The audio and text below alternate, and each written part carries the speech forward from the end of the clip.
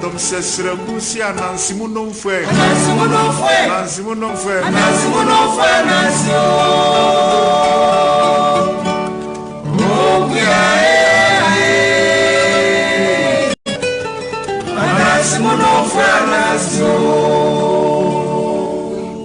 All right, so very interesting. Yeah, Kenoforiata echo Parliament and Ra, and or call Parliament and Ra or call Parliament and Ra no, or back to the office. I don't know whether something dramatic or. Meaning, I don't know.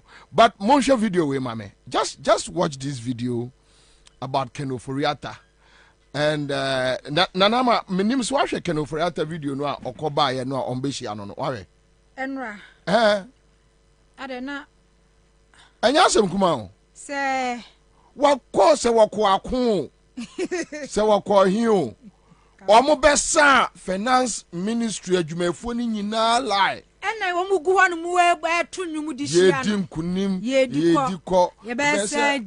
I'm like, really? They are not a video and I will come. Yes, Manemra.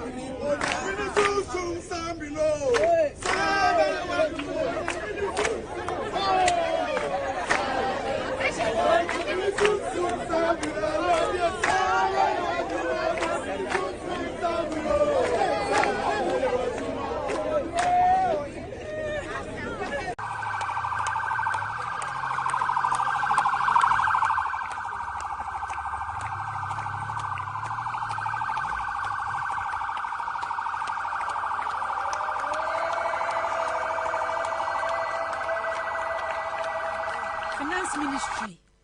When you budget presentation, we are course of Parliament.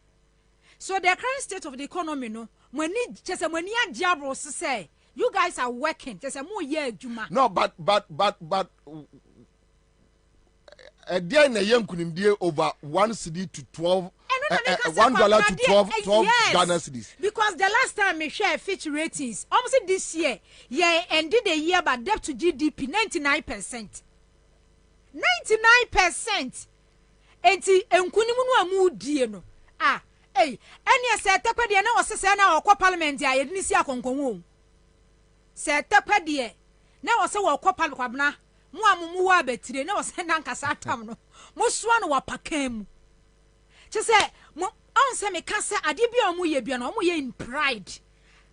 Say pride in our hand time would say, just I don't know they don't care. But William said Bobie also did the same thing after the flag bearer race.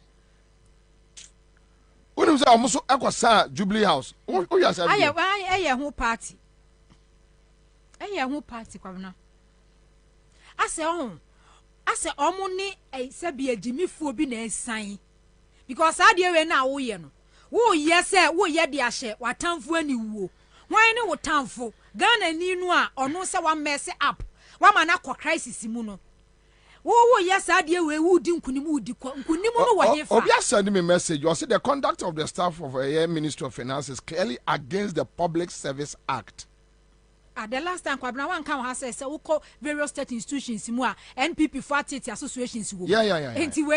Against them. Since when ye TB that say we call ECG a ye wo MPP association wo we call state institution bi mu a that but the point is e dey to kwana government no ne citizens wo e ya wadi nkunim what fight I don't know e dey to kwa me Kwabena me nim Butafo kasa osi yadi nkunim beverages food and beverages for kasa osi yadi nkunim even the issue say why taxes every raw materials sanitary pad and that let it be from sanitary pad industry nibusa very cogent question was it that local companies no come produce sanitary pad yes saying no do I say say sayas no kura say company bi ni nyina majority of them Kwabena unum so mo ye free China neighbor yes Compe omo ankasa wo behu se bia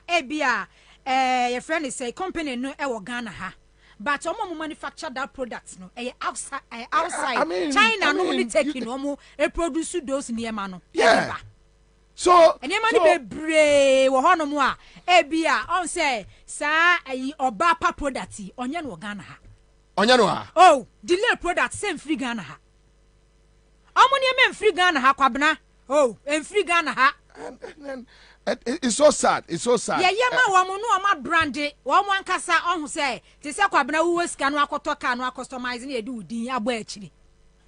So I see. Eti ni ma no yenya wa ha.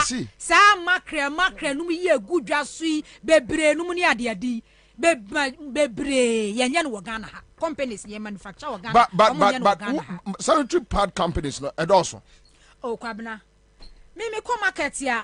Your friend is say different wo but me Ghana hankasa me hu de omo ye no wasa Ghana ha say. Okay, so let's watch Bobie. Bobie did the same thing and very as this is a surprise package put together by the staff of the office of the vice president. Now the entire staff of the office of the vice president are clad in white to signify victory. And the vice president, I don't know if he's going to get emotional right now because he didn't know about this surprise package the staff had in stock for him. Usually when his car parks, he gets out almost immediately, but it's taking a couple of seconds for him to get out. Maybe he's trying to process this whole surprise that is being prepared for him. So you see the vice president shaking his head. So this is coming as a surprise to him. And is he going to shake every single one here? Yeah, so that's the vice president having pleasantries with the staff of the office of the vice president. And you get this only on Joy News. So we'll try and get a few words from the vice president once he's done and ask him about what he makes of this. Yes, party boys and girls. So when there is a change of government,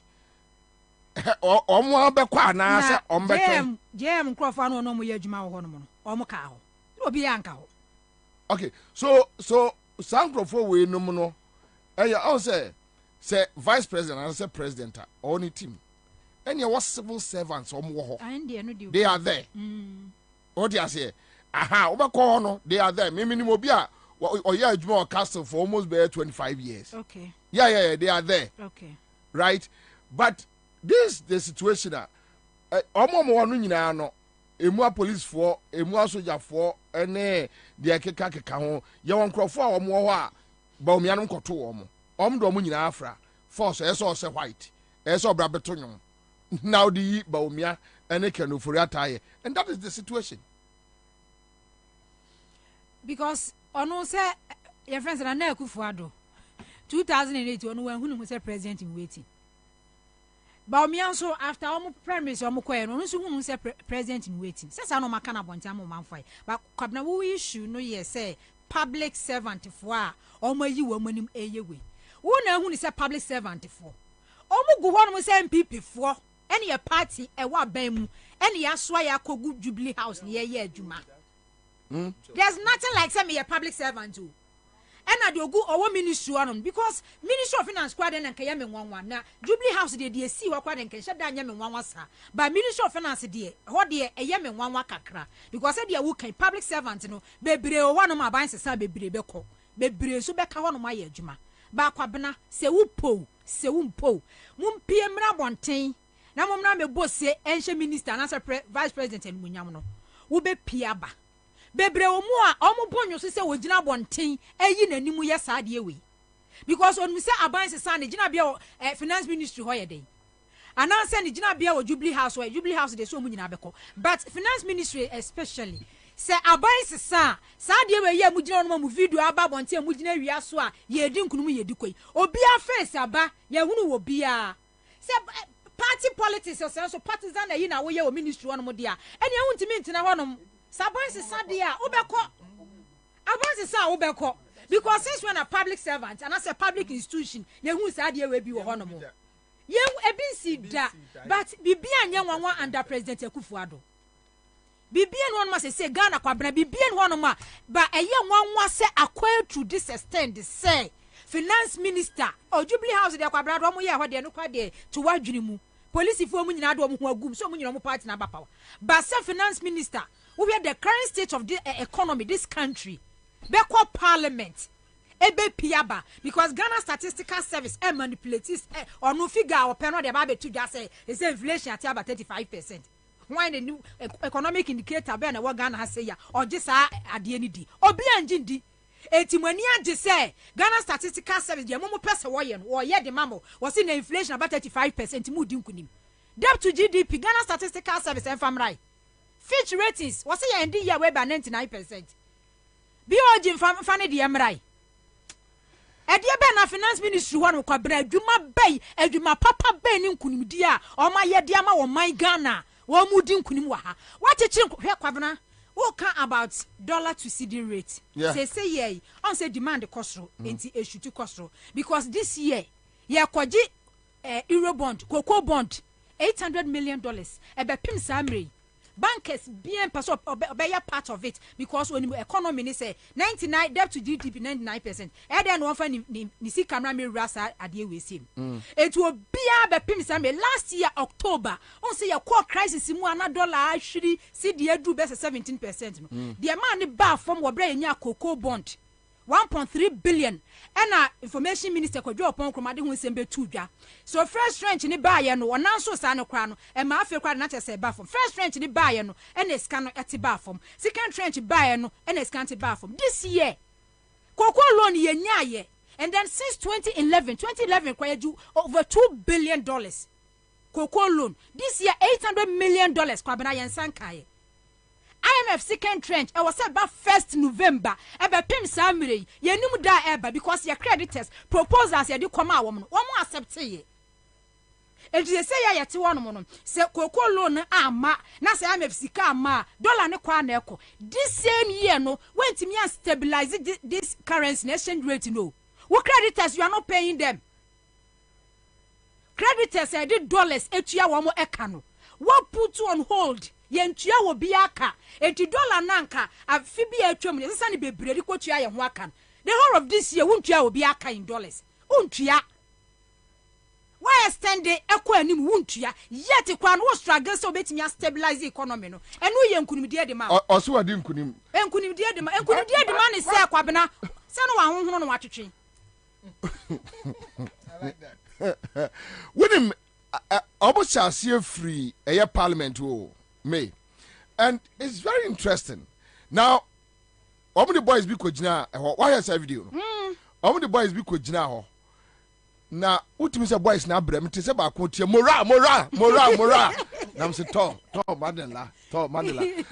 Oh, it seems say yede say what the propaganda run the economy. It's sad because at the end of the day, you want more cotton and no more cotton. You're all cotton, watching. You're all cotton, watching. So that is the reality of people's life. Exactly. So, and this MPP can play propaganda with anything. We don't have any problem. But when it comes to economy, when it comes to economic figures, indicators, realities, yeah. And what the realities need to agree. Then what you are mining in life and a diagro. But let's watch this one. Namemra back. I watched this video and I was like, really? Are they way see Ace Ghana? So citizen Ashu, Bishop by day, Malam by night. Okay, but some no me per time na my wajma. Minim where some joy. Somebody better than you. I can't do it. If you say somebody better than you, Mora. Never true, don't forget me. Don't forget me. Don't forget me. Don't forget me. If you say somebody better than you, never true, my commissary. If you say somebody better than you, Mora, never true, my God. So the last time you guys were here, you are here again today. Well, I mean, most of the people are saying that this is a budget that appears very empty. You do not see it that way. How are you justifying the picketing you're doing here? Well, thank you very much for this question. Youth in Accountable Government has a different opinion totally from what others may say. In fact, if you look at what we have gone through during the days of COVID and elsewhere, even around the globe. When I say no. Kwabena asay, udie, when omwana asay no, bounce back no. Indicators ben a chair, say economy bounce back. Or catch us inflation about 35 or inflation by what if fuel is so? Oh, these are the questions. What if fuel is so? Because Ghana, BBA is about fuel. Ube free fee and wakoto and wakoton. Yeah. Civil servants, ube free fee and wakwe juma or tuka. Either obe for public bus. Or on one car, Wakoye Juman was salary, no, the Abeshane. Yeah. Enti fuel, dear, obia life, depending on fuel. Into almost inflation, I call from Yati fuel is so. The Okofa more Ewago Blushi, Okofa more cra, Abeton war, Tema, Eddie car ne Kwaba. It is walk on the Yati lorry first, so they are no so back on the Yati moneso. Now, or no so betesu if ye. It is what to lorry for moi. Apart from dollar, ne was run or back of funny man, was run. No, you start to lorry for any mono or bob back canning. So, which means it's inflation. I was so what is on. So, which means as I'm going to break it down, my okay. So, this is food inflation. Food inflation is not okay. The last time in economists because not meant yes, I say Ghana statistical deba already no near my buono air question exactly. And I watch them say a month to month. Yeah. So, Ebia Obefan it say Bia free best July, September, October, November, Ebano or come market. That is quarterly. Yes, or come market now or share food inflation no Ebia percentage in a cost say. So what do you need to talk more dear? You bet me I can say no. O come market ya by you do any boarding. but ebia said there a free best ebia January kwa ba ye ne bo be hwiri akosoro no un say Ghana nwane ye season tomatoes ewo market kakra ne bo odin but a yesin say after December no e bo ne be kosoro banche ne bo de after December ne bo ne be so the food inflation they pick way they pick yes, way commodities then no ability abom. Yes, but Kwabena, the fact of the matter is simple. Ghana Statistical Service no inflation no enye ono ne di obeye en wode ba owie kwa finance minister ho no ache ne say massa and then omo ya de ama e de ate wo manim enye number figure they will push the person our not here in charge of these figures to say throw away at a gun point. Kwabena, inflation about 35%. Ghana kura imu Kwabena we dey ene kura ya ye simi. Inflation last year ekoya kokodu 57. 35%. Enti ordinary Ghanaian te say menu meni ka de hwehwe ne say about 35%. Basic things are that is it. Eni pay here and be reflect transport fares. Wo ko market ya enuane. We raise supermarket and you make go on more be affected bibia. Because say auto onions, say onions 8 balls 20 Ghana cedis. Because Niger 2 for 5. 2 for 5. Yes. Because 2 for 5 cedis. Yes. Because Niger no so na cool. Wow. What say offer trotro. Yeah. From Coastal Estate Junction. So when expenses Coastal Estate. Yeah. To Palace Moa 12 cities. 12 cities. Yes, trotro. And yet taxi. There be trotro. And yes Anzi. Coastal Estate.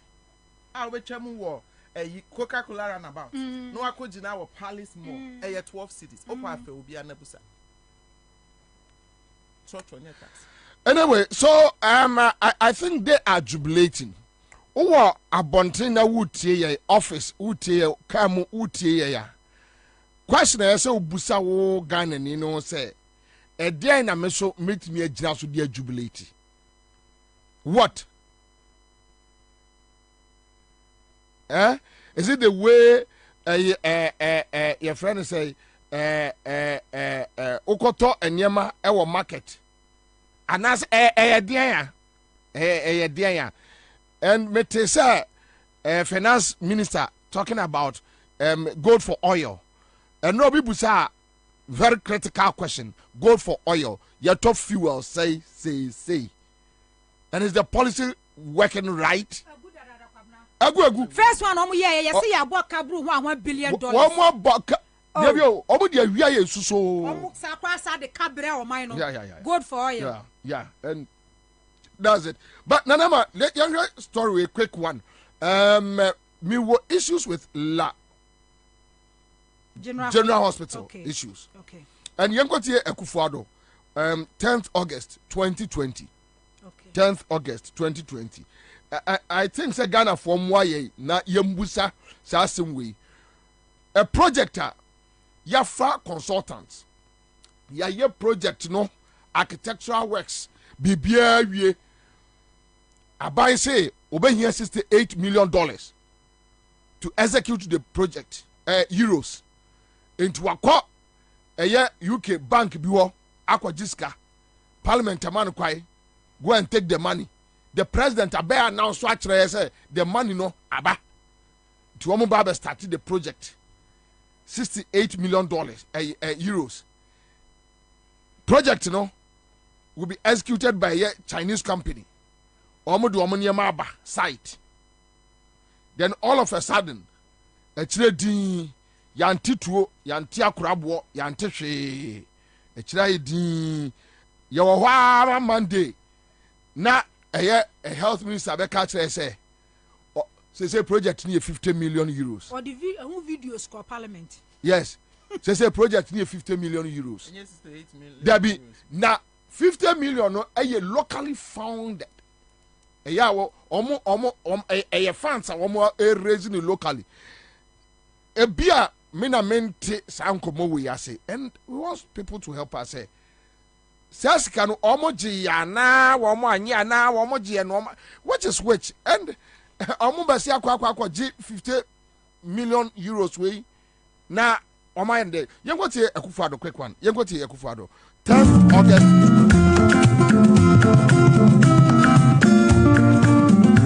I'm happy to be here in Labadi this afternoon to cut the sword for the commencement of work for the redevelopment of the La General Hospital. Let me at the outset thank the hard-working Minister for Health, the Honorable Kwabena Menu, Member of Parliament for Doma Central, for the diligence and efforts in helping to ensure the takeoff of this project. This redevelopment project has been occasioned by a report from the Ghana Health Service, which indicated that the 5-story structure of the hospital had developed gaping cracks, which made the facility unfit for use. Furthermore, the unplanned nature of the entire hospital campus required that it be reorganized so that it can function efficiently as a 21st century hospital, which will serve the needs of residents of La and its adjoining community. That is why government had to source quickly the requisite funding to embark on the redevelopment of this hospital in view of its strategic location in our nation's healthcare delivery system, and its upgrading will serve most people from Osu through La and Teshi, as well as residents living along the coastal corridor of Accra. This redevelopment project is being financed by a credit facility from the Standard Chartered Bank of the United Kingdom with an export credit guarantee from Sinosure of the People's Republic of China to the tune of 68 million euros with an insurance cover of 3,860,000 euros. Our record, that is the record of this government, to this end is unmatched. I'm reassured by the declaration of the contractor's representative that this project will be delivered on schedule and it will be beautiful and functional. Nime, I'm delighted and honored by your presence here, and I assure all of you that this project is a sign of greater things to come for love and indeed for the whole nation. Government's commitment to the total development of Ghana is absolute. I'm very hopeful that by the grace of God, and I expect that all of us gathered here will be present again, God willing, for the commissioning of this project once it is completed. May God bless us all and our homeland Ghana and make a great almost deserted place, a bare empty place, nothing going on.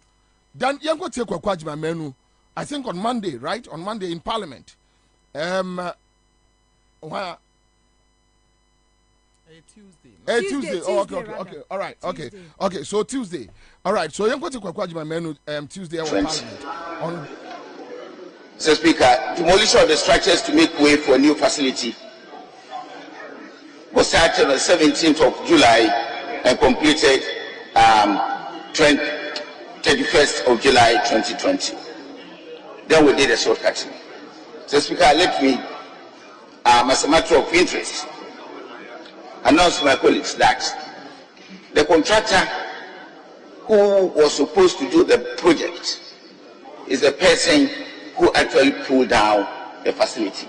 We had handed over site. He needed to clear the place to start new work, and there was no way that we can do that hospital on that same land without pulling down the facility. And that is how come the project was pulled down. Commencement of preliminary works, including geotechnical studies, soil tests, and site setup for offices, started on the 1st of September 2020. Mr. Speaker, the project, however, was suspended due to issues with the insurance cover from Sinosure. We faced challenges with relations with Sinosure, and then Sinosure suspended their efforts to issue insurance for the cover of the facility that we were taking in completion. We completed value for money audit following the issuance of the insurance cover by Sinosure, and that was done as late as 2022. So between 2020, when we have handed over site to the contractor to start work, the insurance issues delayed the project for nearly 2 years. Thereafter, submission of advance payment requests with accompanying bonds was done late April 2022 for work to actually commence. The contractors submitted requests for advance payment with the bonds, and following the submission of the advance payment request to the Minister of Finance to be paid by Stanchart, the lead arranger, it came to light that Credit Suisse, one of the syndicated banks, had gone under liquidation and could no longer be a party or the financing team. So, Speaker, this is what significantly has delayed the project up till today. This compels Ansah to find a replacement, but the process could not be completed before the government's debt restructuring process also started. As you may recall, the debt restructuring has led to a suspension on all externally funded projects covered by loans. And that is the situation we are in. Mr. Speaker, I must comment that apart from the large general hospital, we've never seen this type of hiccups up and down in managing any project in the health sector so far as since I became Minister for Health. So we have had serious challenges with large general hospital. So, Speaker, despite challenges imposed on the government by the debt restructuring, it is not resting on its oars. The President of the Republic, in particular, has taken a keen interest in the particular project, following which the underlisted steps have been taken. Mr. Speaker, at the 37th session of Cabinet, the President directed the Ministers of Trade and Industry, Health and Finance to find alternative sources of funding to recommence the project. Through the efforts of the three-man committee, the Minister for Finance has now identified funds locally to continue the project with the same civil works scope but a reduced price of €50 million. The contractors have resubmitted the advance mobilization guarantee to the Ministry of Health, which has been processed to the Ministry of Finance for payment. The project consultants and the Ministry's technical team have met with the contractors to draw up a roadmap for the continuation of the project once the funds are received. The contractor indicates that once the funds hit the account, they will remobilize to sites within 1 week. Mr. Speaker, so unfortunately, I couldn't get some of these and show friends. Mr. Speaker, demolition of the structures to make way for a new facility was started on the 17th of July and completed 31st of July 2020. Then we did a shortcutting. Mr. Speaker, let me, as a matter of interest, announce to my colleagues that the contractor who was supposed to do the project is the person who actually bank omo kasaye stand charts UK. UK no omunya difficulties. Bank that for the app. They are into liquidation. Okay. So now omo antiminu omo unstrike deal. What they are doing is that person local market be raising funds. They are using the same architectural design. That is what Kwabena 2020 68 million euros. They na ebetimi in 2020 no. And then we here best 120 million. That is it. That is the point. 2020 say Ghana Hanomono iron rod cement money roofing near the near 2020 68 million euros betimi say no. We here says it can double. Double. Yes, can double. No, but you wouldn't. Me your feeling be say. Obi na US cano person or washes cano. 68 million euros. No, 50 million euros. No. Obi na US cano person or washing no because now omo ba pay cano locally. Okay. Obi na US ka esi baby. Okay. Ohunu how this can be bad. Yes, They are yes. loaning Ghana, no say G. Yes. Okay. What can I say? Chief of Staff issue statement ma MMDC say omo nkoje bosia wo individuals wo enfa enrane offices na ya no matua. Another form of money washing. Yeah, they are washing the money. And this kind of do omo nsem a omo ntimi use no. They know the people are exactly. They know. Because you can't tell me say simple analysis as of 2020 we project we architectural design and a catcher will say per a year or analysis, no, you need 68 million euros.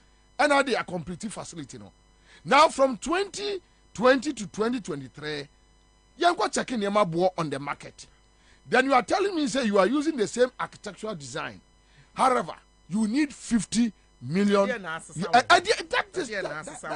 With this current inflation rate, at that time, is it because we'll be infiltrating figures in Ibi? And I say, Wamushedan and Mubu Ghana, $18 million. And I say, I feel so much as so my manager economy yields at your maswana. They should come and explain further. But you're checking, Mammy, 2020 euros, yes, check, Mammy. 2020. Check, Mammy. Kwabena, one of the machines you go so I could to home. We have my way, we check machines in almost a sack of say elections.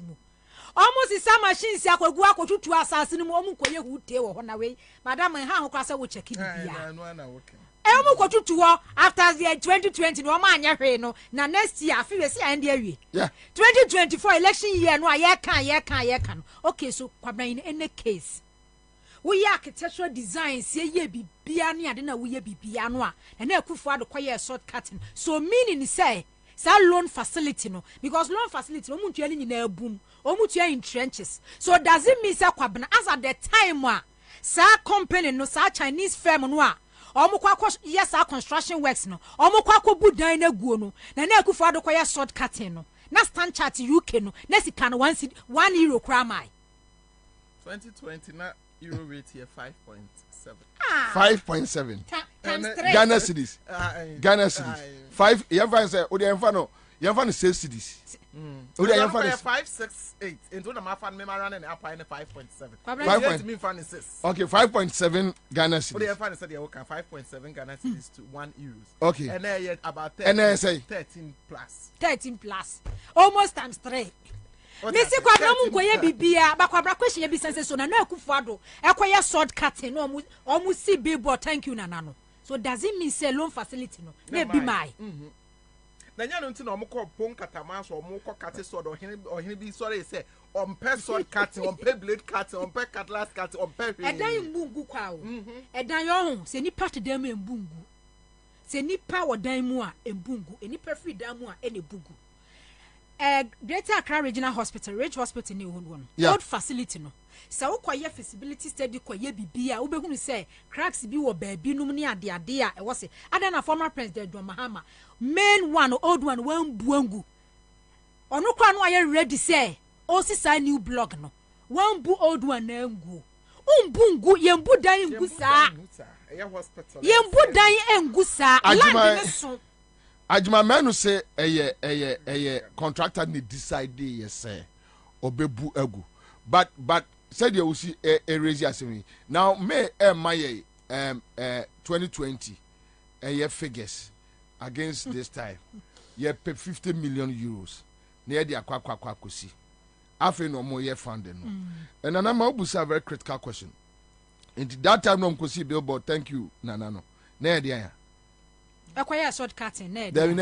I don't know. At that time, now I think, say, no, use a microphone. Or move it to me and your question. Say election year. I just 2020 $68 million. Euros, no, sorry. At the Ababa, year or more elections. And I may be unfortunately on Monsanka, and year one. Secondly, on also a year election year, no more year, the Bedada La, the people of La for, say, be on Betuamo because on BC or modern hospital, the Amawamo. And don't say another thing. But Kwabena miss me question is say edu baby a parliament nso no various committee no momwaye because la general hospital ya ka ho asem budget bia ebekọ parliament no before ebedu floor for approval no e call various stage various committee finance committee health committee health committee finance committee no ya minority caucus e wo so no sika na buy ebi buy and answer be now Ajimamenu is telling us unless it's Kwabena me the aban we dey bibia no one come me gidi o adenti na free 2020 2021 2022 ya buru so aka na anu ya na Ajimamenu kwa kan of parliament says kanama anyway I see a TV free honorable Kwabena minta yes omo me kan tire ye say ya passes kanama we are trying to reach a candle on this matter we are just we are trying to reach him, but honorable men dear me MPP ni be anywhere from Nanado to Bawumia to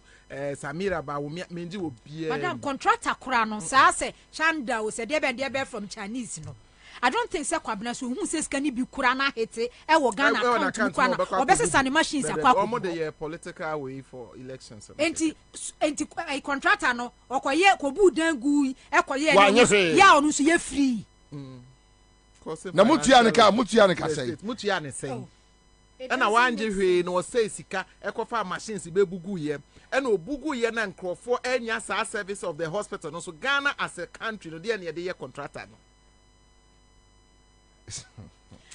Member of Parliament ne MPC for Sajimamenu. But chire ye die ntia e be pim samre La General Hospital Foundation kura muntu bia. No atam titi video no akoyi wa Parliament House. E dan ni si wo no. Na dan ni si ho no no. O de kwa chom se de na dan ni tie. O de kwa chom se de dan ni tie. No mo de ye adwuma wo. What on titi that video no a momo si anya papa. When na pesa video we ya hwe. When a person video we say yahwe after 7 years hospital ba ko pe agenda one na mugusu saa kinkre o mu si 4 bedrooms here no me si 4 bedrooms next year no agenda one no mu bia no ba de bia me ka Kwabena agenda 150 et is a maritime hospital ba ko na wo di pillar ba ko si ha wo sat miensa line no oboha 1 2 no oboha 3 no oboha 1 2 na de chance akuriso no abo ceiling na de eye plywood achem dispenser na wa ya no aye say no OPD wa ya ni nyina kama no wa penti ho na ya na agenda 111 na Nesi on beka so mesi tasin o de be right election in the move but na mame any wonya de we enkobo bi akoso recently e wa Ashanti region na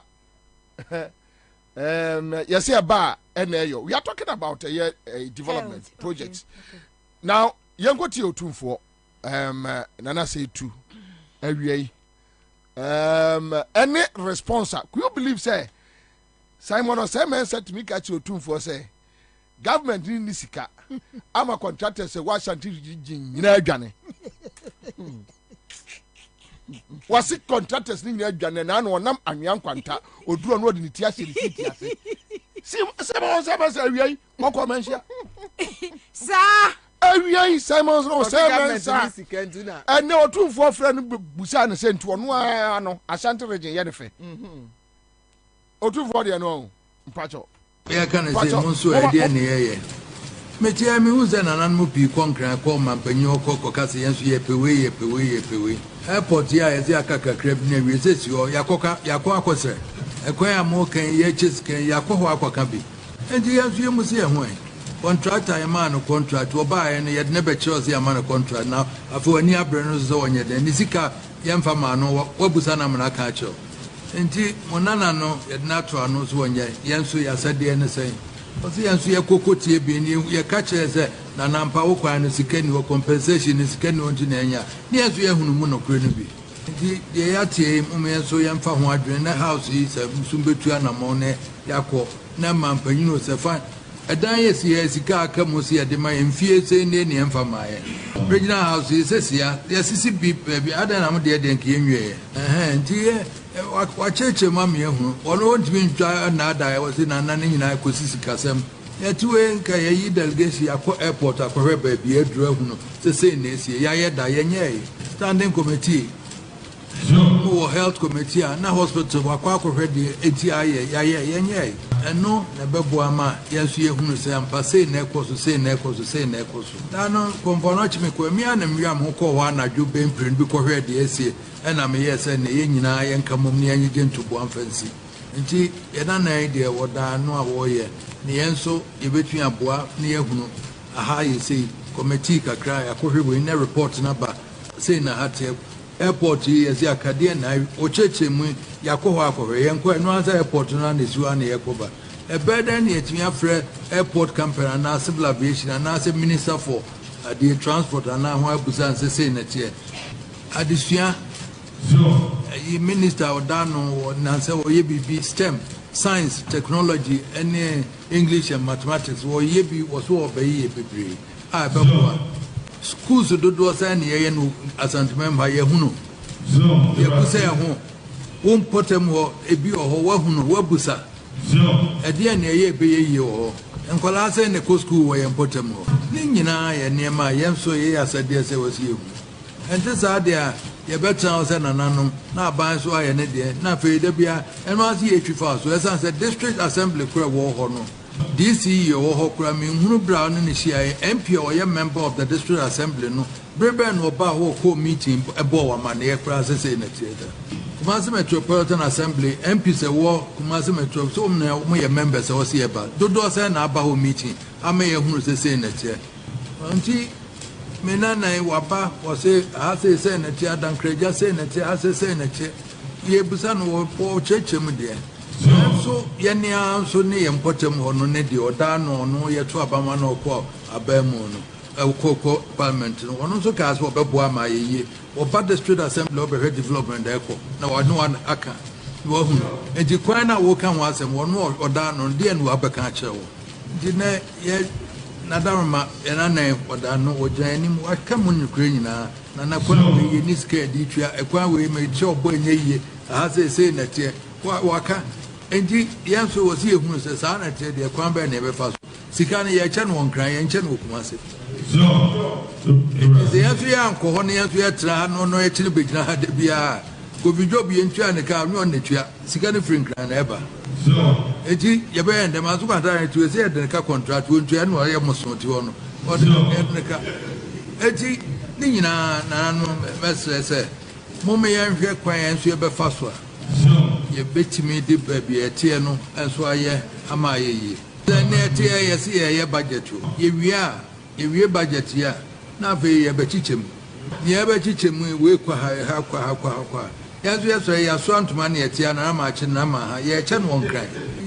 But standing committee, a boy here with our dano, Mummy, Yena, Yanso, a die befriend, no near near Canias, or Canias, you can be as yes, you and I'm more saying it here. Now I come. Indeed. Now, Ozia Danase, Chinese for our coffee more bay. Yeah, British us or no more can ye, she shed ye, be an up, Boami and Yumani Yaba, as anti-member, and Tinina Empire, Bobo.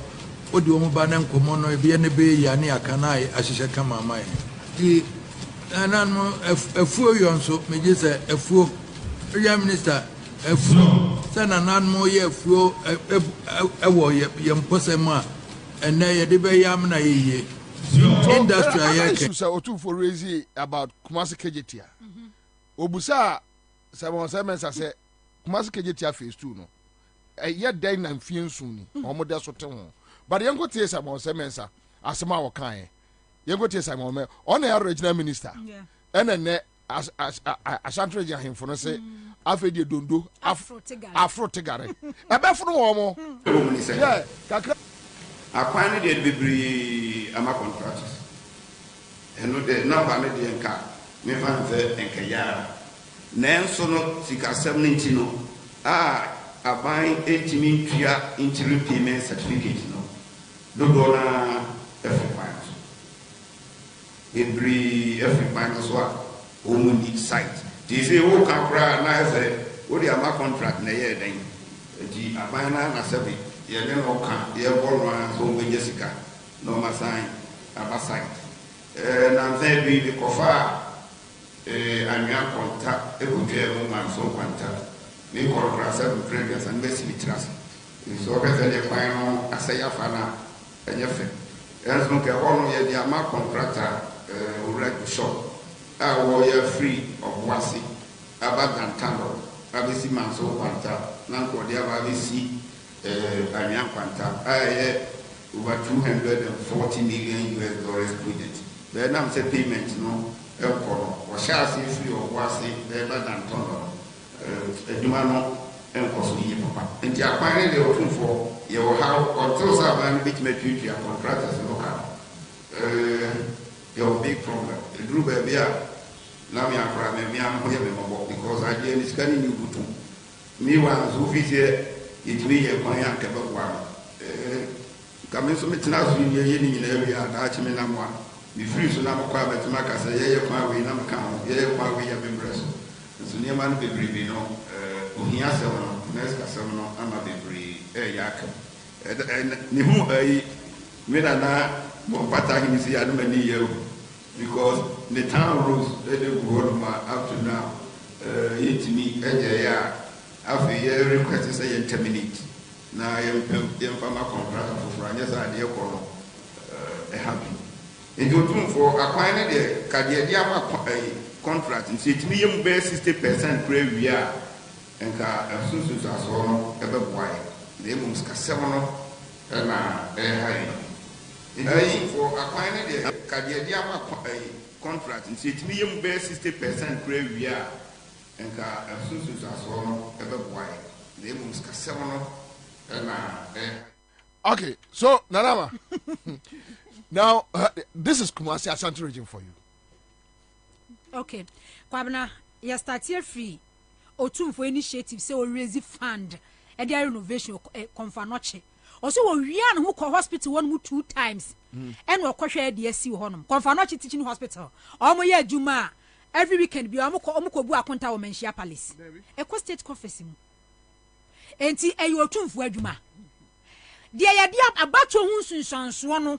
Abatwa asantema ye to no ehun sunsanso no na adu sam pempenso we ma hu se nkrofo bebre je ye wa Ghana ha de ye ntimi nka de wo se ye ka but wo mo tie brochie de ma nhia himfie ye o attack ya wo mo to edema nananom ye nti bi kura ne yate enye mesisi a ye se otumfo intervene ye wo Ashanti region otumfo sabe wo ntimi ntu ne to e ma Jubilee House de wo ka se sika ne won kan ha ye che ne wa se no ya wo bantma hinenom ya wo sa ayi makro ayi makro oh but oyini ya why office dia ma MPP but nanama asema ye wura ekan me pa achewo nanama pempem bi wo so aye tin ye wura say omo cheska no won kran no omo checha enso ne so ye wura MPC wa Ashanti region kaso mbetu kedoforiata na me ka yes ayawo yes ayawo otumfo na ugigina mu se una intervene ye ma kedoforiata anko eni e ka che o se sika de nti Ashanti region wo muntimi anya project no sika na se wo mo awie sika no otumfo kedoforiata na kaso on tra o na awie sika no oye kromfo criminal kromfo na awie sika no yango to kronfo no a mo afre nkwala no wodem ko de aka kire mo se munyai o wie ya se na na ofrefre o complaini kumaske jetia jo mama de 3 within 2-3 years in a year first phase stores first phase no so kwa project no so jo mama de within 2-3 years bam eno kukuru si first phase no so as the second phase no first phase na so just second phase no John Mama message John Muhammad de 6 months and fix Ashanti man po hine no to oh na say bozu muya niam bi wo ho a ba omiati podipo kwadwofo kromfo criminal we Kwabena hu video so woni ne yire no amuti de da otufo ekon so otumfo na ba umia ne yire no wa muti de da na naso say anka eno kra na say anka omo hu ne say yes Asante man eye mo World Bank Asante man ene ma mo MPP mutimi ba power it is anka otumfo kra so somo so mampon hini ekra no eka se okay nya hwe ye nso so omo so omo ye ma ne pe wo mo ye na na no pe wo mo a edi enti na ense mo ma mpuntu obo omo se de Johnson abo omo because omo nso take omo for granted sesabi enipom go no enyisu wo ma de to aba thank you and I don't na metie ayi blogger bi o friend no ohu ehi menim se boy bi sa wo ayi a friend no ohu ehi was Asante for this is the time amunhia nyansa sabi o sabi Honorable was a chairman sabonsu kwa ne constituency a omutu nso obo no no o se ono 2024 no na enko bi wa osuro o se se wo so wo be kwa hwe MPs omugu Ashanti region. Oye bema pa woni ti wo so. MPs akwadro omugu Ashanti region no. Enye development no o agenda o. Dabi. Ekwanya wo be fa so a constituency executives wonu omo be build bond. Na wo be wini wo be tue sika na constituency executives na form se be agimi fo. Na wo be wini primaries because we wini primaries ya sa kwan fuo se suku ni ho se nsuo ni ho eye 99% say wo ye MP. Eti MP so bugu Ashanti region no na ponu mu ne o se eche mensa bonsum no wo mo matena ho no mo ache na o ma ye MPs for so many consecutive terms no. They don't care about development, infrastructure. 47 constituencies. Out of 275, no, Ashanti region kwa 47 representatives na parliament. Etinka obia one constituency kwenji one major project. One major project. Anka first term of Akufo-Addo Kambenya 47 projects to talk about. Etinka second term ikwe na kamasanya 47 projects. Enti MP for kwatena ho 47 we NDC for a 4 ni free because we opposition na we we enko. Enti na 47 and aka 43. 43 MPs no matena ho ko 8 years. Mo ntimi anhye na na ni monyam ba kokora. Ananya wo mo anso na ye press conference so mudom constituency ani ye bu but nanama me wo issues efa the way otumfo waya ade or handle the issue waya ade say no se oso obebie na no aka bia ya gine awiem waya ade omkohia ewo national regional house of chiefs eho eno de asemu ekotu dwa se afi de ade no ya on se ose airport no de susiwo airport no siwo unim dia MPP for ya Ashanti region for wa mokwa na o makotwa animu kakra no more expanding no with camera no more dia ma George Kwatin adenta no mne sa boys no ayi opon ayi kojo opon kroma nkola no no more dia betu to Facebook ya wie airport no ade omo ya omo anu no eno omo dia sojafo akotwa baby a omo ye no asia tuntimi wurem omo mo bia anko eno tufo busa question say omo ko baby a omo beka kire say airport no mo awie no mo asore akwa na konko omo commission na say otumfo nso wo fa ho tukwan mo ehona on fa ho tukwan ehona me bei wo hu hwe yewura kotoko hene se wa maya ahwe na nimu anka asem no kura nkyere no a dabi ebe ha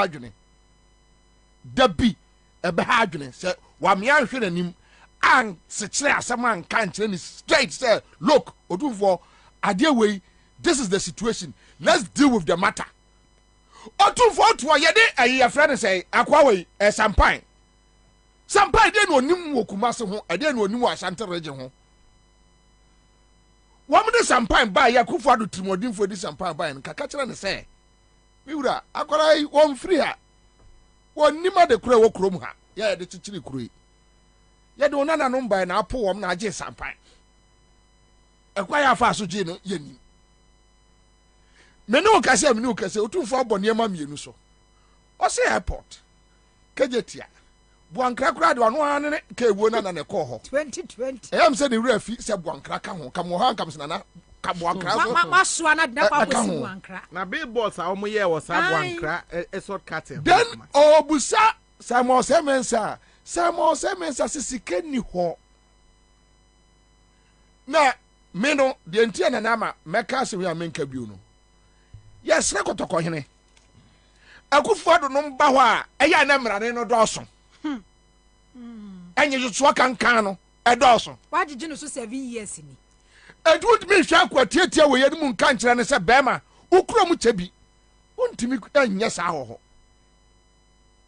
enye so kankan no adoso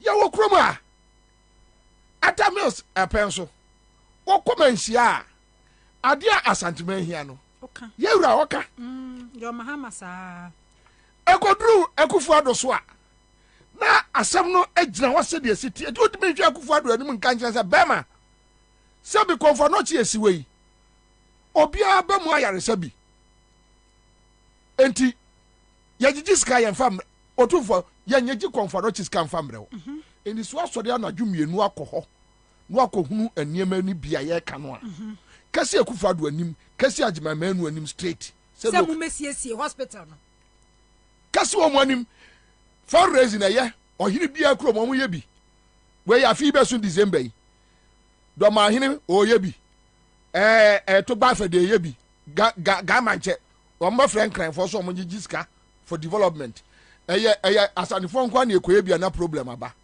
eye ne de no problem ohini bia ne nkrofo gigiska enipa sabeta frache yese edom ani sande osun takrache and no problem. But as much as we are concerned, and near many be wa, I saw to 40 minutes no, ne say a dianai and I catch it almost say, look, yent mean tra asantimema asantimai a moto. I go for that or you Kwabena. Now, Confanochin where we are, on San solicited for fund, and say work government hospital. Kwabena, Obia ye Juma. Eddie hospital kesiye ye me see nanama what who say best say 9 regions referral point back ye Konfanochi teaching hospital pressure was so it minye aferi military hospital kan ho Kwabena there be ya hemfunu ye nya atwom ye be ka kire wo after 7 years otumfuo Akufo-Addo kwo ba Kumasi ahemfo ya Akufo-Addo ba mo bone nsamnane samira no wakunu ba ne ti edada mo konso mo antimi anka nkire wo mo se enti mo tena wo no mo ama project taxpayers money eka nwurem yanu na eso tumfo esekere ne se na wo kasi wo mo anim plain say look enya ma sisi we nyina otumfo kasa no na Crofrom market esi na chiri pe o Crofrom market esi na chiri pe ogoka na ada na NDC for anye otu abasai ema NDC ayi ya friend say kwadwo ena de eya trust ebe aba bi guso e Crofrom eni ga Akufo-Addo ba ye yi no ema ya wonye akobra so na ye road trip park on road trip park ya ho say you ho yes was what say I say we ja maintenance problem projects are on my year PNDC NDC aye wa Ashanti region and this yewra o kasa na fe wo se aduasa ne kase o mo anim se sabita frache Asante enye se bia nanama me eya ba bia me wo problem ya tu kromai sabe okwo voter region omo ba bia o to abako me pacho omni complaints 8 years of NDC no many complaints. Intina training is o man to aba no kora no. Very good. Very good. O man to kora. Very good. Very good. Very good. So we can say how strong word no. Akosi Ketia from West Africa. Market. Raka say I say a man fit Kumasi kra say Kofo na si Ketia market. And Akufo-Addo be bia no. Ha. Wa say voter region oti omo baby omo to omo abako and these were power they have problems me baby a eya na atemdidie no akodi aya na me wo problem no eno no e wa na me wo problem no omo didi atem ni nyina no omo didi otumfo atem nyina no saafo ni nyina no omo ahemfo omo krom problems ho omo ahemfo no mo apetasi wi a asa omo nya bro twere dan a eno ano no ebi chance ase ton langas agibi sa ase afa e ho na ya na me wo problem so obi anka krom asem me e ho na ya na me wo problem no because pick every region they have serious issue onim say yan crofo adwene say obuase gold ya yetu no e comment ya yes o de opese uhu a go to Facebook post to bibi provocative na hwe omo reaction ubehu adwen omo odwene me ya na me de test wo mo obi timi be ka se na Ashanti region gold nyina wo otumfo ho omo nim se yetu gold no a akwatietia no energy hu sika de wo ma dwene se otumfo na gold no kono obi age royalties yetu kroma gama nje onje royalties na waso omo ti ase do ba hire onje royalties oko takrade ahemfo omo nye royalties na mpa cho omo je no omo de adan no kro Texas adan California o de say obia nka de kro mu asem me ehɔ no na ya na me wo problem say ebitimi kasa ama no kokoye say ye gigi eye Bank of Ghana sky ya de ba but say o flip here no a where I have a problem is the nyatwom of otumfo ene na hemfo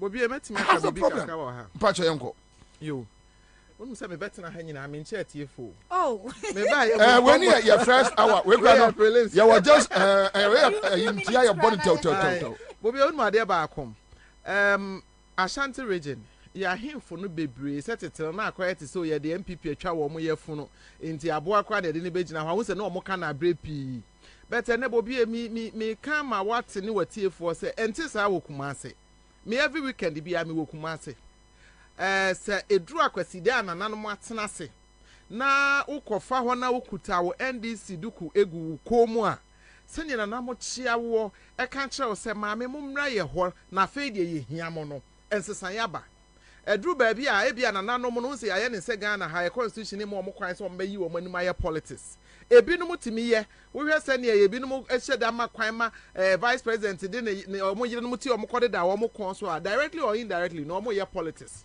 what you say na mom no so omo ntimi megina platform so me ye politics but omo ye politics but me ka kire se kukuwa mu no ahemfo no bebre wa Ashanti region se omo hu se MPP edi wo mu hwamo na sebio kwase de da bia betia ne dua so a na ono so osimi mpagya miti kura areda omo hu ni da me omo hu ni sesei omo hu da me sesei kofo de wo mu ani me se enya gugu mekro ne kokoye office de ma ba oye office bia obi a no a video call viral o hini ya kwa me hini be ya Agrekins mahene dem so se di ono ne Agrok Agrekins mahene so ono okay me hwe Joma oye road contractor Joma Hama time asaman aguna sa ho no contract nyina ono ye de ma no Agrekins mahene community day senior high school ebisi ni kurom ho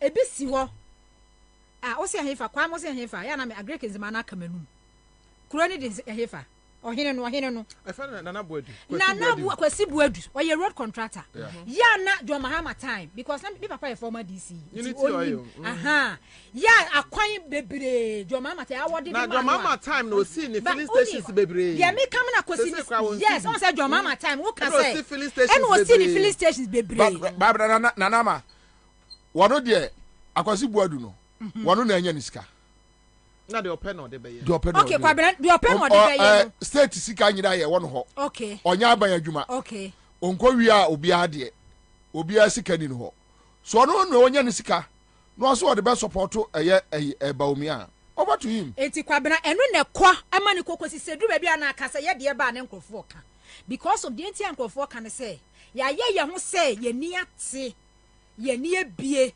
ye ni asantefo no ye no munie but hwe se edu ba bi bebre hu se ye show maturity se be ye gimi ye ni nte ye ni miye enti na ya sem ba eya na enkrofo ka enkrofo sere ye no nana me wo mo yes anu asika no na mfiri magda no mo magda wo ya santidi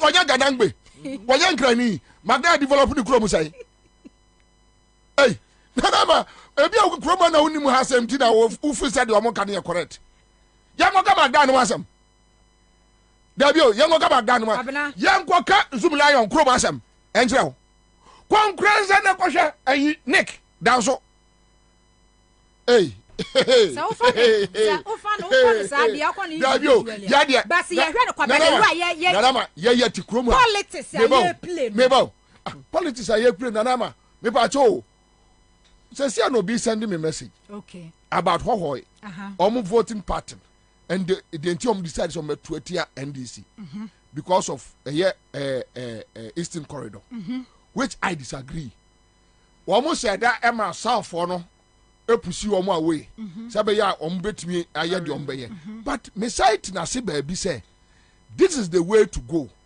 me e ka me nkunu ke bedu da chi bi no enka voter region entu abenti NDC na Ashanti region atoaba etia MPP ebe ma obi asu enyansa but as to individuals what they want to do with their money nobody can determine. But Kwabena me can say as to individuals the obeye but tie Ansah wo can say obi di ho ya ba say Eastern Corridor inti no moto abetia NDC Ashanti region so I'm around about yeah it's one adane bosom so I'm almost starting in next year enipa ni sa a constituency we area ho enhunu nyansa ensue nyansa emu ahemfo enkase nkrofo we no omo de ya dwin di agro omo beto santi akoto aba de ama MPP because ye santi for the MPP for and that is the reason why but why no so say yeah because of Eastern Corridor say na John Mahama start na ko na enimu kura o ba na you omo hyi say odu wani acha Ashanti region edu akese airport akese we na wo ye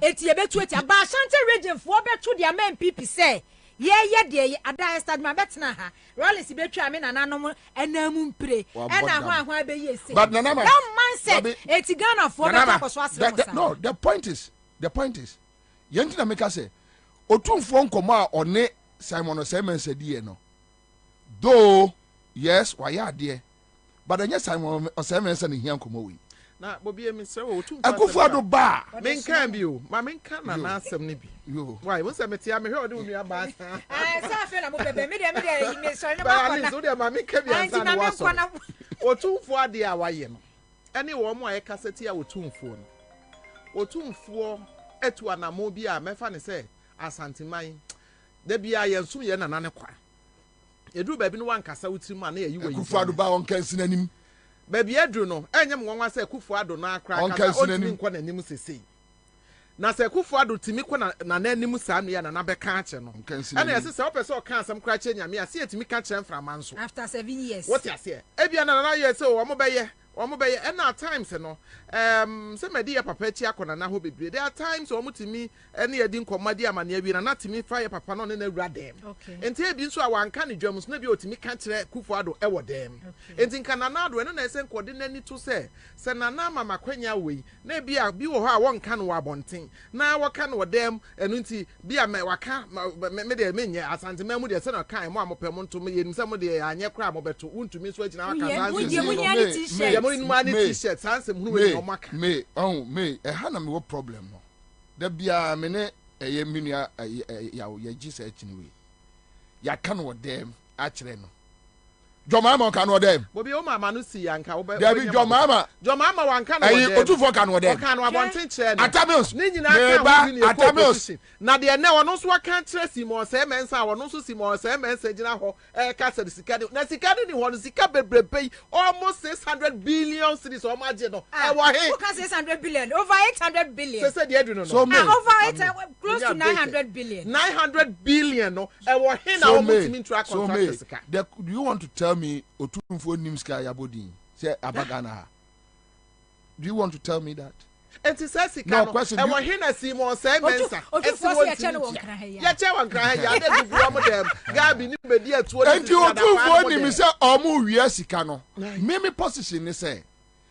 Kufuado wei enante eba manhia in public Esa kan that's right esa kan me say John Mahama mo nyamfo we so timi ka che Kufuado Kwabena first time wanka second time me dey say me problem ni na say Kwabena ahemfo akese wo kumase etimi bodwa bi sei say kumase atete apansa makache ne kete awa say yo Dr. Mensa be kumase ya Dubai ko kra eti Kwabena enti omu betimi aye sei e na aka na Kufuado 1 year pe e na hospital kese say work nwura me say nanama e ho na nkomo ni gira ne say me say menya sure pass kumawu hine kora no by election ko beto am MPP because we MPP oh yes oh yeah ba ku ya na me so wo kromfo yi oba so am kan se wo kromfo pani no onu say obeto am no hwe me say ukwa Asantemampo kohu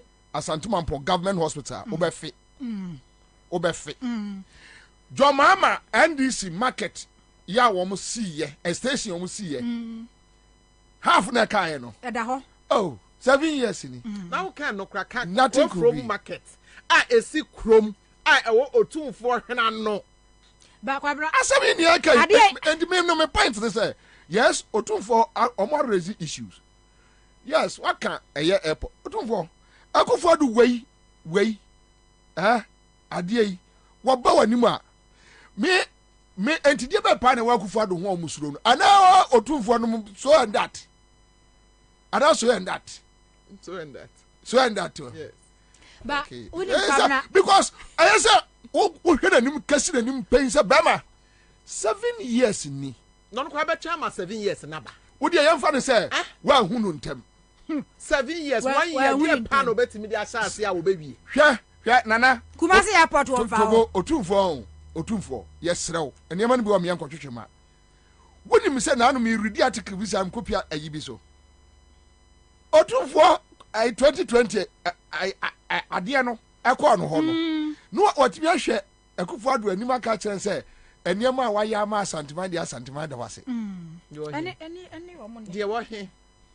Oh. Ade no Akufo ado waya ma. Otumfo enti nana etoda bi a yes. Me need problem bi asekrofo expectation for Ashantis very high. I don't because sabi I see the onim ko.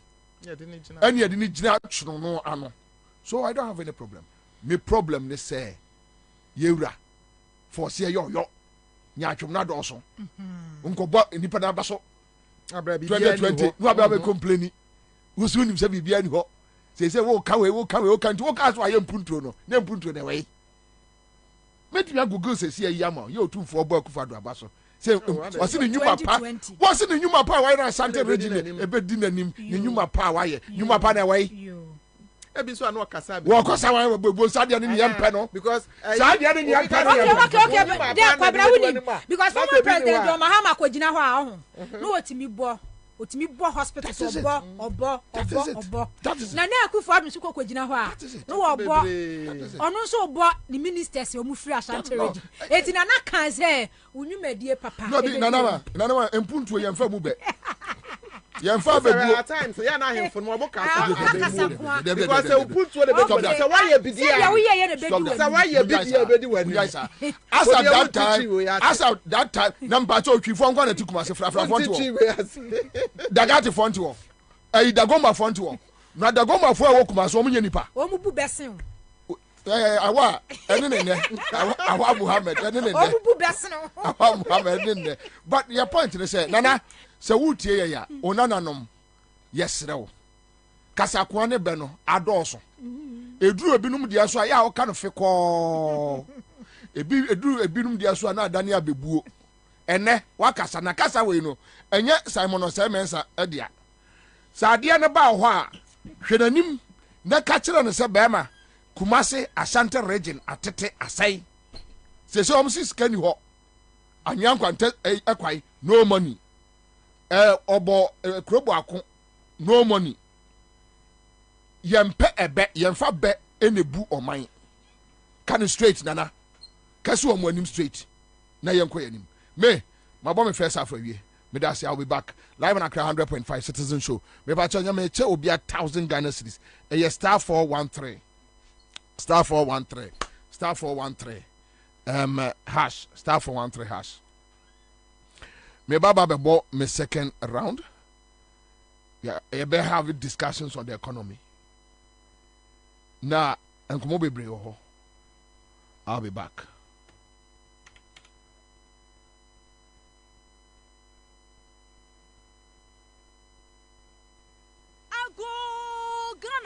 Media some dabremo. Sisi adie won sidan ya. Any coin so over kra. Esanse Alu Africa. We got you covered. Alu Africa. Aye dwumako kese a. Eba ne nkyɛnse papa edi kru da so. Any trusses a. Ghana ha. Any wiase afa na nyina. Yen ye lidie. Yen ane topo. Alu Africa ewa abakwasam adimu. Eba no roofing sheet. Any trusses say ye papa nko ade a. Eye honom ena obenya pa ye quality. Sanso ya affordable. Bedroom fish ye aduonu nie. Edan ye buru 2 million. Ena Alu Africa ekru so. what a news! Yan chance ye do crew dance no. Near money dimone se do. Na bunny this one need this one. Fit is 0.35 mm. Echo says 0.5 mm. 0.35. Echo says 0.5. Allo Africa Trust so. Do. Na a range fit 0.55. Echo say 1.15. Enti enya fe na wode dua kokru woda so a every nache amfote barrier Allo Africa Trust no amfote ntimere every nache good for all weather conditions ne boaso da for mo ankasa so beto dua pa de enkato Allo Africa Trust na bokwaye breto no ho ban Allo Africa products ni nyina so yema 40 years warranty emfrishie duanan warranty hwehwe Allo Africa e was Spinters kwai na so yane MTN office no ana di nhwani mu ana say frɛ 0574 286292 se wodu takra de so a ye branch ni bi wo ho frɛ ye 0545 446852 na edumeku bia wo pese wo beto Allo Africa kwal ni bi no wo betimi walk in to your branch bia ye beton dia ma wo mo na wo de akodi dwumadie bia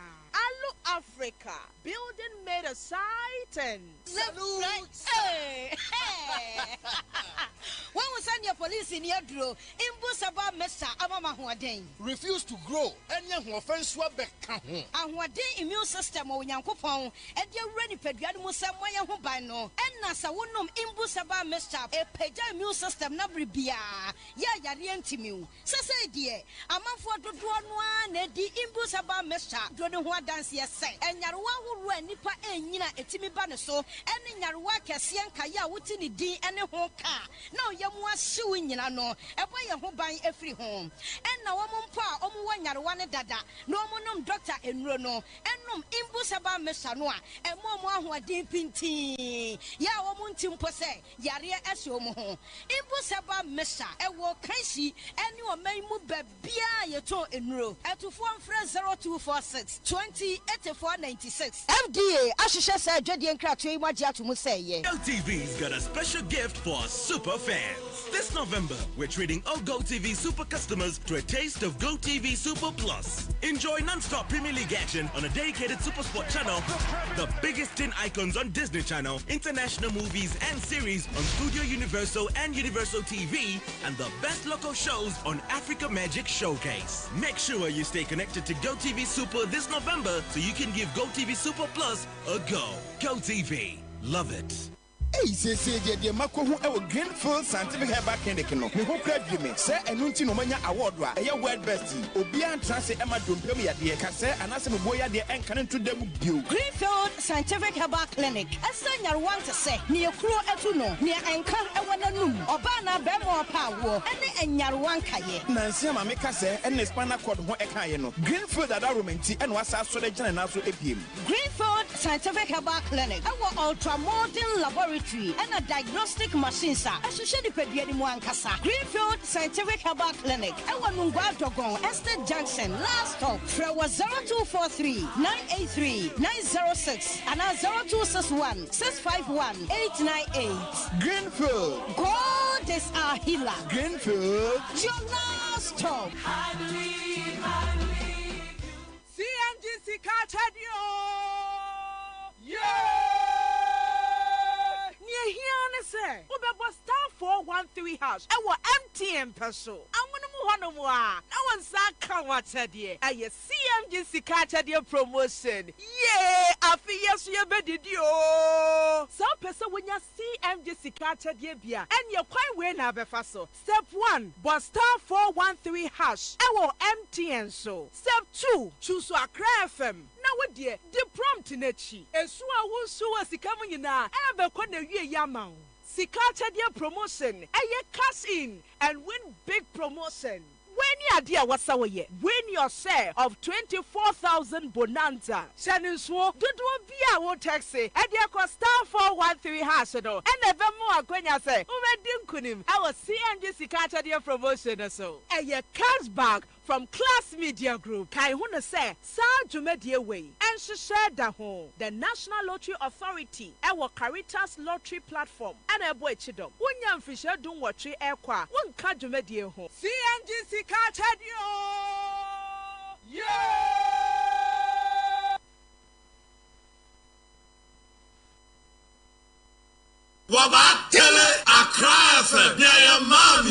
All right, so that's it live on Accra 100.5 Citizen Show. Yamamunyina ebio, yes I emamo akwaba. Na adwuma bebre wa ne yebedi ho enkobo. Mpacho mo a munya entwa eyemo your friend say mo sika chede no. Mo modern say mo betimi akọ na me che amount for 1,000 Ghana cedis. So then we are going to talk about the budget, the economy, and everything. Pacho, na my main kai oman for say ye de Tabia Herbal Center. Omne de Tabia Herbal Mesha Abba. Na Tabia Herbal Mesha for almost side the Tabia Herbal capsules. Ede Abba. Ya boa oman for bebre. Eda almost pa and every then other companies ya almost so omni di jumedie akese yeda almost and every mo amoti enka ewo Elmina yeda mo pa on Benya FM and Tamale Dagbon FM so yeda mo pa and every. So we have lawyer Martin Pegbu or private legal practitioner Fiase Kofi Kapito, Chief Executive Officer, Consumer Protection Agency, will join us and our friend so Yenya Kabore will join us in the studio. Lawyer Akwaba. Yenya Boko dear. Yamnadum. Well, man motion so once you won't go you are and minim say disabled for issues no UTV. Yes, and that on a permit your radios need be so moko board dumping or a ministry. Roads ministry. Yeah. And yet sure mokra. Yes. Say on mine say because they didn't issue this notice to the police before. Yes. But that's wrong. What the police did was lawlessness. You can't, it's like instant justice. Because story now say because they didn't issue the notice. No, my police, or when you police has to train anything yet editing for about 2 hours. That's wrong. You can't do that. So if it's a my phone, go to court under the Public Order Act. So at that moment, no, you don't have the right to say the way the story was made. They say as punishment. When you hear the story, not just say more punishment in the detain for 2 hours. Not just say one notice I'm managing to detain 2 hours. That's wrong. Police needs are too many. Police can't punish you without first going to court. You can't punish. That's the whole concept now. Nipano aye officer watomra. Okay. What the any faniko court me because notice no enye permit na woje. Enye permit. A notice to the police. A notice to the police. Into officer wa formra. Okay, what the court na coachre. But when to fam running share won some enkase because say one man notice no. It's not a crime. Let's even put that plain. So one man notice now. It's not a crime. Into police in the first place won't mean found. And the council. At the end of the bia and unlawful gathering. Near Baba Brunkro for unlawful that idea. No, that's illegal. Constitutionality. First, no, not a year. Only or NRCD. Yeah. So time na a year permit no. Ye few ho. Into your free case be NPP versus IGP. NPP, New Patriotic Party, versus IGP, a Supreme Court case. Into a no. I think it's 1993-94. On say yes, constitutional regime national NPP the case is court. Yeah. Into better NPP versus IGP, NPP versus AG 31st December case, NPP versus AG CBA case. So they are like at least about four cases. But Mekai 3, maybe there's another one. Once Mekai 3 straight out NPP, the case is called. Into one of them is the NPP versus IGP. There someone could and say IGP need to me say obe si omo kwan so omo kwan demonstrations near you now. Yes, and the Supreme Court interpreted the law and said no, under the new constitution no, okwa demonstration now. You are only notifying the police Public Order Act, not the. So of course, when I you don't need a permit from yes, the police. You don't need permit, and yeah, Sutri say it involves. Me so Pamacho Bamenka say team Biano organize demonstration.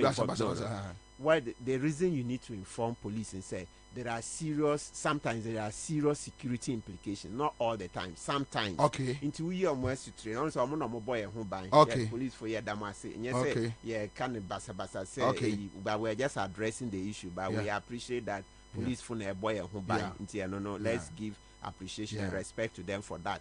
But of course omo boy who buy na omo nye ni year and also ye beka because then you chase anonym say that's the thing.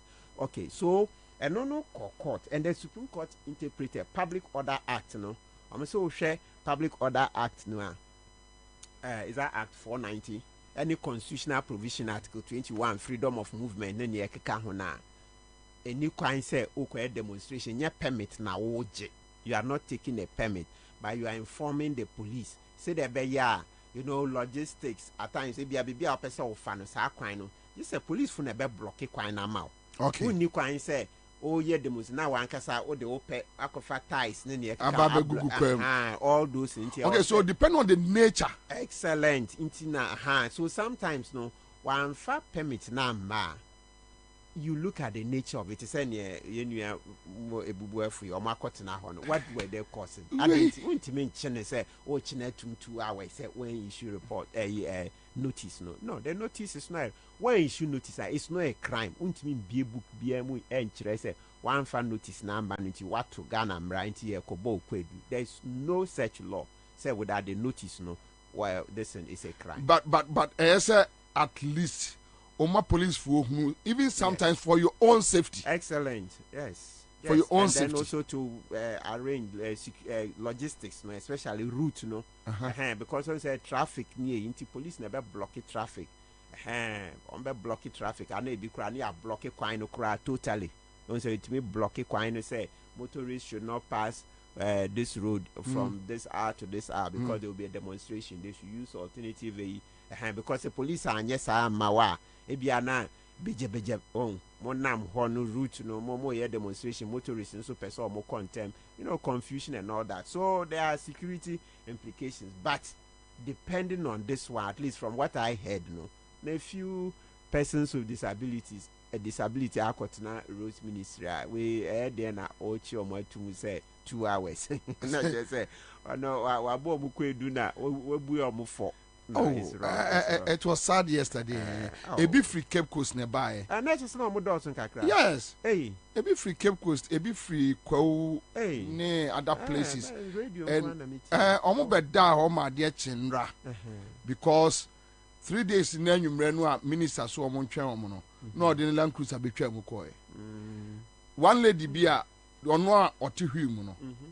Omo chene se ono se obebu security for no ono te hwe obeda asori akobu security for eya osai oba but lawyer unim eka abande omo each bia 18,000 Ghana 18,000 Ghana so the bia ne VAT a fuel yet to Toma ministers, deputy ministers, a big cry no money jumada, no more die V8 mu.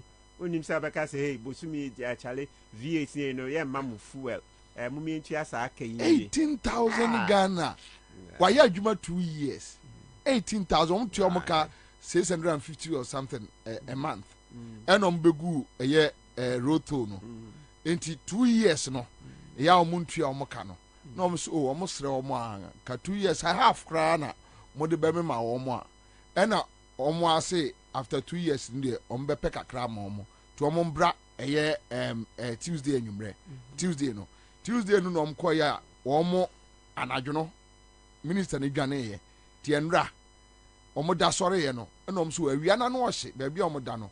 To omo nwura mu emra metena ministry no veranda mu okra kakra na enyunu nto omo so. And strict for no fair police for say omoba attack omo. And these are people who are want to mean nante. So about oh no. That's when in the interview say, "O call law school there is a case. The person has a kai title that Professor Kumado or thoughts, law of thoughts. I also independent bebo as well. Now, I can say, Bubua for alternate wheelchair, mean sorry, inti o was saying or not what you are not cassie. I'm female news. I'm a boy. Now, obeys and Australian and Sacro drew with him. Into said that. So there's a case in the law of thoughts like that. Into independent form and now wheelchair or turning insane rule. No way. Says and I will be our castle of Boa Suma was a attack. It's one of the questions. Lawyers, I mean, the donor so muti, quite the Ombeka say, Ocolos, so common sense. Common sense. Hey, Charlie. It's so sad. It's so sad. Anyway, so we have so many things to talk about. Minia Kabori Akwaba. Ebru Commander. Bokorie. Adam. Good. So we have issues about the NRA budget. And it's for Yendin Komo. Adia Bakwa Yedin Komo a business community. You read the budget, we look at the business community. Business community no omo to omo a na yaso ye ho atoye if you say oman we no ya agudie nyina akoye adwadie tonaton movement na ekoso then issues about bondholders and pensioners orezi ni nyina enra kenoforiata erezi sa na man nyina. But on the issues about taxes, so we'll talk about taxes. But Kenofriata raise issues about stability of the city. Yengo tie a small kind on the stability of the city. We are tie the majority for no so ekaye and the minority no so ekaye on this matter. So Kenofriata on the stability of the city. Then also raise issues about public sector. 23. The cedi has stabilized against the US dollar since early 2023. With a year to date, Mr. Speaker, a year to date cumulative depreciation of 25% compared to 54% in 2022. Specifically, Mr. Speaker, the cedi has only depreciated by 6.4% on cumulative basis since February 2023, compared to, Mr. Speaker, 53.9% over the same period in 2022. The stability of the cedi largely reflects the positive impact from the restoration of economic activity, including robust economic growth, improvement in the current account position, improvement in forex liquidity following the IMF ECF inflows, Bank of Ghana's domestic gold purchase program, reduced speculative forex demand as market confidence rebounds. Gross international reserves as of September 2023 stood at $5,2.3 billion. 23. The cedi has stabilized against the US dollar since early 2023. With a year to date, Mr. Speaker, a year to date cumulative depreciation of 25% compared to 54% in 2022. Okay, so kind of rata for you. Now straight, council. Yes, sir. And now you ready your budget. Issues about pensioners, dear Dawakumaso, bondholders, Dawakumaso. Where conversation what dear, and anytime you be drew sign, you say, your listeners per se a new dim commoner, yet me appreciate it. And no budget noeboa bondholders, pensioners, eboa budget no, it doesn't. It doesn't because on say analysis here, we see the general economic situation. No, okay, that's how we start. Because they always scarcity and crana. The economic situation, the better say we see no, a bit me out banche, and our board here, and our laptop. So if this year the whole budget, say currently no. the last inflation October the number they buy say and 35%. Yeah, right? 35%. And then September the night 38 point something. Yeah. And before then, say they were 40s. Yeah. Last year by this time, near 57. Okay. Now, even before I made one of the previous session, one of your panelists made a point. Pass a budget, your market can price of petrol, I call for mana. No.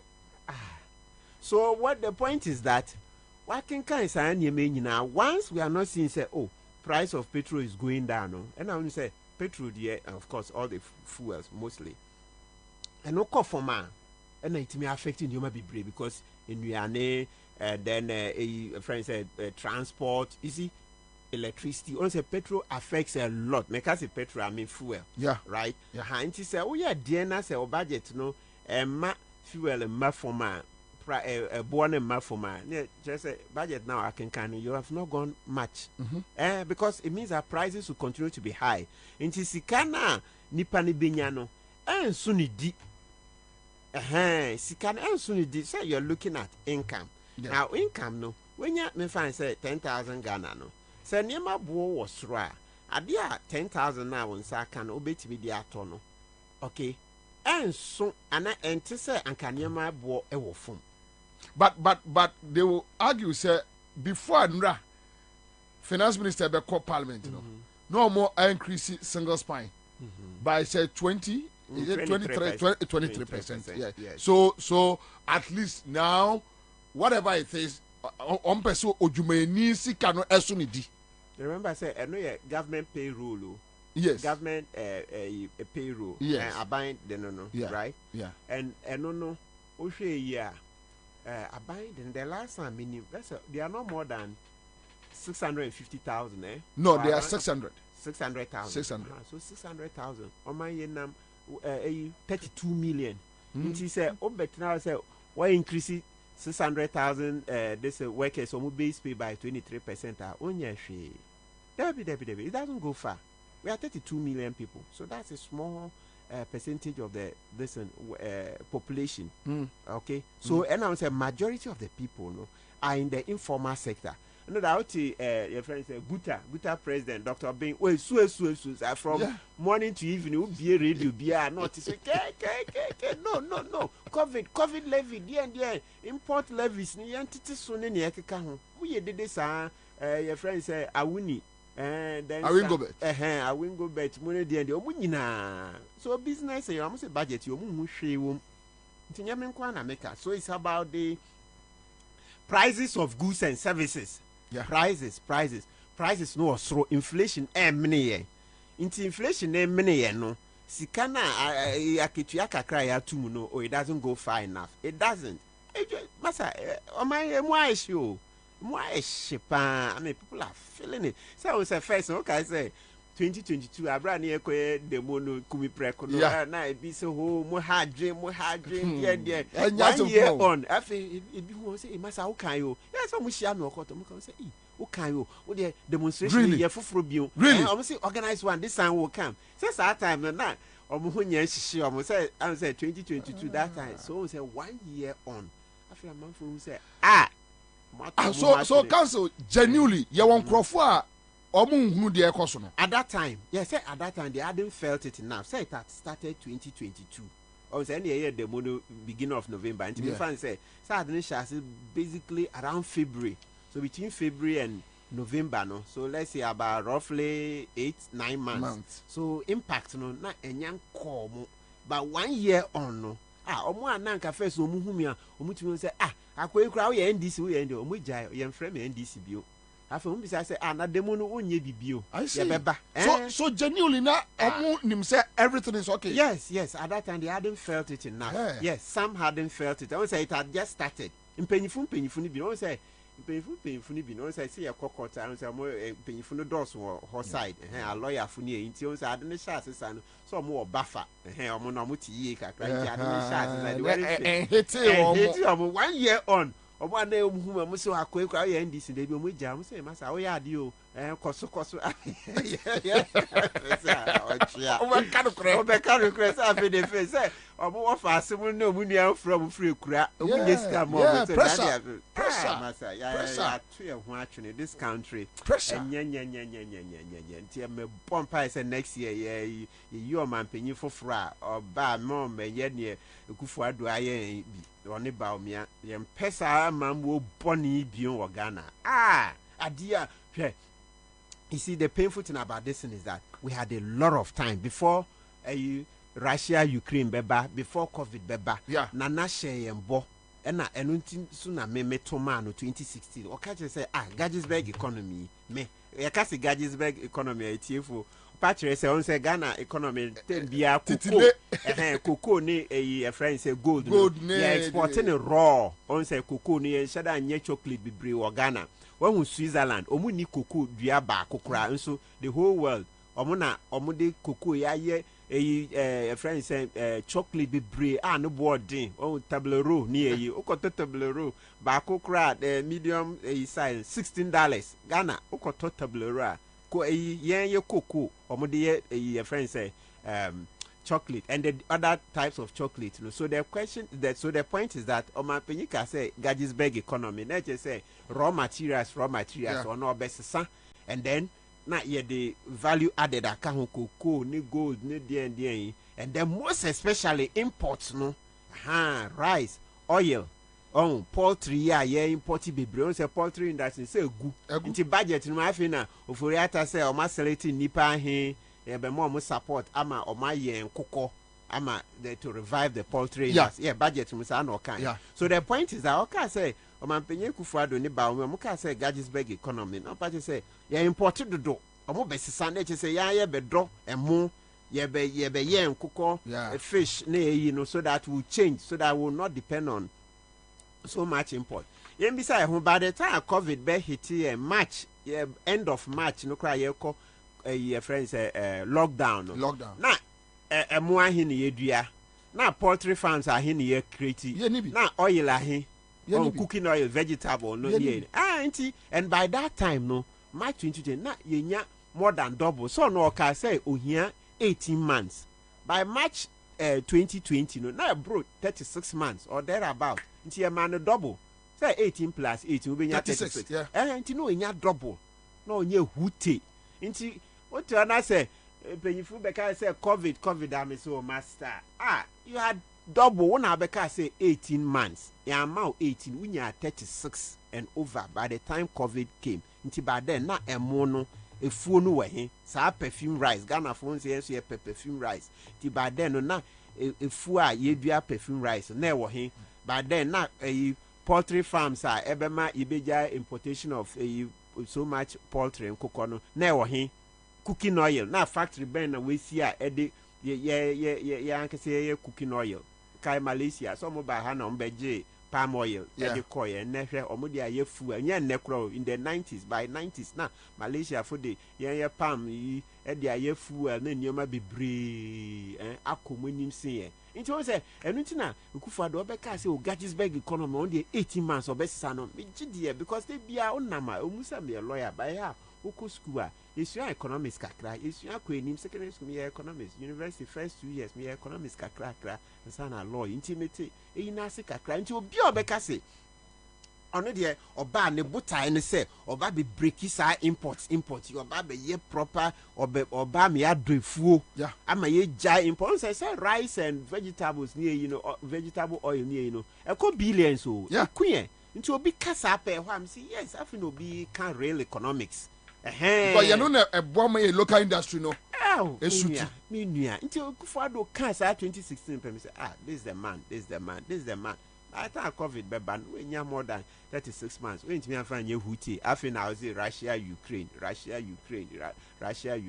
other countries na make I say ba me no opposition so ka o say near NDC for kind na which problem was that na etra Côte d'Ivoire etra Togo na Ghana nkwa na be kan so na ebi na ato no who kama na yere sorry adoze so my husband is what an economic whiskey.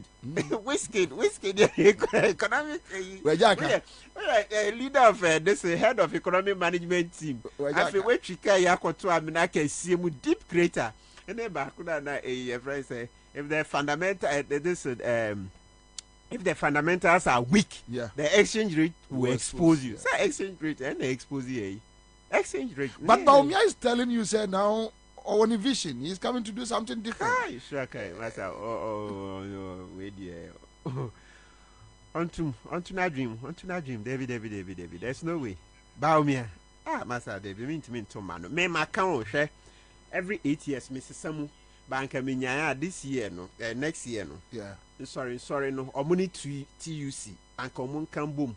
Any chief imam omunyina any CSOs na nkomo my candidate because me enye me dey say John Mahama na oku wini adi way straight. It's not good. It's not a good reflection of 32 million people. It's not a good reflection of 30. We need say there are other people in town and combat me pan but say amanyo semno dudu on almost sorry politics is dirty.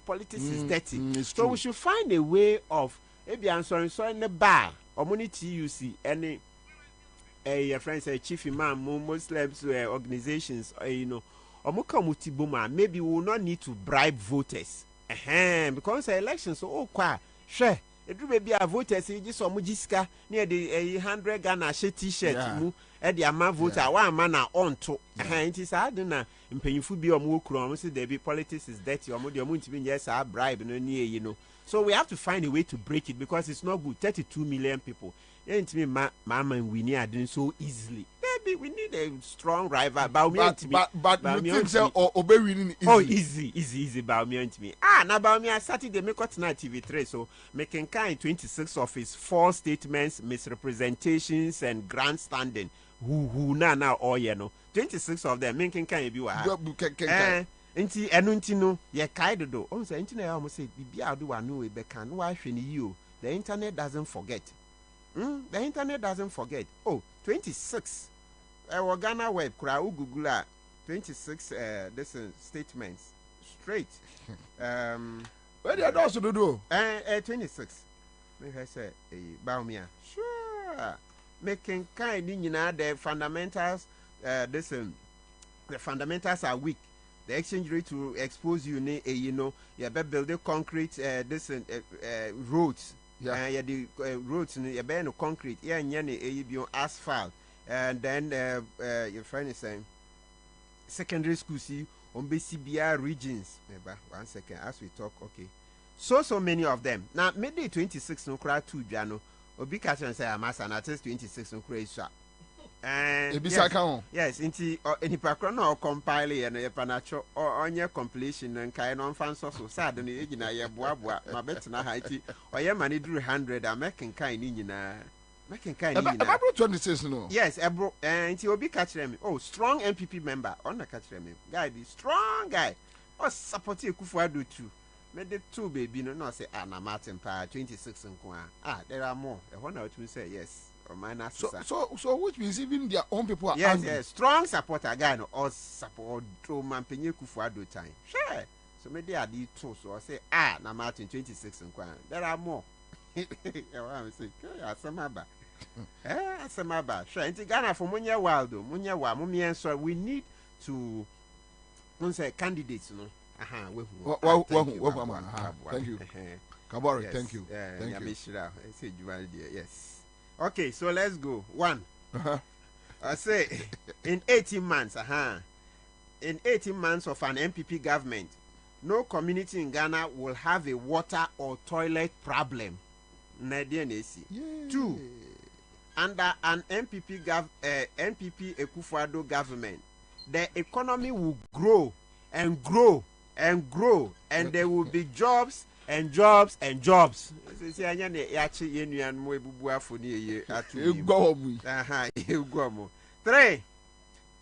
If the fundamentals of the economy are weak, the exchange rate will expose you. 3. 4. We have arrested the depreciating CD and given the keys to the IGP.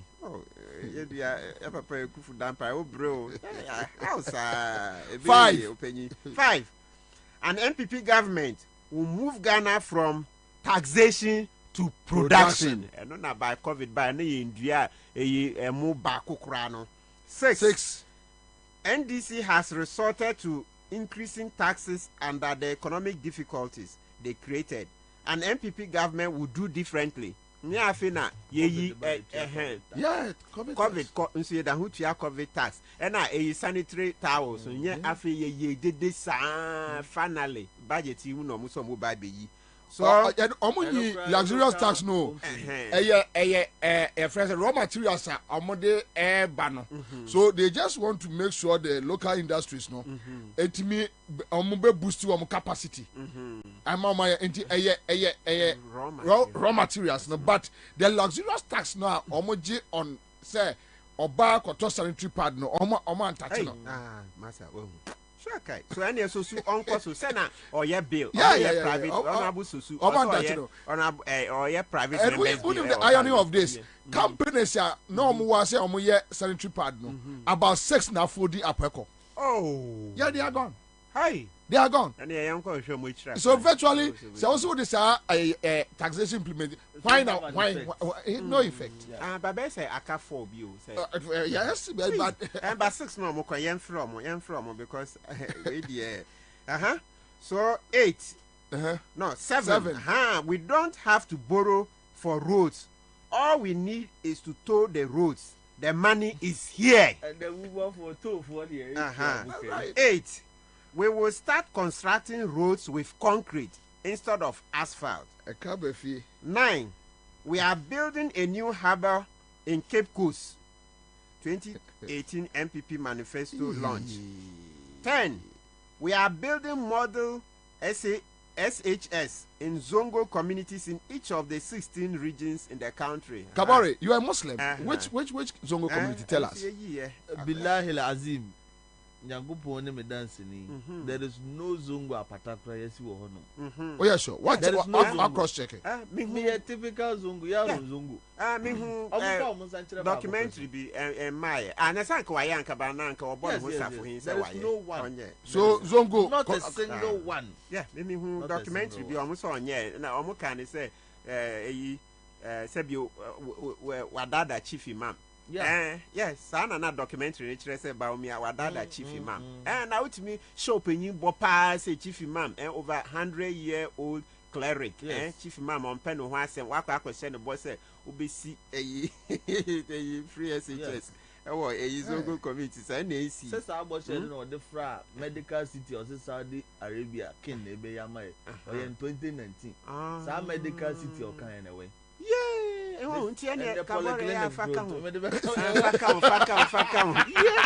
medical city. Oh, yeah.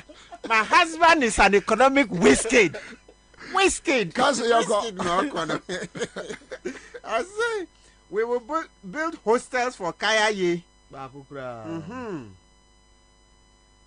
12. We will build a Dubai medical city. 13. Momo is for the poor. It will not be taxed.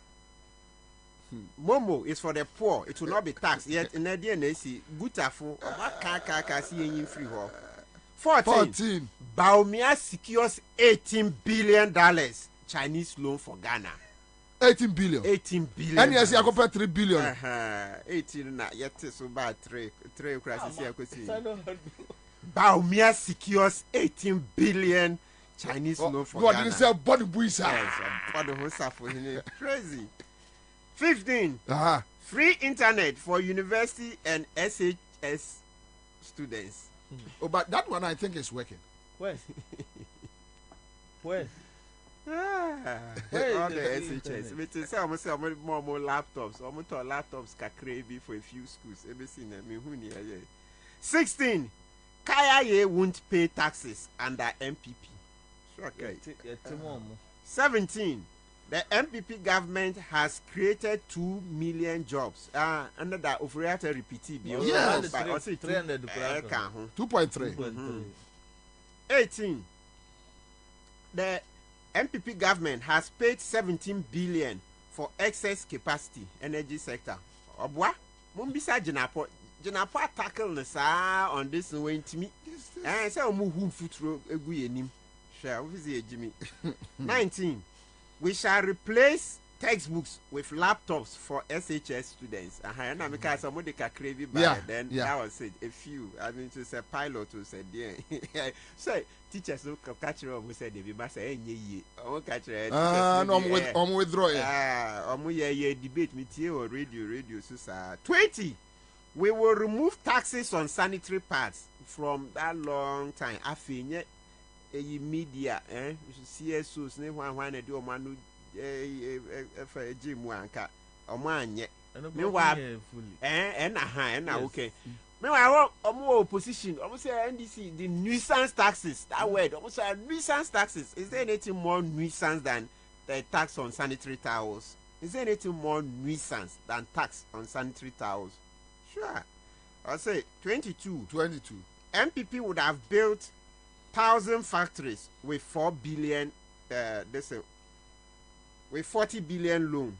Yeah, Senator Party says after not mama Bushana or Abono is about 40 billion. No, so I could be 1,000 factories. Meanwhile, Bank of Ghana could lose 60 billion. Excellent. So come on. That's about 3,000 factories. You see that thing. So next one. 22.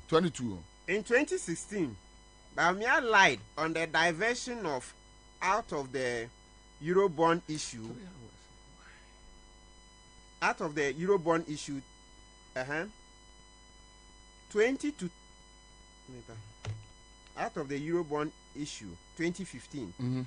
Okay, so he said that it was diverted into a private account operated by a private bank. Oh no, cancer. Yes. Yes. Yeah, he lied on the diversion of the Eurobond issue in 2015. Or see they call private account. So meanwhile different. Also by Ken of Riata Dinina don't know could the bank. Your mona, your bobusia, omunya muchefano, your bobusia, omunya muchefa, oka of Riata se menka, no somehow. Say, I can't say now. Okay, say, a for winchum. Currently, Ansah Domlevo be through office, so not ye 52.5 billion bio. Kevin Taylor ye who did it, and our auditor general Pierre Becker say, or the report about 3 years ni. Ye beside auditor general report. One myself for the parliament. Say parliament and share a scandal. Unfortunately, no, and now catch them say, speaker say procedure or the fast buy no on San Conco rectify the procedure into their comma. Ora okuje to ablakwa won na bekwa ko lay e parliament because omo accounts 6 ebi o wa 10 billion Ghana cedis 7 billion 8 billion ni nyina ayira okay kaboma na anya 52 and see I know me next project apart from asset declaration law no I'm interested in that 52.5 billion no pa nti ye hu de Bobie mo interview Domlevo mu interview no man pay and ya pa because enra omo de documents e bre thank you say GRA abia account or Ghana commercial bank different account 6 ni nyina musika omo divert akwakoto different account mu obi afeska no nti enso yempene o say kwan bia so no mo disika ne ba o say kwan bia so mo disika ne ba nya say o say special demonstration o say sika no any interest so because every 3 years nti yan disika no kwa 52.5 billion no with interest and I hate me na Ghana for your chairman Krofu ye dada na mo disika fa mo dis auditor general Johnson Esedu they say if I say Ekwamo Esedu what say what the report about 3 years 3 years what say the report about shene letter no yan kan letter na kakra 2020 mo ye dede na oka say omukura no mo ye hu adwuma na or the report this is sad Kabore ya no aseni me enemy hu me de no okay hwe auditor general letter I say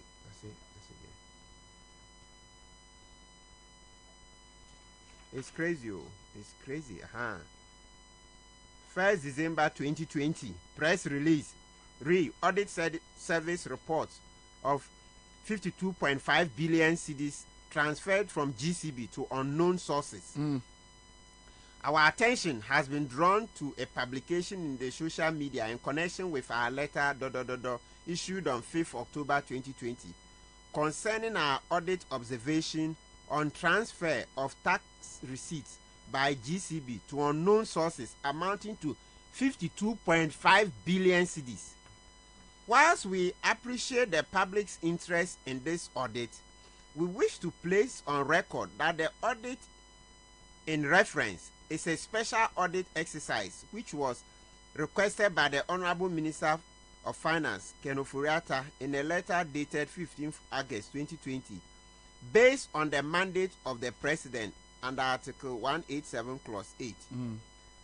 The request included the following, so blah, blah, blah, at least somewhat here. So, now, one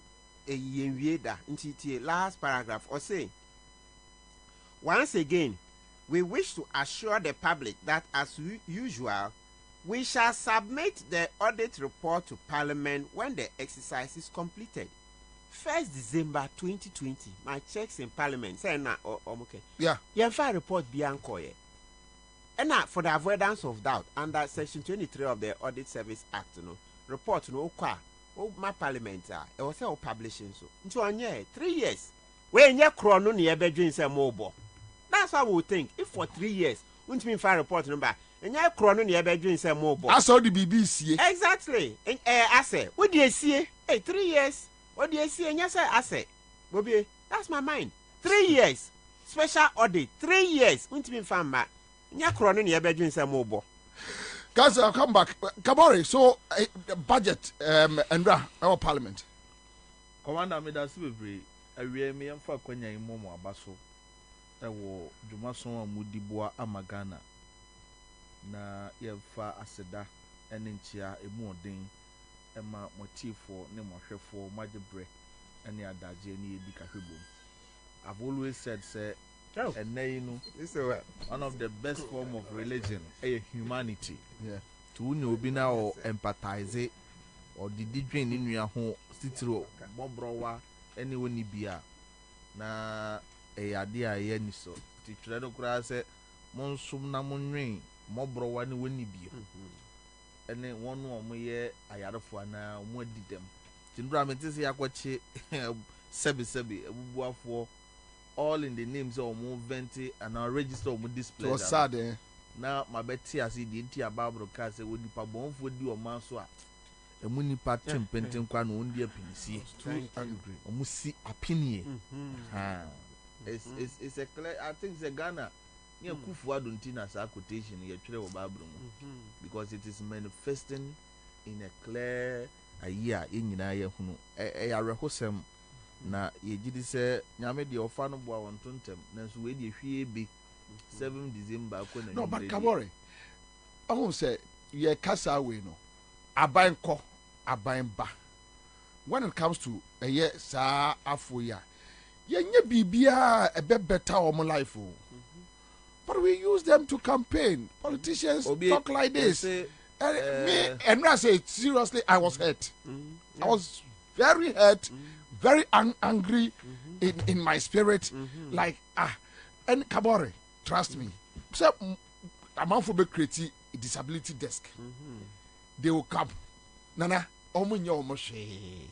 they are there, nothing, no skill be I think contrary to what you have just said, no. Let's give credit when to whom credit must be given. Let's give credit. For the first time, the NDC played a very important role in the life of the disability for no more kasa a press conference eulogize John Mahama when he made one of them chieftaincy minister and no chino. But I think the MPP government too then they have excuse the regional minister a blind Oti regional is he a blind man? Yes, no, amputated. Yeah, okay. And another one almost I say NDC are buying ena for the first time. In fact, sir, ye chat tobut munina no. Omo dwen say kofona no me tobut adwuma na NDC for. What must say? Eno ne saa nneɛma te sɛ oyelita for example wohwɛ yɛ a ne ministry no ɛna ɛde saa adeɛ no sɛ building a ɛnyɛ disability friendly ɔmo de ɔmo bɛkɔ court ɔmo sanction kɔfoɔ koraa ɛno nti ministries no koraa bi hɔ a she was part of the NDC government for 8 years and I don't know how far she was able to push. Kwabena, you see maybe there Ayana is not about you see they are folding the arm no we can say it's not enough. Yes, but at least let's appreciate. I'm interested in long-term policies. Yeah, I agree long-term. I'm you. not interested in who appointed who. I agree with you, but long-term policies. I will still come back to it. Yes, to make a meaning. Say, what is long-term when someone is adamant? For example, President Kufuor no kro MPP ni a wodi youth employment buy no. Ekufuor do buy where hu nyansa fan youth employment anya adwuma akoti napko. What is long term about Ekufuor? We obi a ye No. Hwe say aban me example Kwabena, let's wait, take it easy. Aban a oteso me na me raise where I am coming from. Then you can help me for us. Policy now is long term. Hold on. Aban e na be ma bibia long term. Aban for fraba. Untimi nka say by force aban we aban until No. The American so you don't even President understand where youth employment buy. NDC for buy. Omo dem raft to whom my be policy say job security be adwuma. The Mibusa Akabor ne say aya na amanyofo because all cannot na all ka say oh omo asem ye no mobo. Kabor tia sisi okonya position a obetimi akai sa ankrofo we and we use both sides. I'm not talking about what Ekufuor government is doing now or what else do be ya wanye. I'm talking in general terms as a country. Yeah. If you bet me building long-term policy, I'm a woman. Abayin bao, abayin ko, they are okay. For instance, that is what I'm talking road about. Road 2. Obi ojira na naso brani nanka. Yeah, funny pa makotena road to he wouldn't be considered because he would prefer the ebefa will be a sebe. The ya yetimi koba no no ntimi nyebi.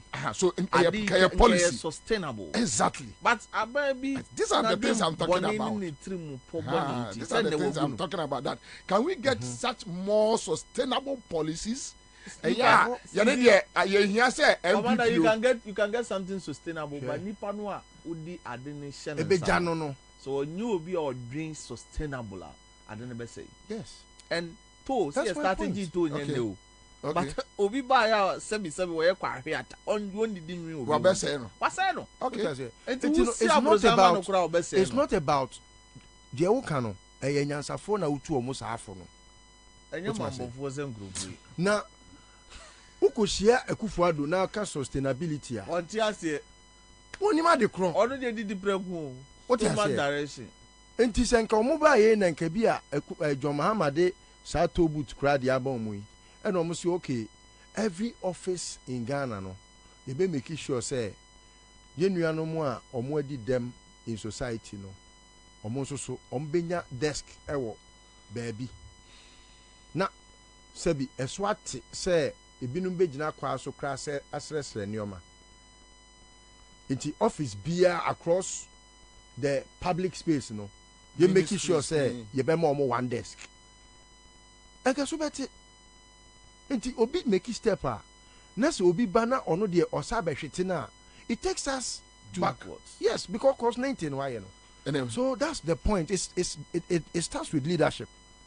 Commander nti fami fasa kwanya no na memfa abasobo ma peni a ye friend no Dr. Bismarck or that penny or that top care medical hospital me danasi because wadwene woni bi ho wadwene mubuafo ho ukono catchment a kunafo mubuafo mpenimfo bia wo ma no free medical package.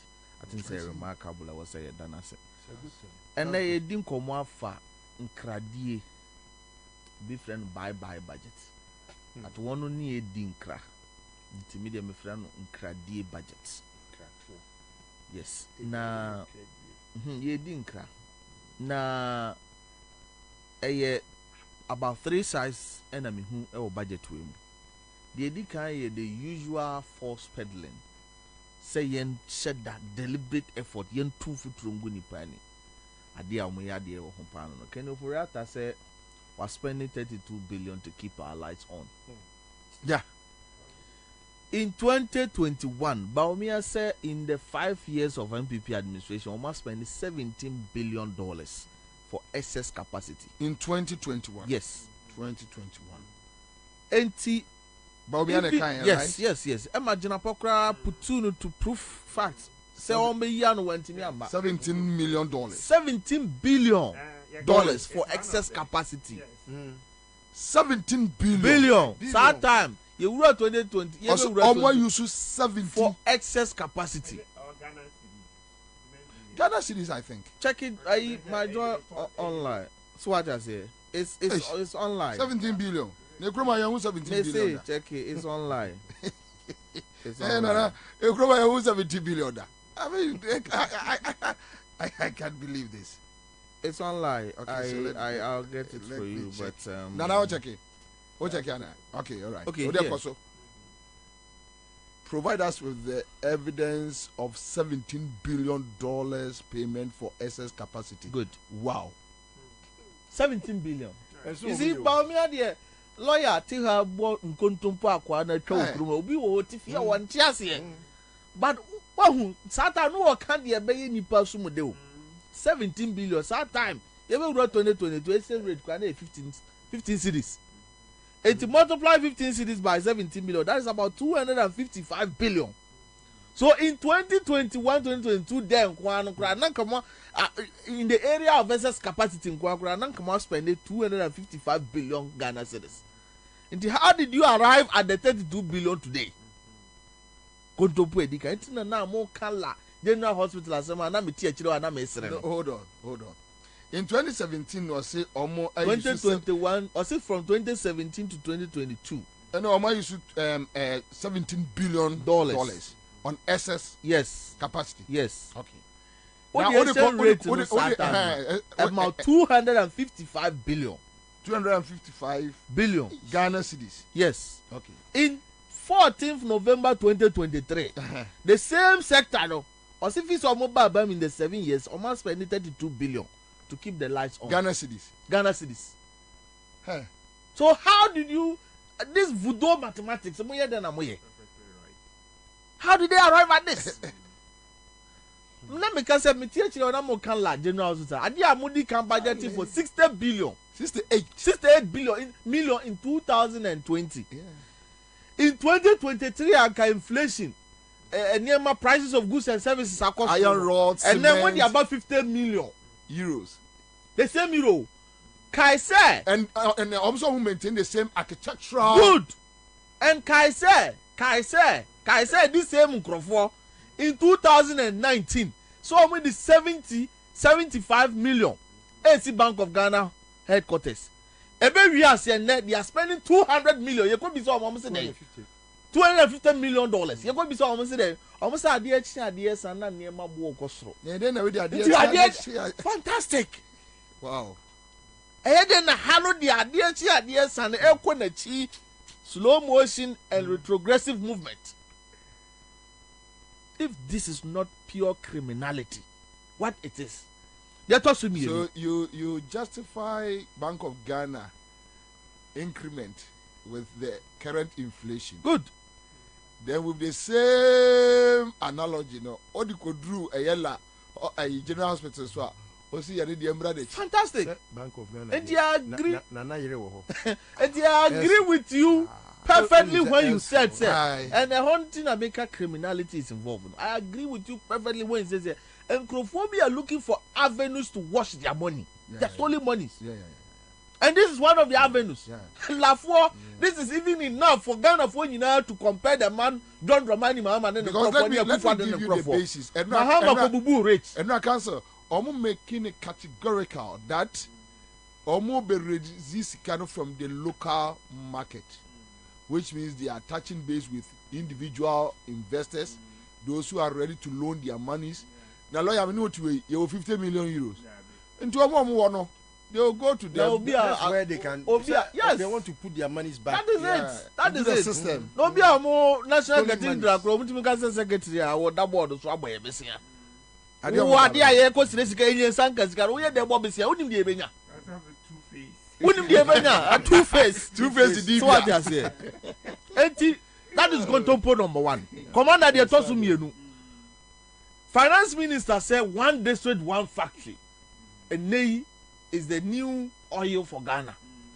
Na nay some fasoni yesibi wa ha yesibi wa ha. Yet 2023 industry growth is negative 2.2 in his own budget. Industry growth negative 2.2. So what's why district 1 factory? Hold on.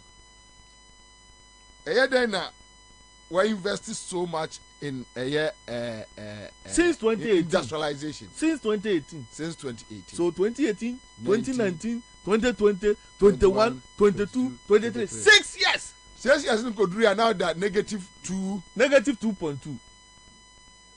Until he found we invest here. And interestingly, Commander, all your import commodities are on my Ghana import now. None of them have seen any appreciable decrease. Now, Council, in your so be to court. We just have to. Yeah. So let's analyze the budget. Yehu are trolling depending on how they are made. Yeah. And surprisingly, the minister have failed to put the full document of the budget out. Start. Even MPs could have the budget in so to get tables, you have it. Full copy. And the speech of full copy. The full with copy. All the tables. Speech in there 45 pages. Full copy. Even MPs are struggling to get it. Because data no a woman is different from the man presenter for IMF for second tranche of the body. See, they are afraid to bring it out. Yes. Because Anope Obi frame me. Say me what the main document nibia. Yes. And I'm say on contact to Obi was CTFF. Then they say they don't have it. Me say MPs create susu ominibi. Meanwhile, they are supposed to have it. So they are going to change the figures in the normal present here IMF. Yes. Now question I Bisana say, who was who investing 1 district 1 factory? It doesn't reflect in your industry growth. Number 1. 2, it doesn't reflect in your imports. And the beverages now import no. I could feed you so no timinti so. Poultry no amase with the shemu no. Poultry importation tea so. Commander no Muhammad Dijamu no adumani to man aka wura mi ntina ma si chire ni yada so import no high. So what has been the significance of policy 1 district 1 factory on the ordinary Ghanaian and even the economy of this country? Enibi etim kontompo number 2. That also me Ansah. Yeah, why you buy me Ansah kura? What's it? 2.3 million jobs. 2.3 million jobs. Ghana, your public sector workers, a little over 600,000.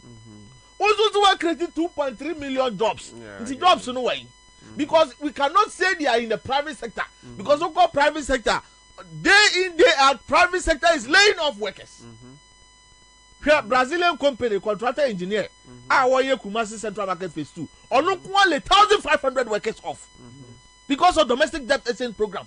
Go to all the portals Teshi overhead now more company no afford you. Yes. They are gone. Takrade.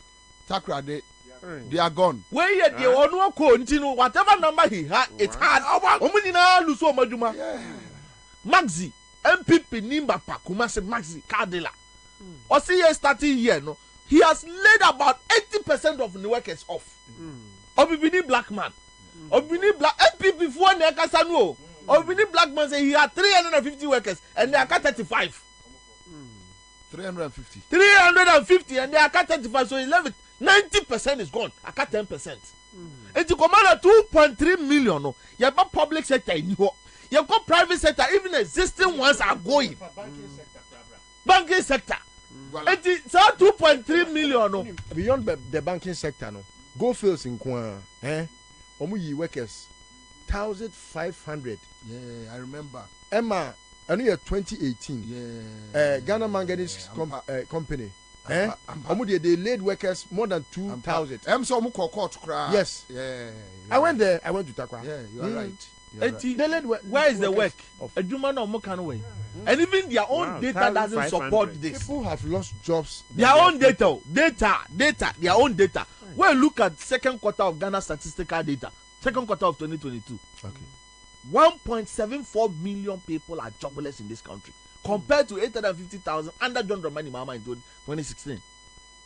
Under Mahama, unemployment rate was 8.9%. As we speak, unemployment rate is 14%.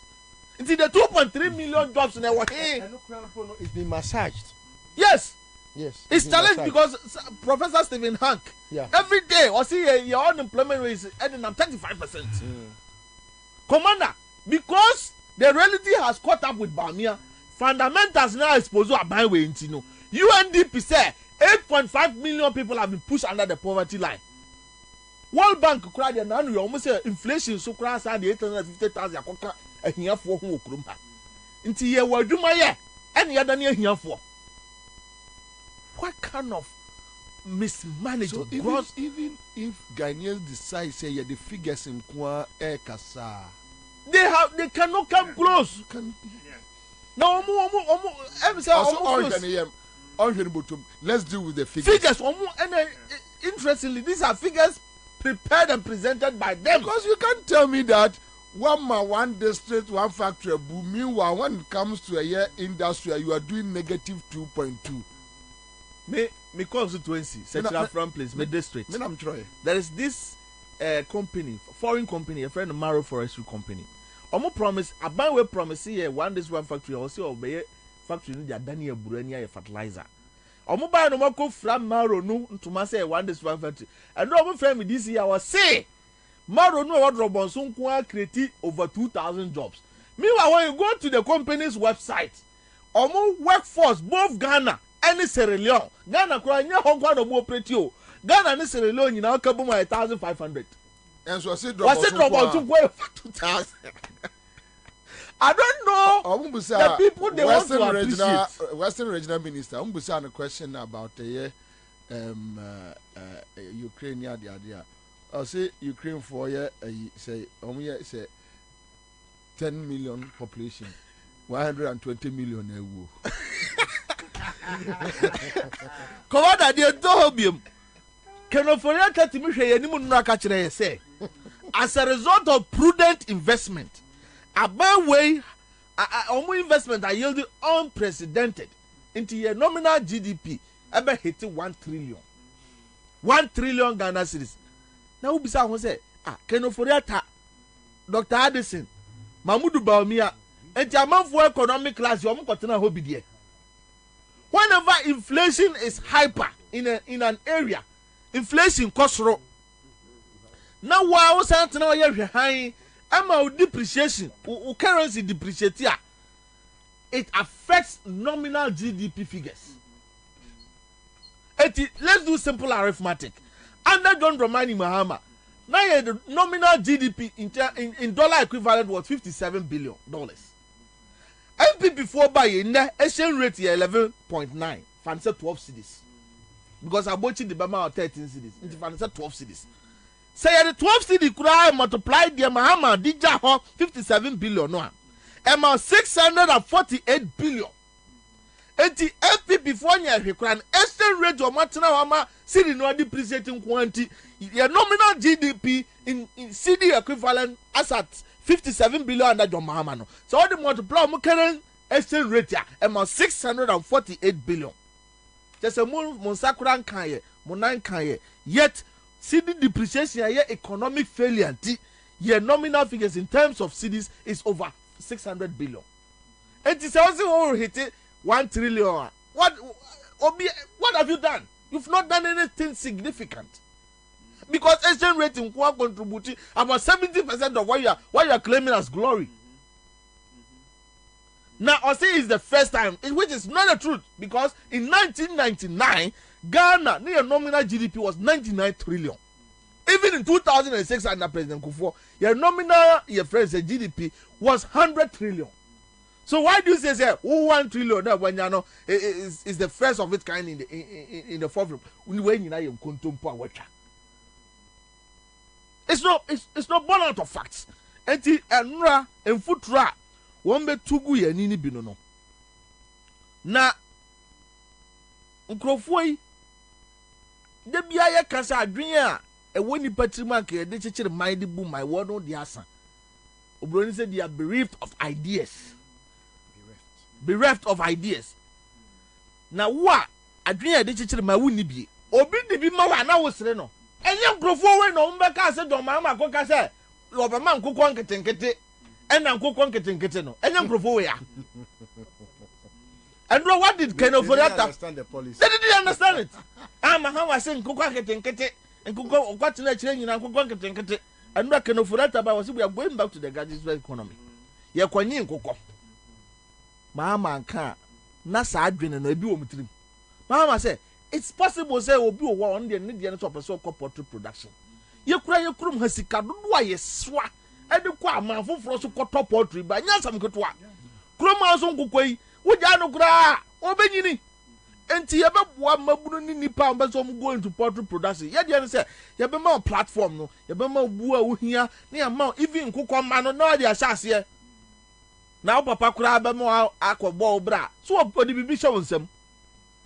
That was how Mahama Hunu said you better support nipa in the poultry industry. Imagine, see what 200,000 young people almost sizable poultry a year. The infants releasing about 200 friends of poultry into the system. Multiply 200 by 200,000. Now heard the quantum of poultry I better so as a result of import as part of import commodities. I drink a bit do trimua will be count here. Why I say by 4 wait. But you see, Moro, the problem with this successive governments need implementation. Etina, command implementation. Command had problems with. For example, what Abuga Pele caused John Mahama, if it was successful, use your microphone. If Abuga Pele's work was successful, Enka, okay, Agambiri and I say. Abuga Sada issues no. Sada no. Oh, okay. Enka ebe benefit a whole lot of people. But look at Abuga. That is where I have a problem and that is with why, policies and implementation. So you see, the only reason why that gets some of us to still believe that John Mahama can do it is the lessons he has learned. Good. What you say? Now the lessons he has learned, okay. no. Okay. No, we say, and yes, I make offer me nuya keke. No. And yes, I make offer obi keke. I must make sure the person is not a square peg in a round hole. Good. Okay. What must and even after Mia made the late Gifano, you saw say the one that took that office, no, up the game. What you say? Yeah. And so these are things that and Kwabena, the good thing about life is there. Why you be there? Or the opportunity to do it, no. Commander. Say, no, Bampa one and never bash it. And you know, Samuel Jan, or cast one more penalty be not in any adrenaline. No, we say, what Barcelona, no. Sir, at the end of the year, the pain he had, no. He would correct it next time and he would not play to hit the back. And you saw Ding Mahama and Niswa. I think one thing Ghanaians should be very much interested in. Etikura was obi ade no gym na or ye part of that revolution. Say Mahama said the Brazil for ye. Yani de okoye de wo say ba. Is the experience the man have gathered. The experience. Ote onu onim how much are you investing into poultry importation. And in the banner say strategically or person will invest it not just to cut down imports, also to better the lives of people who go into that production now. I think it's remarkable. I was here so. Oriye can afford that. Oriye was saying we will form task force to oversee night economy. Now I'm saying 24 hours. Apuskelenke. I really knew trim now the copy of me. And the night no 24 hours no night no. Yes. What if we are going to form a task force? We are going to form a task force to oversee night economy. Now, them kuna night kuna 24 hours in the Akaway. Just a Mahama. And 24 hours. Yes. So name people for the crowd. Any to use for your address. John Mahama's 24-hour economy and our 3-shift economy is indeed the game changer. That's true. Now, before the way no, I say what could do tell a name shop. No, what you trying to my go. One way you have a pam no kaba. I be so anadi or be pam no jumpa. Ntim penny said you what you trying to man when him said you were pam no fa. John Mahama when you die so. John Mahama when you need so I do know. In fact, people in academia. People in the business, your friends, the corporate world say this is a revolutionary idea. I bet me are turning down the fortunes of this country. Now, who be United say? Ebia no be pump pajamas. Where the mama slit in the kaba, surrender from come. So who? What's the work for a task force? Yeah, Matina Omanko for vigilante for Madame Roberts. And what you know, one I just say for a task force. And your task force was some that your mama can you when you're vigilante assem because more vigilante for am security in your hand city news. Yeah. Two Dublin house soldiers and immigration officer remanded for alleged robbery. A confirm vigilante boys nam the woman peace council assemble monka.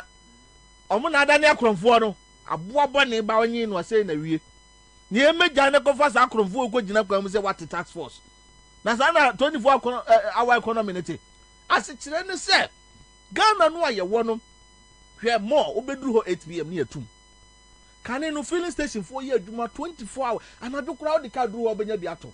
But say what the can now na so fuel sa e agura beda o kam because the needed security and they no money bi nto so robbery na do so.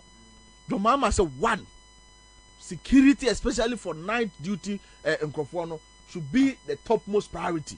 And to wo kwa adwuma no ohun so sabrode jo what say the wo kwa adwuma wia ya baba ho by security companies amubagie to ma subscribe to the 3-shift economy policy no do mama say incentives say tieni and tax wuntua he ade bi na ade fira bro kira ba mo adwuma na koso a eno ye nje ayi na ni nyina aboa ma watimi afa mabudo. The idea is that commander se me Mahmoud Kabora me ma Ghana mabuni me kokopa na padwuma ni bi ne manya bi a e bi awia de no menya bi ana anwumre de no menya bi eno na broche go to London is running the 3-shift economy ama ye ntina ya na sifo dwane kwala ni yo eno tinye titafo dwane kwala ni na ma ama nya side so na beboa ye nyina ye nsa bekwa no mantra ta ya jire no nim de mantra ko at the end of the day obi abedede.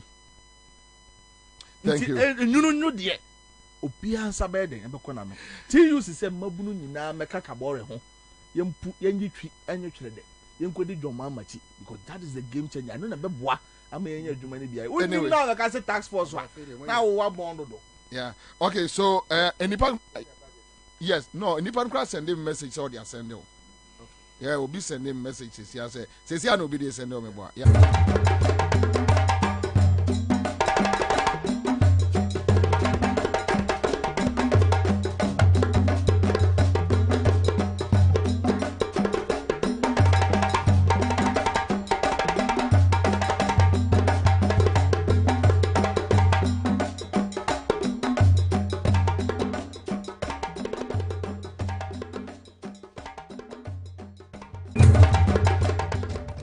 Look at the big hospital. So, Papa. Yes, so, Ma. Government is building teaching hospitals, district hospitals, polyclinics, and health centers all across Ghana. New schools, new roads. What? Here they be, Papa. Yes, over 1,500 basic school projects, 60,000 laptops, and over 6 million textbooks for the students. Wow. Masa moye didi. Abba, because of small construction, you are happy. Not just construction, madam. This government has provided over 120,000 jobs through the Youth Employment Agency, and over 400,000 are employed directly on government projects. We are waiting for change. Oh, don't worry, my sister. There's more ahead. This is just the beginning. Just let me continue driving. Yes, don't call me. Come and see, come and see. Follow me to see change. Hey! Now you are talking. Change has come. Driver, my NCY, we don't want to stay here. You want to trust someone who has not proven himself? Don't worry, I'll wait for you. Let's go. We are in this together. Welcome to Change. Are we walking? Where's the bus? Don't worry, our bus is bigger and better than that one. Change is coming. Is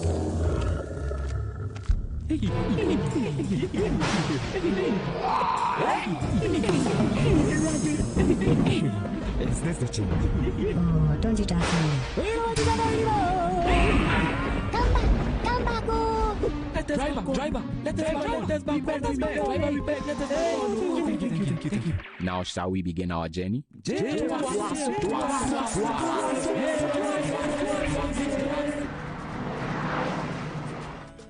You don't have to look far.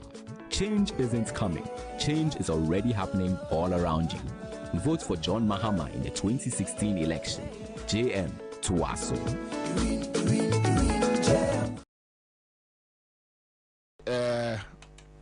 Advert way. And yeah,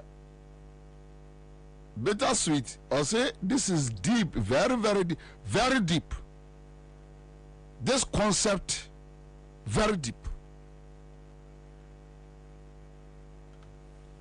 I hope, sir, the NDC campaign team, now the campaign team is in place. So they will put things together. Amanfo Omukoja Ekufuado 2016. I am telling you about 80% NNU omu. Especially omu lead the Ekufuado campaign in 2016. We have those ya omu timin kasa. Ferry and Niwu.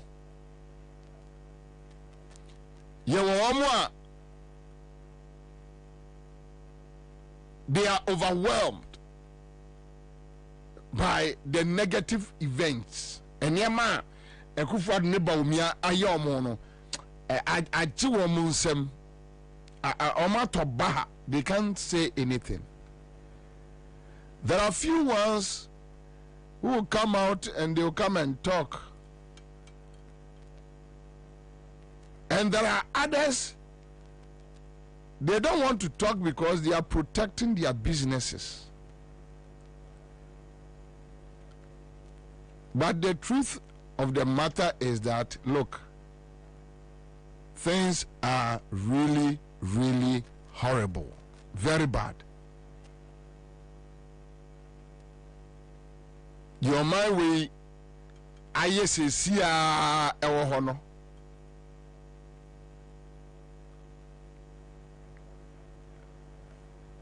The entire me boss had the way over the weekend, me share MPP penny be. During my days, ewa Asempa FM,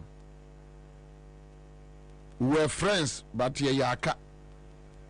Because if you say me na me nye fair to Ekufuado. Just this weekend, last weekend, me share no. Me decided say I will just ignore him. And I pray my Betty. No so minia. Said the akosu the akosu etwam. And I'm say, hey, so enkomodi die mu no ano. And he's like, Bobie, e die na na munim fa Ekufuado ho na ye party for no na ye nim.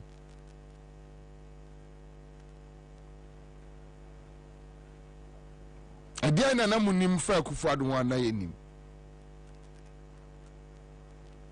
Ana me ka tell say, but science was going on in the party. He being the opposition leader. And your man who are young party no clear that on it but omu be do mine bonny. So this is a clear. I'm for manu omo doso. When you go to the creative industry, uko kakra bi na kana ye still can be akase entiensesa. Still can be akase. Today, on my etise Ghana, in Kola omukocho BC, omunim somo ko, somo bao, somo kocho. They don't know. They don't even know what is happening. And in this situation, if you tell me, say, you're a media practitioner, now you're neutral, then I know you are a criminal. You are evil. And here the bizarre questions. Here the bizarre questions. Nah, you are stupid. You are a criminal. But the fact of the matter is that like open baby at tenor. So that when NDC is doing their own things, a bit to me, many penny to are sending me a message. It remains a prophetic ad. It was very predictive of today's realities then, a very emotional tragedy. Yes, Nana.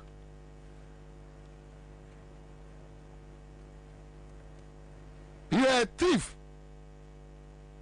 That BC, I can say, almost like 1 week or 2 weeks. Yeah, no, I'm not sure. And then 21st, I'm not sure first week of next a month. So like a week and some days. And the government is struggling to pay.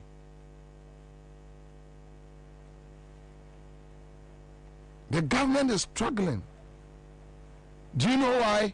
Oma wies kanina kufad ne ba omianuma wies kanina with their families and their cronies. Oma wies kanina. Ghana, where did we go wrong? And here fa near fire. Ya bedru baby ya dream.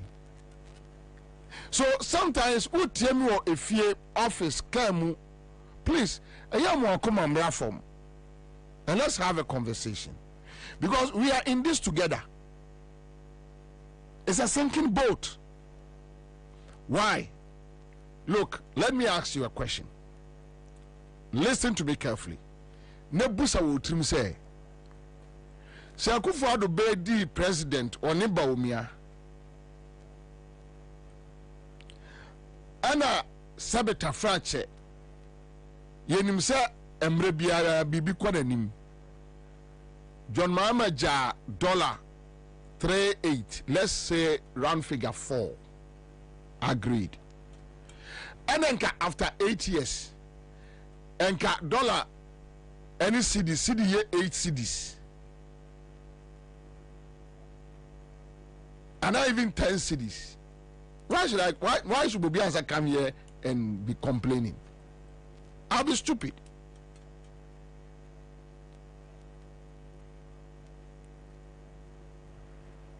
I'll be stupid to complain. Okay, so another example.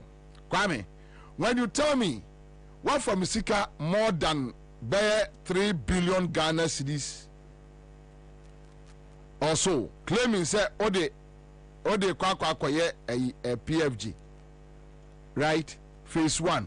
PFG phase 1 no Sabaya Ghana niya otua taxes no on sign fa sika enkoto aduane infudia ne boarding make infudia.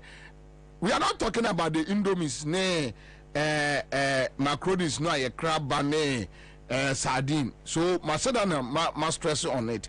In other languages, minim say the mbesiaka infudia in Ghana, Oba say because you think so in Ghana. In I'm talking about bunch of body, tomatoes, onions, garden eggs, contumely, those food.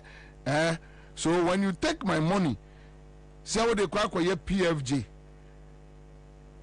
Sabeya me menya aduane ato. Then at the end of the day, as a Ghana need tomatoes maku 5 30 cedis 2 10 cedis. So the average man or Juma ministries or any other government worker, the one government worker, paite edge 400 Ghana. Se paite wonipa mienu ka no ho because ni offer asibi nim say offer ya Juma wo krum. O de enyo ane nete obesra no. They need to cook. They are 3 4. Oga che paite so ongote tomatoes 30 cedis for me ye aduane a day wakuno. So then they need to resort to a tin tomatoes. To a yin toast ni ba kwa no tin tomatoes na gum bam. Ya no na e create sa problem te na akola 15 years 16 years kidney ono monsa onya hwe nkokurafo yo mo kroma hwibi no mo nenam ho akola 12 years no onya kidney dysfunction now onya liver problem. Ghana need to vegetables, cabbage. Sanyama way efrefreduane many power yedin. Okay, was in the PFJ. If you have done it well, why should I sit here and complain? Why would you catch me? Then atosodia ingredients. Then you have the agric minister. Now agric minister na catch say in toast ni Ghana na ono nani abre. Bre champon Jimmy in some no catch any binu. In toast ni Ghana. Nentos ni Ghana no kokanku hotel ho asem. Why na mentos ni Ghana? Explain to us why tomatoes ni ho. Inti quickly no odwane akwa touch say aduane ni ho, which means your government has failed.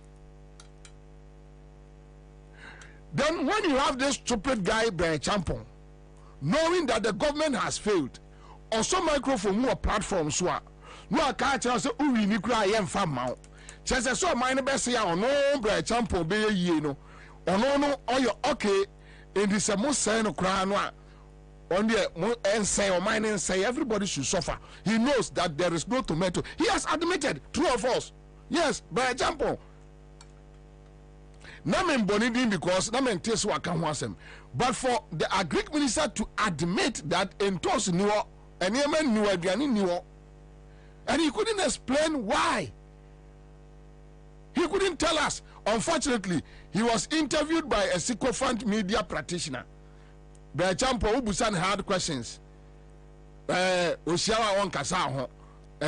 Oma onye interview bio. The last person in my life I'm actually say I want to interview him, Bre Champon, or I want to go to him for help, Bre Champon in my life. How possible? Because I know them. I know where they are coming from. These are guys who are working nothing. But he's interested. Okay, assuming that Akufo-Addo Bawumia taking power. Ena September 3, omo ayusu aye de kotuka and omo see the same thing. Because what John Mahama did was that, look, sika a free aviation oba abayono, ye percentage no mon kipi, yemfa yanko pa bosiamra, ni yemfa service bosiano, ni yenye project to ebe more money sika. Today, go and check. Terminal 3 one of the busiest airports. I'm say third as a fourth. Our Africa is giving us money. I won't talk. Let me cite examples, baby. 8 years. Yema menum ti Kumase. 1. Oka chom say kejetia market no joma ma ontimi nye no oye. 2 muko fa ma eyi wo mo be demonstration joma ma no oye. Owi en we jaw sika for phase 2. Use the money to finish the phase 2. Osmenye mini aba Samira ko Kumase a na oko joma ma e building no mu na ojina building no KJT market no mu na ofra John Mahama incompetent party enti say ni problem unka chance wajimi wo oba no wajimi dodo o work as wo sister and wo young ukura the vice president phase 2 ni siwo 8 years ni enipa ne ko no owie phase 1 and oja usika say for year phase 2 assuming John Mahama enja usika but the phase 2 is there. Said the Okope Skabe phase 1 no ma woman. Also Kope bi bra bra be. Why me 1 year 8 years now. Adena ke wurem. Udru a ho nyina afu. Ufri ha na okọ edan no mu no akọ Kumasi market women. Na ugina edan na John Mahama si ye no mu no. The okura ntimi anya no esimu anim sei. Na ofra John Mahama incompetent. You are mad. What bodam? What bodam? You will never do this. So the politics now be decent. And I keep on telling people. Adam say I'm say Kwame Sifaka is on neutral. And I'm say very good. Why you so neutral? No, they are beating Crawford. A scam. But no say you are scamming the people, so that NDC you can enter there, go and chop. MPP can. No, it's not a matter of chopping. It's a matter of principles. Because yeah, chichire on mine chichire one day where I sit after 10, 15, 20 years. Obi bebu say, hey, akwara ni friend Bobie no crow away. Wago. Esa another generation etwaso. But at the end of the day, what is scamming Neja Omo? Now you are confessing that there is nothing like neutral. And it's true. What is the meaning of neutral? Why should I be a neutral? Why BC they can't pay? The government can pay. You ask the government, where is the money? What about the money figures that a GRA or my tax revenue or my ICD target? Scanner wa yenfa. Oil scanner wa yenfa. What me a various funds ni nyina e de atua a friend say bosia o de akosia collateral. So on say stabilization fund now President Mills ne President Mahama Botto was say on my way ye ho kire ya now stabilization fund ni akwa yibi afri mu no now what is what de akosi awrowa awia meetie eye friends Ghana education service na me re kra ho afei na omo chief director eco finance ministry so enkola na nye clear whether they are going to write it or not. So anybody bebrenu no omo de akufo do buy no, they are disappointed, they are confused, and that is why I played you this ad. Manuasi bibi koso Kumasi audio, just listen to me carefully. Audio school feeding caterers omo platform School Feeding Caterers Association, Ashanti Regional platform. Me pese we tie nkoma ekoso our platform no should be keke. Just listen to it. Just listen to nkoma no. Tie nkoma no keke. Tie nkoma no.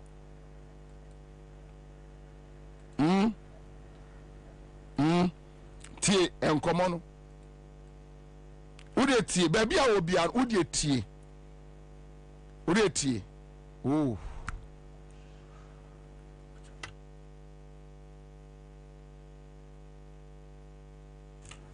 Mamuatie enkoma ekoso with school feeding utie wo manumu asem a eya scan away watcheska and you see tio mama tie asema me kan na ya na obuafu no minia tobo bro simmer down tie sa school feeding for no ye twa your friend say budget omo your budgeter they factor them in and omo the budget true of us omo the school what do you call it, free senior high school budget omo factor sa caterers no And the question is, Obia Busane say, is it that Omunya approval and find new scanner now so Mujiscan no Mudiscano? Scanner and if I ask this question and you think Bobie is being too hard, rough, let me name the how you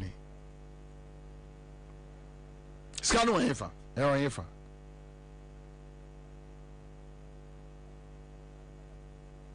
Oh my yes, Scano, they have stolen the money.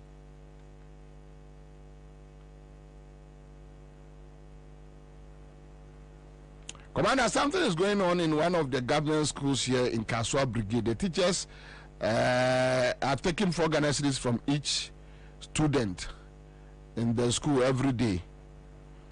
Don't blame the teachers. Don't do it. My catcher, no, my catcher. No, even with the what do you call them? MMC, DCs, no. Don't blame them. How much you use canoa, Charlie? Nothing do. Nothing do. Because a critical situation. Very critical. All right, so what a trotro, what a taxi, what a Uber Yango fuel station.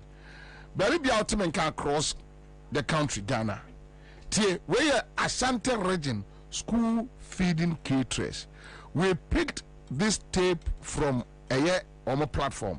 Listen to the complaints. Today I'm not talking too much because Chasakowa, Honto, Lison and Akusipoku will join us in the studio, so I just don't want to waste time. But just listen to complaints. Emoya.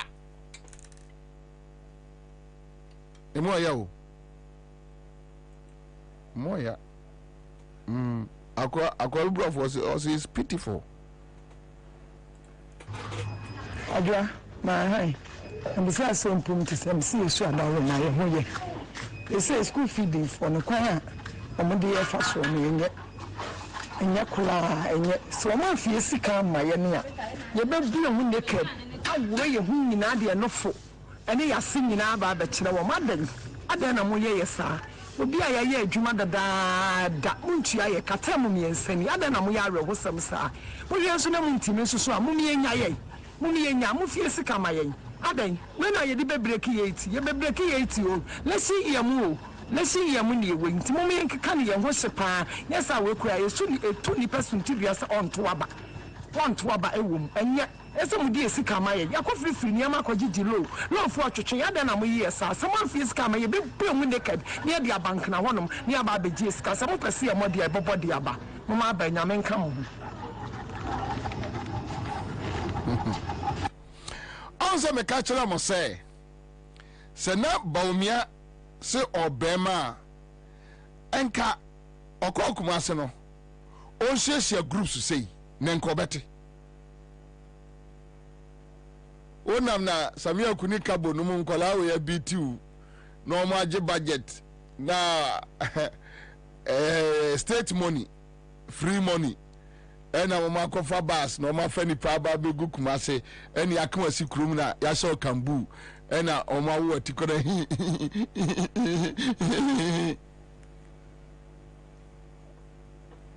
let's group them young group go and meet school feeding caterers se me ba o me ba Ashanti region no mini caterers nyina asia no ma boma baso ka bete adanu so krum wale so so ufra fijase kom be kire ofia ufri mu ese ba obi aso ufra fijase na ne nananom sa time o mutu ye no o se ne nanaba no tombese na o ko wale ko bese na osia papa na ema o mo asefo ka ho ti o mo frɛ no ba omi aprempe o se hwan so so ufra fijase ka da no ba hu so ufra fijase na hu ufra fijase an ka ba hu. All right, yanti another tape. Tie tape we.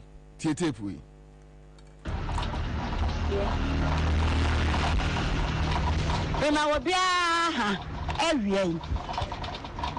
na mesrɛ government secretariat from mpanimfoɔ a mugu office hɔ yɛsrɛ mo yɛpɛ mo kyɛw yɛyɛ adwuma 3 times ni montwa yɛka enti ababosia na mo yɛkɔbɔɔyɛ no enti sɛsɛ no montwa yɛka ɛbɛso tua na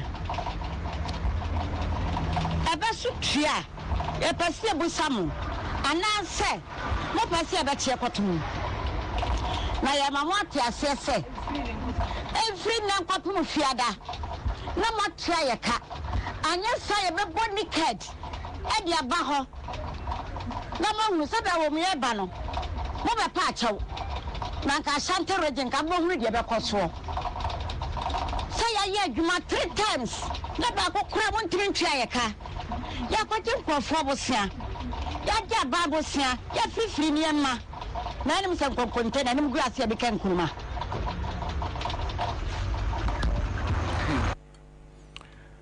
Okay, so my member last one, but there is no need for me to. Kwame, 3:30 is actually no. Some friend try make close machine.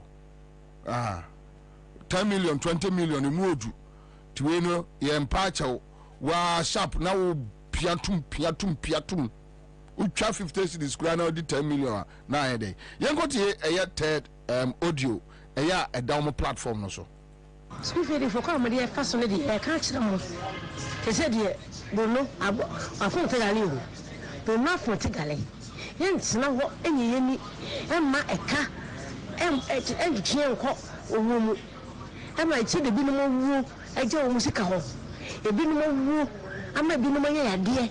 I do music hall. Any I can answer. I ain't for these, I feel about to a fee. If you can't not to, but they're calling when you're going to say, who was it? When your mother is a movie, Omampanyira, Omampany vice president of Kumasi no Arano, I bet physical Kumasi ha. I'm a year school fee before, and would be an immediate and send him over as my other parts, you know.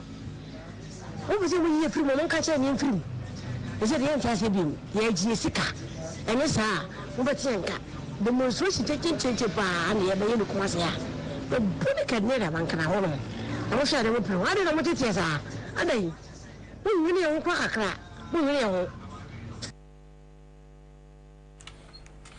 So this is the problem.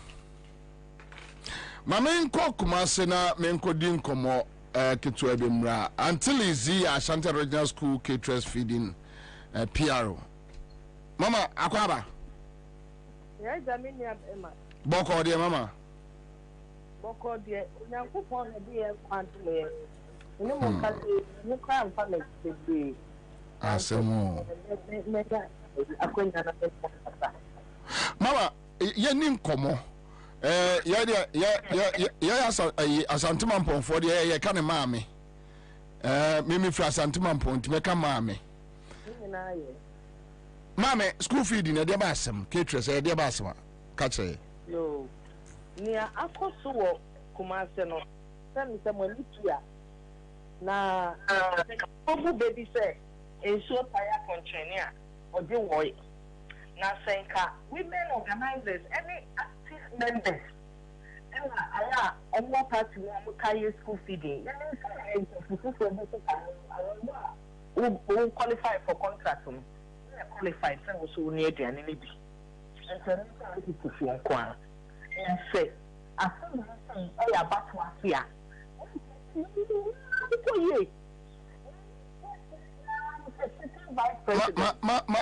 Mame, Mame Pacho, position we use, so we are better to clear.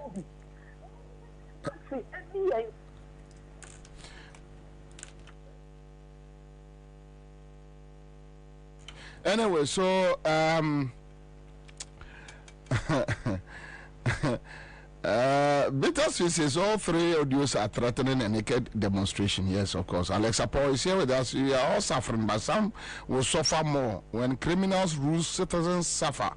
MPP never again. Anyway, Bright upon Jechi says Baumia all the way. Okay. Abubakar is here.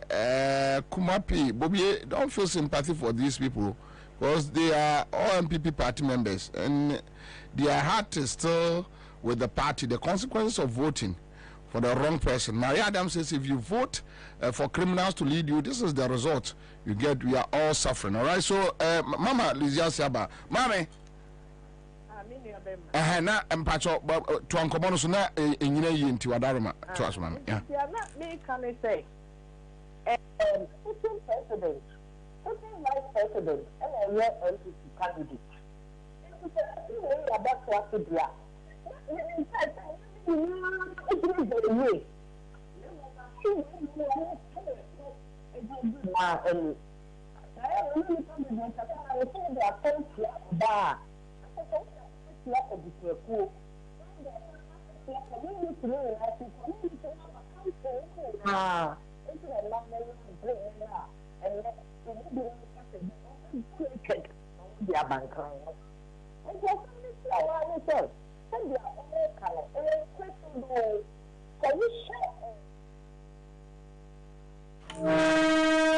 Sorry.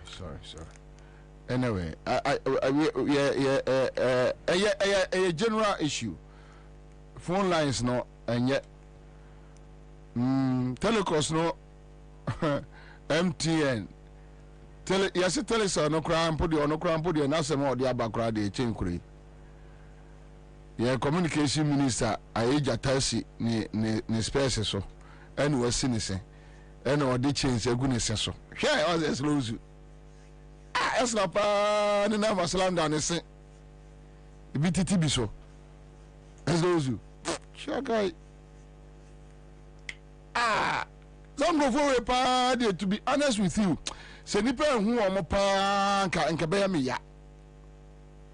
Se nipa hu omo pa se nipa hu omo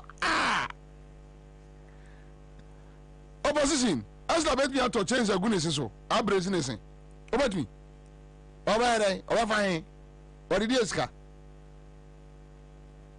oh here akoma dem krofo wa salam down mama fache ye when I know the am say network no higher pa fache me dia beka ne ye beka mpacho to aso ai enti be dia me sakodu ye no nim se kwa na na esikasi ni dia achai dia me can say you're vice president, second vice president, and one of our NPP candidates. And to the other system, and we need the opposite, economic team also. And we are really anti our media also, the whole academic calendar.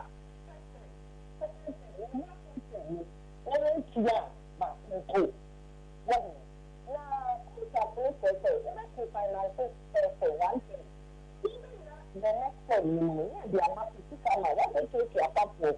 It's when you are to afford you to do an I say, let's say finances first.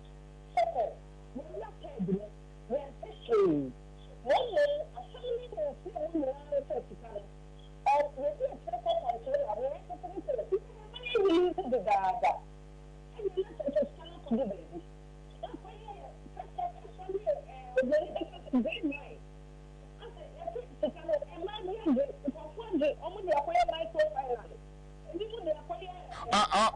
Mama meba what's it meba hello mama Auntie Lizzie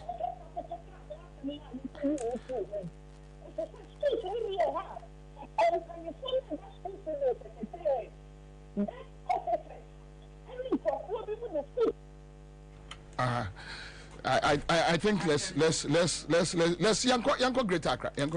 I mean anyway, so government is so case omo discount bi akwa microfinance. Emperifono access scan dey akwa. Yeah, so wo fie na wo tie mi a. Boni angrofo we diga na for no. You have no idea. You have no idea. Omo debonate too much. Ana mane kano.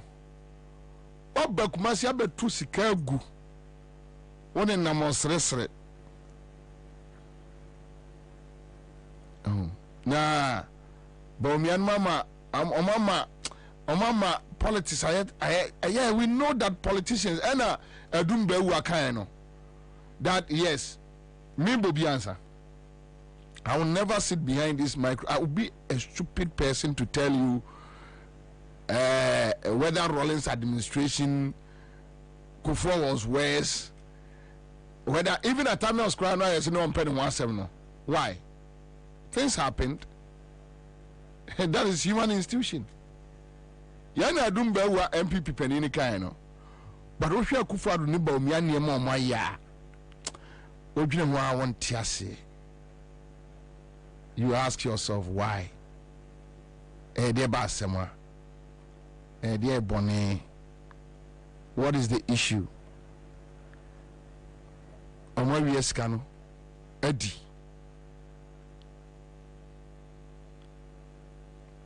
And after the on top after the also about naked o. Almost just a gas with gata na demonstration. Invite me. Hey. I want to make history. Yeah. I said, you know, we in 2016, man, want it.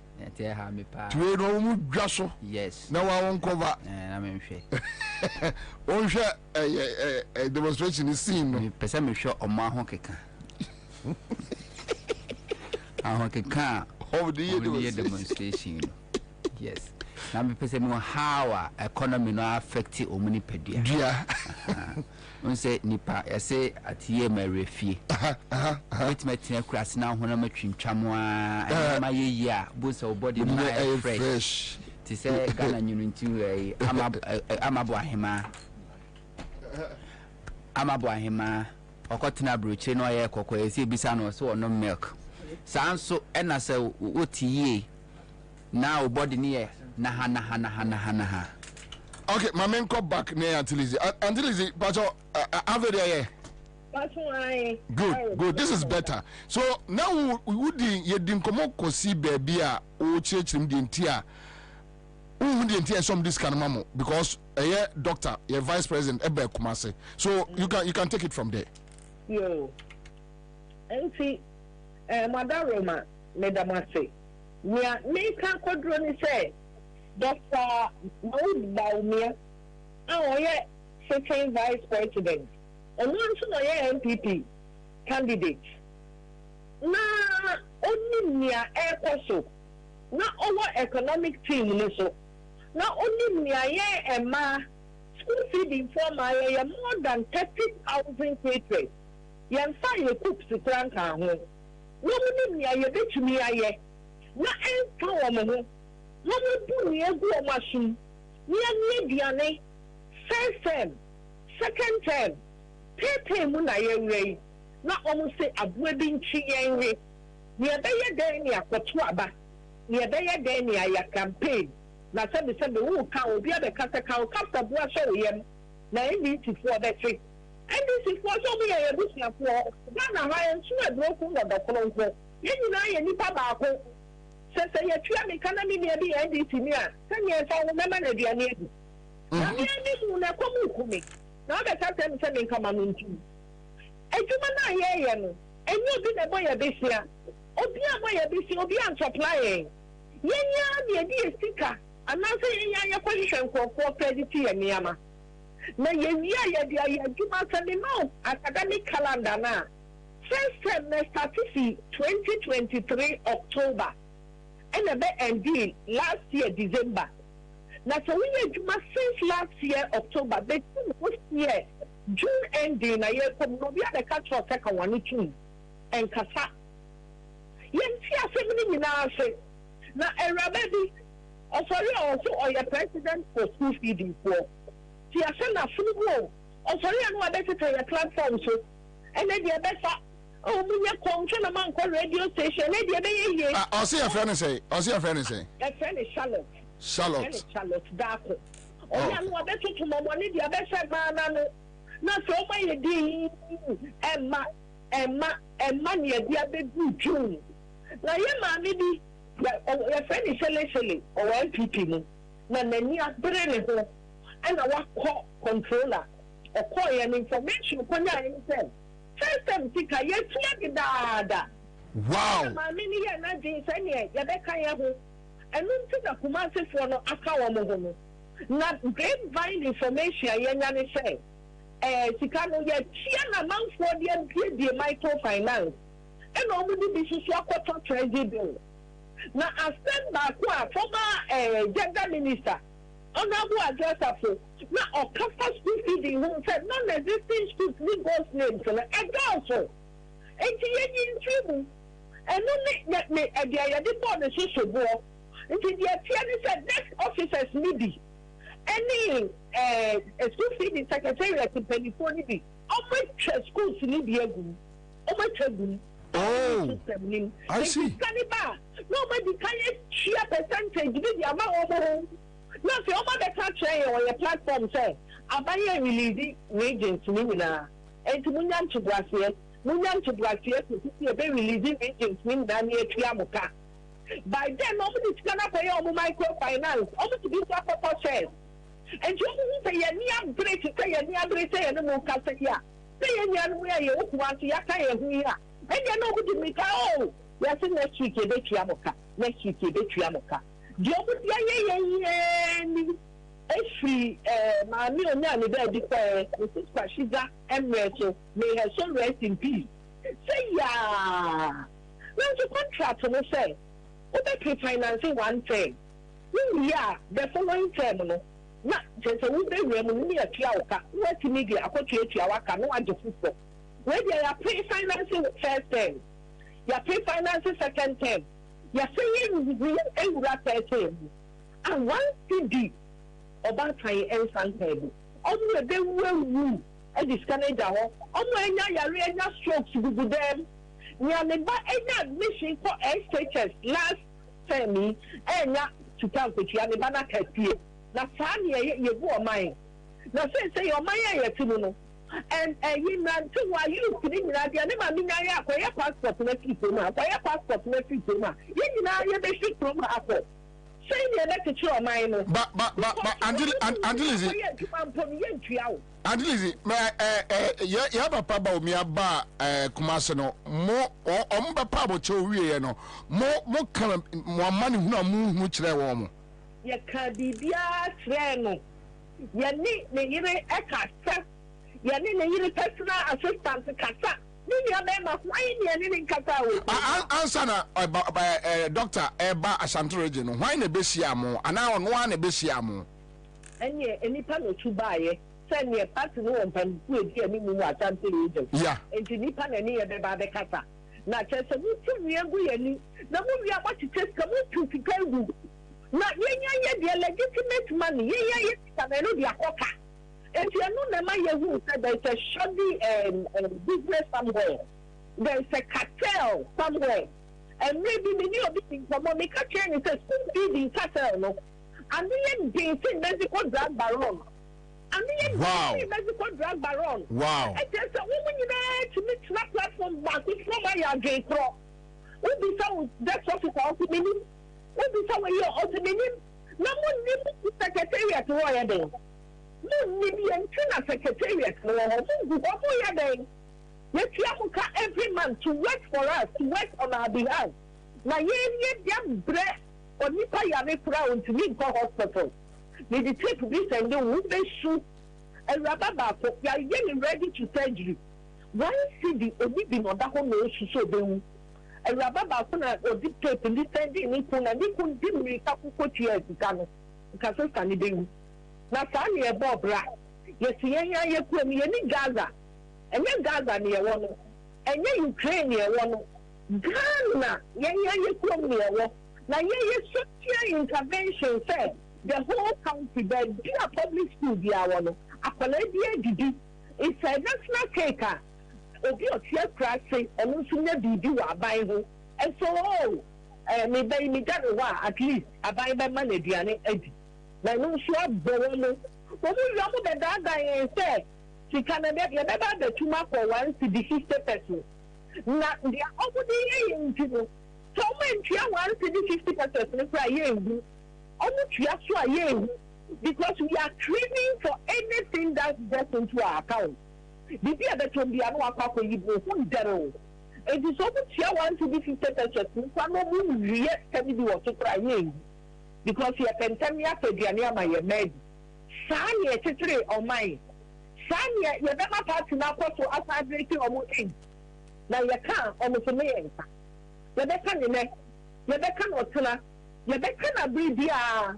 And to be up and move the hour. I said, my meeting. Woman can chew up to Gemu. Woman, cannot be share. And yes, I said, your own son, you never naked. You never naked. Now, so we have been one man naked one soa. Not the one who are treason. But, Mama, more after more engagement with Ashanti Region Party in Penifono, or more person in Penifono, because Ansah and more bay tapes, audio, agway, so more engage you on national. And I make a show and I make a show in so tire upon Kenya or Jim Roy. In so tire upon Kenya, all minutes will be a good. No one penny for nobody did. Only penny for the president, you are okay. Now, me know what I can't tell me the means of the conscience, if I'm the conscience of the limits of the she's of the moon. Let me come into. Let me tell me think about dying. I won't jump out of way. But money, Mama Rebecca Akasa about Tampa. Mama Rebecca about Tampa and kind for the baby after one of us.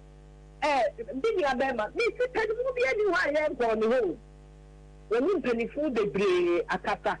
Ukasa, now I took the air can of our woman here. Who enter after now, yen try it. Remember, you really, especially about where I said the same thing. Or can't go, no call controller. You can't say a cheer coming with that. I think I told them be along, they didn't the other side. Not yet, expect to say, one too much woman. Not one to find it out. Now, my information is very authentic. I said, we are speaking in some American. I am a grateful the old channel. Yet, Chia, now a bit more the fact on Sabenkum, and the idea almost pay at the detriment of a man 30,000 children. Wow! I buy it to you because you say 50+1.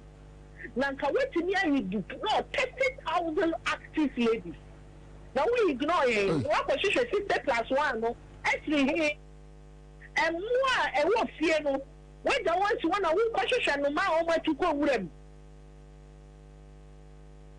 Na me pacho o de tia me busa sa no naked demonstration no say etia yemra se mo ba se mo be ya ko Jubilee House ana na ado fie wonima e ho na problem ne wo no and no dey say social media na vibrant obi tnani dem kwa no so na ye naked a onye tu mo na akọ viral sanity. It does not necessarily mean that someone get naked, crack off a lot of fine show, mini Abema. Yeah. Especially they are vibrant. Yeah. Anytime you do the answer, you are trying them about naked, I didn't try my saying, I don't go CNN.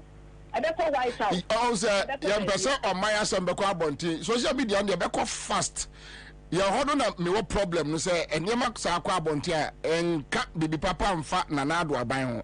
And Chino, Nania, and so we say. Dear Aquapemino, Apem, almost a Yutika. There, dear Abainan Casa and Commission says Canotia and why put up Nakoto and Johnny Papa Yamushino. I say, Obitia crossing 1 year, Diane, so Papa Bitia sending passport fees auditions. The Sikana Bentia will work and now there could be a microfinance. Because I think for your buying a good microfinance with the any business. And by the same normally, I think I could be a microfinance. But Mama, I did munya some information on what police foreman here, BNI foreman here said this is the situation because a criminal said me my Juma as a caterer. See a Tiameka from Sikamame. Then young one got here. Someone sending me trip we say no more sending me. Not a co platform so we at him the dia a bit one. Also, the Sikana buy you didn't chew woman organize your idea. What the publisher said, no more than the Amu because you did try a bit and the Amu are sorting out at the power channel. A man who did one man show say in Prosenia okay or one illegal right so Okobisa. No investigation, question. who says it can be a chia and a bit more yet, and the Americans are set na for a bit of stroke. A bit of that in a said the antibiotic to Kwabena, on to me, got no African group. Mama, Minimisa Emreko, and a Friday.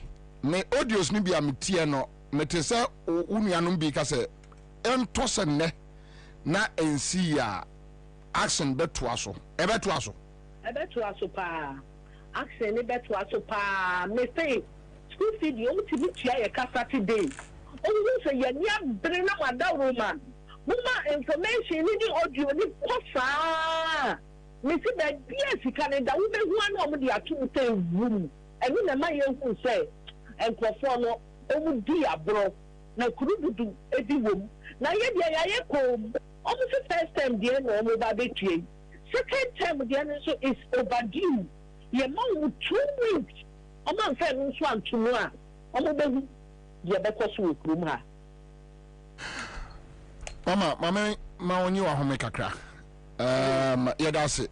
So near didn't come. I mean, a quaint Modia Mai. I mean, me best come on point. Me fa fin my show. No. Me that's it. All right, so that's it live on Accra 100.5 Citizen Show. So I don't have anything to add to this. So, Honto, Akwaba. And then my catch on me and then Friday. Yes, I me mama more time. But then there's a list of nature as a Korean in no late. There is no way maybe more Marcasa even more than 5 minutes. Yeah. And we don't Kabaya and Kenya bought 337 say on to don. A minute. No for time. But this is the reality. Uncle Mamencha at for now for Yenia Joe, our shaman, communication officer. Papa. I know Joe, a very good guy. Mammy and Nika say, as when social media power him how effective social media is, Miss Reno. So, yeah, on tag me. Facebook, Unto TVGH, no on tag or tag ya. Ubeshe, Miss Meshe, I don't call Vara. I don't call Vara. No, but Ubeshe, Ansah was me. No, you have better content in was person to the about Meshe. Set a bemam notification. Also be tag or now call notification. A man notification say, but all your content, no, there be wouldn't be crude. It was my share. I'll just copy and share. But now on a serious note, oh Charlie, MPP are buying. Now sometimes I meet me trans in my dream. Say, Nana Diako so nanke see a foot away in Sacranipa. I just am sorry. Now so Ghana dear and so any background between Panua, Stirano and Sacrano. School feeding. Omampeniku 4 and a debaye. Omampeniku 4 ifra bemu school 4 nkwada about 500,000 and nana air benefiting. Professor Mercy Besomu wangunu or expande Mahama Besomu wangunu or expande NDC ifra bemu 2016 na emofra a benefit to school feeding huno eye 1,750,000 and a benefit to school feeding. Nanado abaye school feeding is still ongoing. But the question is, a bema accountant and a controller department. Yeah. Ebe Triesica. Say young farm tia caterers nika because caterers no more preference. Omoko kwa jibusia. My main for winner back hotel. Hello. Hello. What manta manka me close machine? Oh. What's the name, sir? Mpacha France. Appenting. Yeah. Sorry. Oh, okay. All right. So, Matis a CMG sketch there. Abumama. Say. About 1,000 Ghana cedis. 10 million. That's right. Every. That's right. Cause a hip. Wait.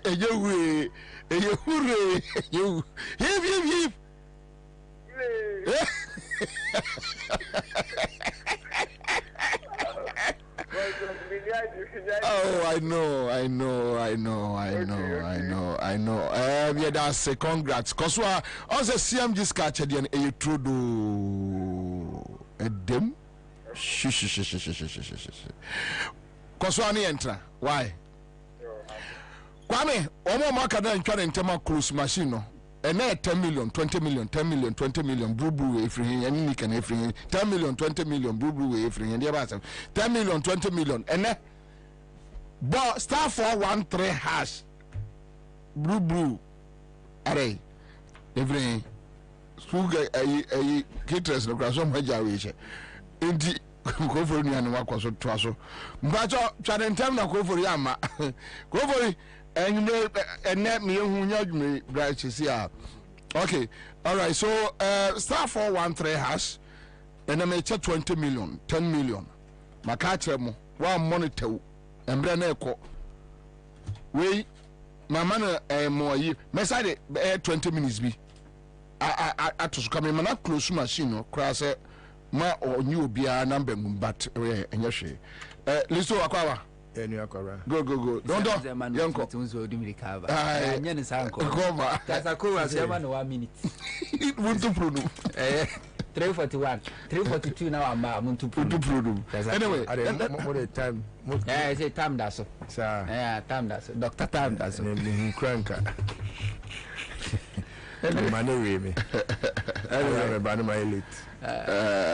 So now back to school feeding. Yeah. I could father buy school feeding every year. I might teach you. I can't be. Intina na wushwe nuyane ede ma mmofra no a. Sometimes who na we bisa senti aduane ede ma nipa dasani pass wonini. Because caterers no omo na bepo musika no ma prefinance omo kokoje bosia no omo de akoto nuyane no no omo de ama a 7 kwala no. Bosume miense bia no e se aban eti omoka enti omoji se sika no a na omakwa akutua bosia na omoje ye no na omoso mfa so do mpeso omode na omode aye etimi di bosume nsia etimi di bosume enkron 3/4 na aban ni ntua aye ekoba ne sa so omoso adwuma no omuntumi enti do ne se okoto emoa nke betimi a 7 nkwada be 100 no odi 200 ento be kono amu na esi wonom no unwa ti se nchachira still no ye digu amu no so a ye digu so na asone akugu asese nkwan ukode se ya be nkwan na esi wonom a ade ahu ani ya anwa anwa uhwemu se a ya abenkwan enwo katekwan no so so hwe ani mu a anwa uhwemu se ya unhia mero unya webisia ema 360 hu anim hu bibia ewom ene de 7 kwada na mentias yese school feeding o man panic for the buy sirim di kankai but emofra ne suffer even more whenever MPP is in power o man panic for person kofa the buy kofa Dr. Mwakutufo so hwe na manage na bibia nkoye na na de ni hu ye contaminated tomato paste I was here kotugu na Kwabena ne akoje momfa mame se ye betu agu amana se de amakutufo se ye betu agu amana se de emema nkwara na di ayare chatar no ana okoje ye o jampa no di feeding kwada no ene se na na mesu ko school mu a na okohwe aduane di feeding kwada ya under school feeding na senyo hia na no mama koka ho asem a omo betwe mahama no asibone mummisa kufuado ma Rebecca ni fie se bi aboa krama wo ni fie se aduane ne ye di feed school feeding kwada no ye de man krama wo bedi ana mummisa Samira Baumia se aduane no a ye di feed school kwada no school feeding no omo krama ne agina mo wo mu fie ye de masa nkrama no mu bedi ana omo ni nanso anu ne de ma wo mo because they don't care eye me the pastor obusa say na de akoswe ma akasem first time I met so be frɛ eye Akufo Addo Obatampa first time I meet it because you need so Obatampa organ ba ko pelodina there be some bomber and Obatampa also go Obatampa man ya baba also oma she so Obatampa feel what do you dey what do you dey she mentioned the name sarcastic. Me na me tuma Obatampa no next time Obatampa copyright me infringe copyright also Obatampa ya hwe ni praso ni atunidi Rebecca Kufo no say Rebecca Foundation. What Rebecca Foundation be ni kunu be ye president. Then so ko Lordina Mahama Foundation. What Kransa ni kunu be vice president. And even in opposition ko hospital. Yes. Na Lordina no opposition. What the foundation AC hospital. Baby apemfo ne mofra e wo mo metina a complete hospital, a 10 key project. Now or their chair. Now first lady Rebecca Kufu one only foundation so akwakosi hospital children ward bi wo Kolebu a kwa national health insurance scheme enya adwuma o national health insurance scheme enya adwuma se wo ba na abofra no defect bi ne de ne kɔ hɔ na se unkuta 5,000 Ghana cedi cash abofra kwa ya admit no Rebecca oni abadaye enti so ko ka kire ne say maame yakwaje bosia de akono aduane ama mofra no adi aban ntua yesika ahye bosia ne ekobo ansiensi hu ekuye ode wo yeden eka na dwendwen ho enka na dwendwen ho enti MPP na nka say this school feed ni baaye no omumpo doesn't know how to manage it nana oyelita and Ms. Mahama Nana Oyelita expand the school feeding program, no, like I said, from 500,000 beneficiaries to 1.750. And sending this here from them. Quarter ni do ya no musika ko. And then this na bet school feeding for year protest. No more protest. Say be scan yentu. Sano mu ya no like who go for national health insurance scheme. The same thing. And this will inherit it. No are managing here. Why expand it? No, put it the necessary infrastructure. Not their tool. Like national insurance company could 40 and no mutual health. Yes, that's one free district where I want to me access to a district way. Youth employment. Yes, Professor Mercy Baye and obey the national. And we see office at the Amomo and almost every region. Professor Mercy Mahama make sure see national insurance scheme and to no call ministries. Ministry of Health one. Professor Mercy Mahama Gamo musi Ministry of Health and musi national insurance scheme on this same chain. That's true. Ashanti region has an office. Almost expanding national insurance scheme among Crawford Dronwa energy and national insurance scheme no away. School feed can say youth employment. Oman peniku for na tie. Oman peniku for abamna Ghana mabunu be 50,000 or so na benefit. Professor Mas by triple no. It was triple is a little it was 150,000 more than that. Na emra bia no back National Youth Employment Agency no. Professor Mas de mraba be share chire. Emma omo office. Ena Mahama so buy no so sabe bie mu crowded less depth and so be kan ho say enkoye say wo be ye community police ana say nursing assistant na de bia wo de bo so me so ane iti yemfa ensa no adwuma so nka ho anom ko fa less depth de be kan ho enti omo a omo de community police no mo ye any community teaching omo ye any omo a ya kire omo nsa no adwuma ye kire nsa no adwuma ni wie a na ya ma ho akade se fa na fa koye adwuma ana de be kan ho endisi emu no na so mampani kufo no ankasa no legacy oja ye Akufo Addo ba beto endisi be so mu ye a Akufo Addo ne ba omi abeso mu na ankasa ko masa ase no school feeding is one. National insurance scheme is another. I've destroyed it. Bosome so a bibi abeto bia ne ato national insurance levy ne ate na scanoko kudu a na Akufo Addo ti Jubilee House no mudi omudi national omudi ya beto abentino yeso renal patient omo kidney honkro no ba oh 6 months ye di animu ye winning machines we are say Asante okay, I know I'm closing it down. Winning machines. No, they have knowledge of shut down.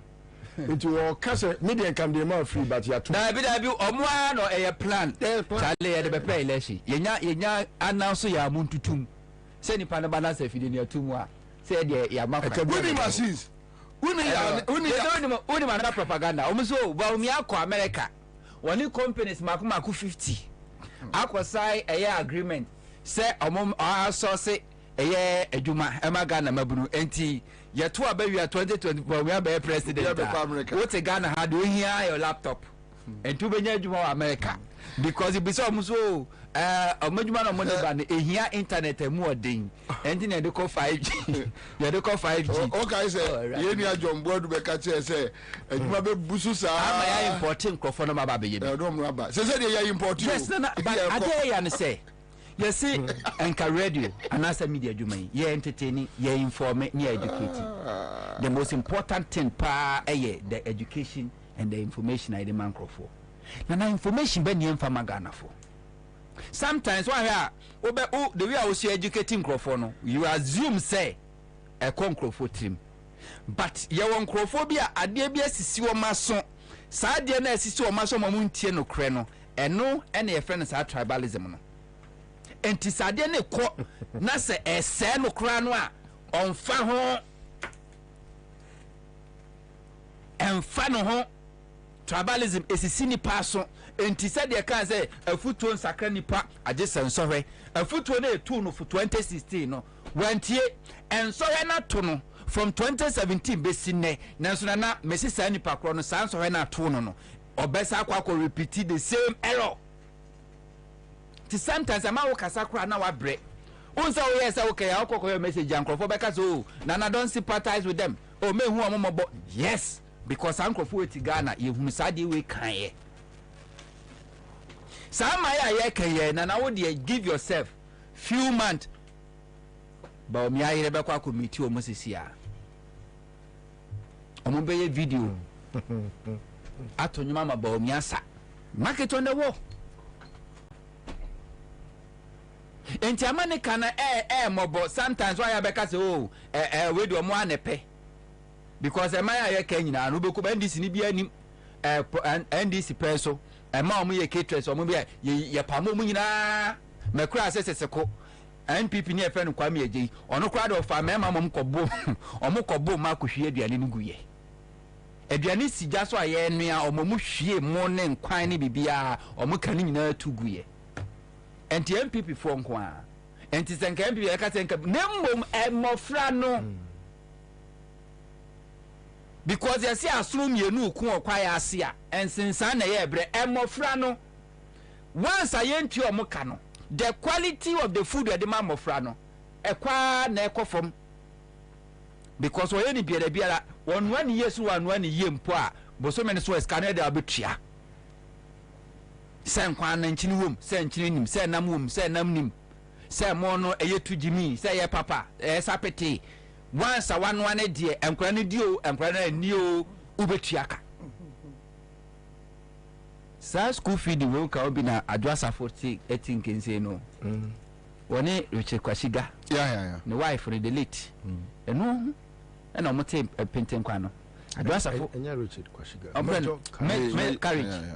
Courage Kashiga Major Courage retired on the same school feeding MPP baba man no say school feeding where Kufuor bo say business wom to be kan ya MPP National Women Organizer by first Minister for Gender under Kufuor Otiko Jaba before Otiko Jaba ebe kwa vetting am you approve no nabugiri nabu achi slot wa chi slot no e dia ma school feeding I said that audio ebeye ntokwa kese Otiko Jaba I've been looking for that audio maybe never ma minim so I've been looking for it because you remember he also in that audio no can say omune koku a chairman Maham Adams yeah I'm looking for it to mo buy na no mo sha say so mo dey business what you say mama me kan Oma sheda create schools any ho non-existing schools and di national and they are making money. If you are not about me catch the Ghana for say or no records and achievement the policy are implementing be say you eliminate ghost names and for free payroll na ye wo MPP I saw me elite and in the four no ma buy into it about me so no adding the policies makuma why would you say yes or more elite? Oh yes anamoka no yes or more elite no is trying to underpin say is the case but self-acclaimed when I say anamoka Sanomoka but me also no implement 32 policy I am they said no worker. It's not the case. He has been saying it always. It's never the case. So and in the four there are professors yabo as when people professors in Crawford track education minister Papa no we all have bought it. What try no PhD. Why ya the PhD no kra no highly possible say otoye. And I say so be pa say ne ba enko say school enko PhD. MA te say ba umia. No useless a very useless school. Nana very useless school. Yawo nipa nyansa mu no. Yawo ni so. But nipa Sebi tribalism asisi na adwemu no nana se ebe kunu kura na akoka kire ne se hwe ohu ye ba be kunu a onyi wunni because woni won ka kasakro enti obetra se amia be kunu se de na woken mahama akope bosia e de sikuma sikitia osie no musi onya mahama the OC Kramu demonstration MPP for year leading a demonstration against Mahama. We see ya Fufi and Twata Rojayabam. Umusi market ni we are na moto betia Mahama. And MPP for ya asabe fra market no. Our motor one market shares no muso bako 25,000 ya won to me na ye in charge. 25,000 Ghana cedis, 250 million. And MPP for Chadema omo. Movie ya muso market nkranya Mahama ni siye otumfo ene koji sika bebi siye Mahama no see market no. That was the first phase. The second phase is not sky ready. Second phase na mean see esi ho and the omu misa say na otumfo da be na obesi second phase na mai obe complete mai because I must say first phase na otumfo this year it will be a kan kwasa sema na wakoso and tell them omu misa you just throw to them common sense throw to them tell them omu misa o take kokoso na second phase ni da be na obesi awie na de ahia akufu ado ne MPP ani monyam esi ho I mean say but yebekwa sa market na emu asa kodi Mahama atem sa manu a Mahama esi market na omo ye naked demonstration di na atem eto obeti a Mahama no omo a na be receive eye ba omi aye e wo the same market bill ba Mahama no matra wa di Mahama atem rich Mahama si first phase second phase ni si wa anwe ne se oba ye soso kra mfa mo fom ba bia ye market as I said that for second phase no na esi ho ehọ na ese ope banku ato anwumra ko ubenya biato ope banku ato banku eba ko ubenya banku ato anwumre second phase ye on fa so kura mo fom na kwakwa agima manu bodanfo de Mahama ni siwie ya o commission ye de plaque bo ho no no akọ wai na ono ndo ono kwakwa agima manu di akọ akọbọ ho si second phase ni na wo so fati wanim unsiye yes Mahama Miss Mahama NC Lagos Medical Center omuso da bi eye Lagos fo na kwajo omobosia ano musiye na no mo na me propaganda kufu adwasi second phase any the second phase ni denye Lagos nesiye second phase ni denye Lagos akufu adu nesiye. This is the mentality. Now, dream be it doesn't matter how long you dedicate your time to educate or to inform them. A whole lot trade fair. That is a defeatist. A whole lot trade fair. Yatime buri nyinegu. Madam. Yatime dri la trade ya dri wa nyinegu. Wa jimiama. Oh my God, she has also a band so green bed, sprinters, flower pot. What was your bass? I will see a dice one man never ton cars and in Kunya. Sir, near my video. Mamma no London. Or Babesina Mamma no florist. O Cassena, a mammy be dear. A mammy dear. Yes, or a florist. Yeah, what ton flowers. There was assassins for the past 18 years. And yeah, Magdan was Magdan, the DMPP bar power on the day South Africa for no buy. In fact, Magdan Nikan de Japan, yes, I did. Omu Yusu Jatu. Oh, baby, a friend say, Bibi Deco, Okadeco. Oh, wait, sounds home quackwaji. O me the baby amfa. O me the baby amfa. Woo, boom, Crawford Padiegu. Obi printing press worth over $10 million. You wake up just one morning. Sir, you see, the reason why I feel that when you talk to them, they will tell you, oh, minimum this new way or Bahabeji pick up, way beji say. So they feel like, oh, NDC bar, maybe there will be a bungu because I have people to protect it. That's all. Okay. Let's just hope. What the man is simbra? Beyond that, another man is simbra. I mean, if that thing cries anything to go by, Kwabena, Sani Pakrono will have us to contend with. Is it from any Mukusi? There is a Kasana. If NDC win 2024 election, NDC form a government. So I maybe met them about criticize the MPP. So I NDC new. There is no party in government that will show criticism. Trust me. The Bruce one. So I didn't say about committee corruption. No, let me give you a typical example. Let me give you a typical example. May I saw Mills government. Those say there are some few things they think is not right. We know what happened to them. A+ new banta. What went on? The other year said last minute minimum beyond that you can't do anything. For 4 times, the same thing. So a politician, but you see, if I want to, Bianca says it's not good. I'm just telling you, if I want to the mindset. I'll tell you what will happen. It will not be a prophetic word, but it will happen. John Mohammed's government is going to be one of the most unique governments. Whoever criticizes that government will be more heroic than what you have seen in the past.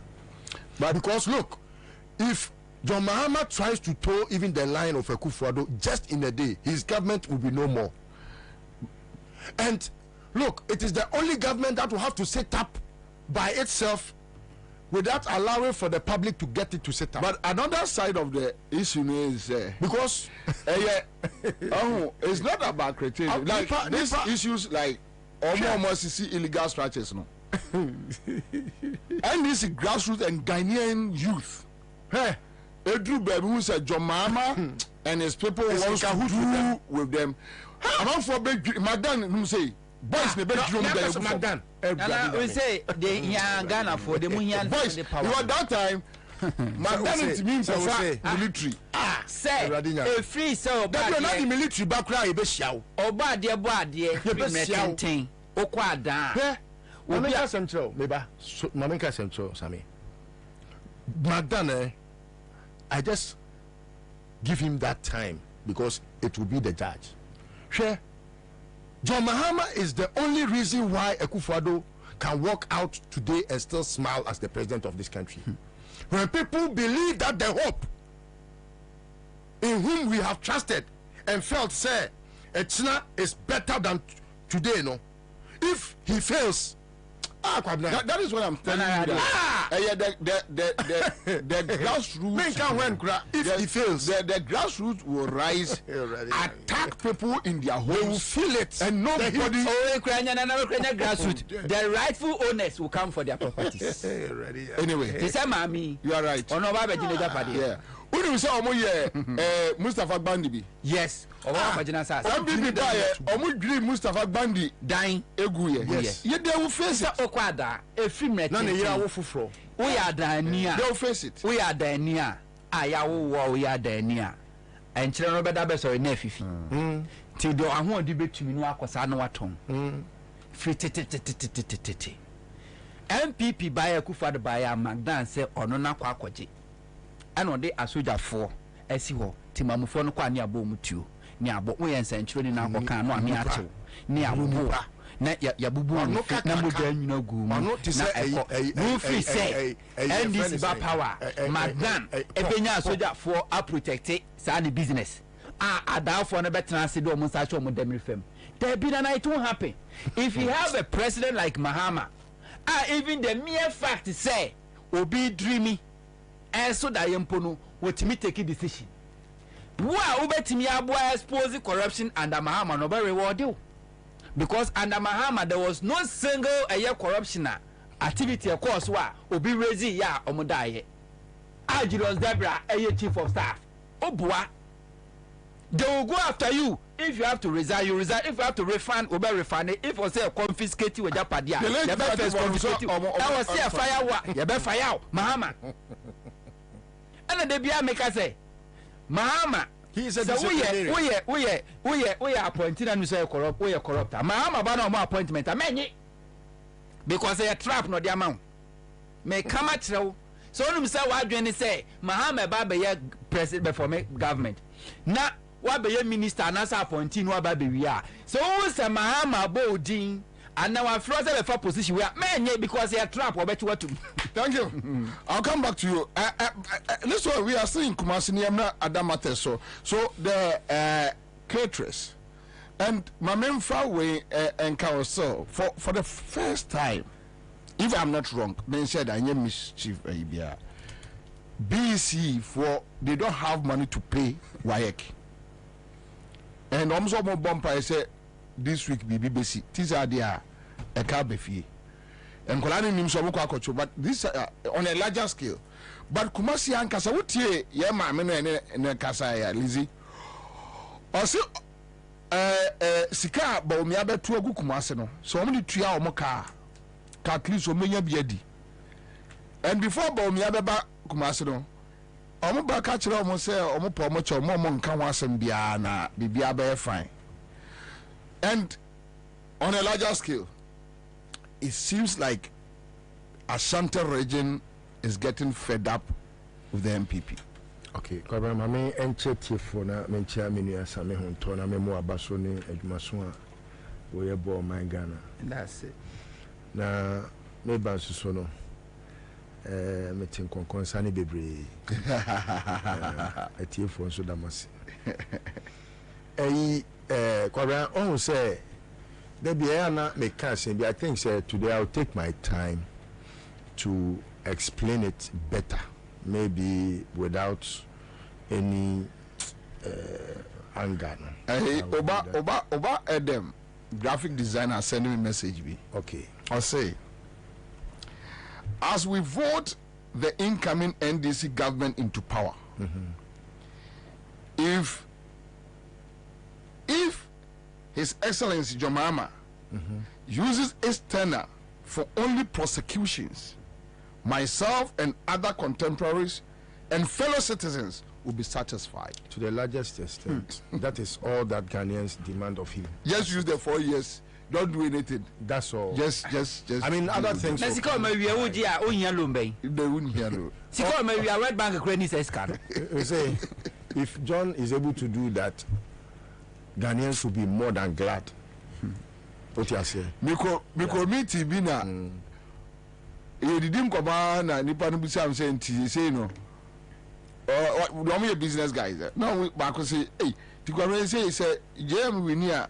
Now, see me there, Mijili say, focus on face on a Greek na aduane mbrakrum then on rent because the pressure from a one komo chamawe I be janko for ya mama Kwabena say woni nyansa sa come very father no say achichi na esa kwaso prosecutions no and say joint bi ti wo bu nyina krombadwo wo na ma ko ba krum that's it o chi wo bu nyina e krombadwo and that's factual now say am fact unim say Kwabena of all John Mohammed's campaign I think I took a screenshot of it me taking memoir post to Sadia no okay unim say the campaign message no there or can say obe call for an accountability no Professor Jinka say any Professor Jenna na opoku dia say I promise omo kanimi enu abom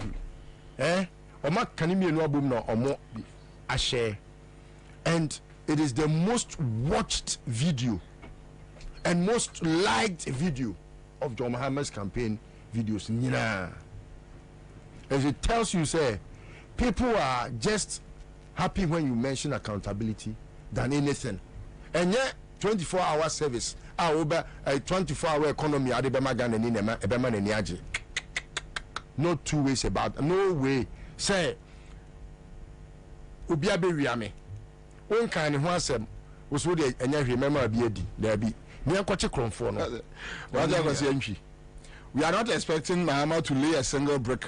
He should just amend the constitution and collect our monies with interest for us. Simple. And one here. Kwabena, you see, I said this thing and I will say it today in a very calm way, just so that we all get to comprehend what I have meant and what I mean. Kwabena, NDC in Ashanti region. Omayama yadenada asembi atuomutrim amanache. Sometimes I feel so strongly within myself, say it is, I wanted to say laziness, but for the want of a better word, it's the lack of proper understanding. No, activity.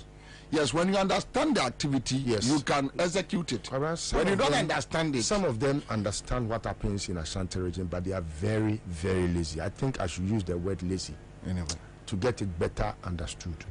Share, Kwabena, say NDC, ese oye juma ewa Ashanti memua. Ashanti, as it stands, and as it has always been, many people are just living in the dark without proper comprehension of the SCA, even in the past.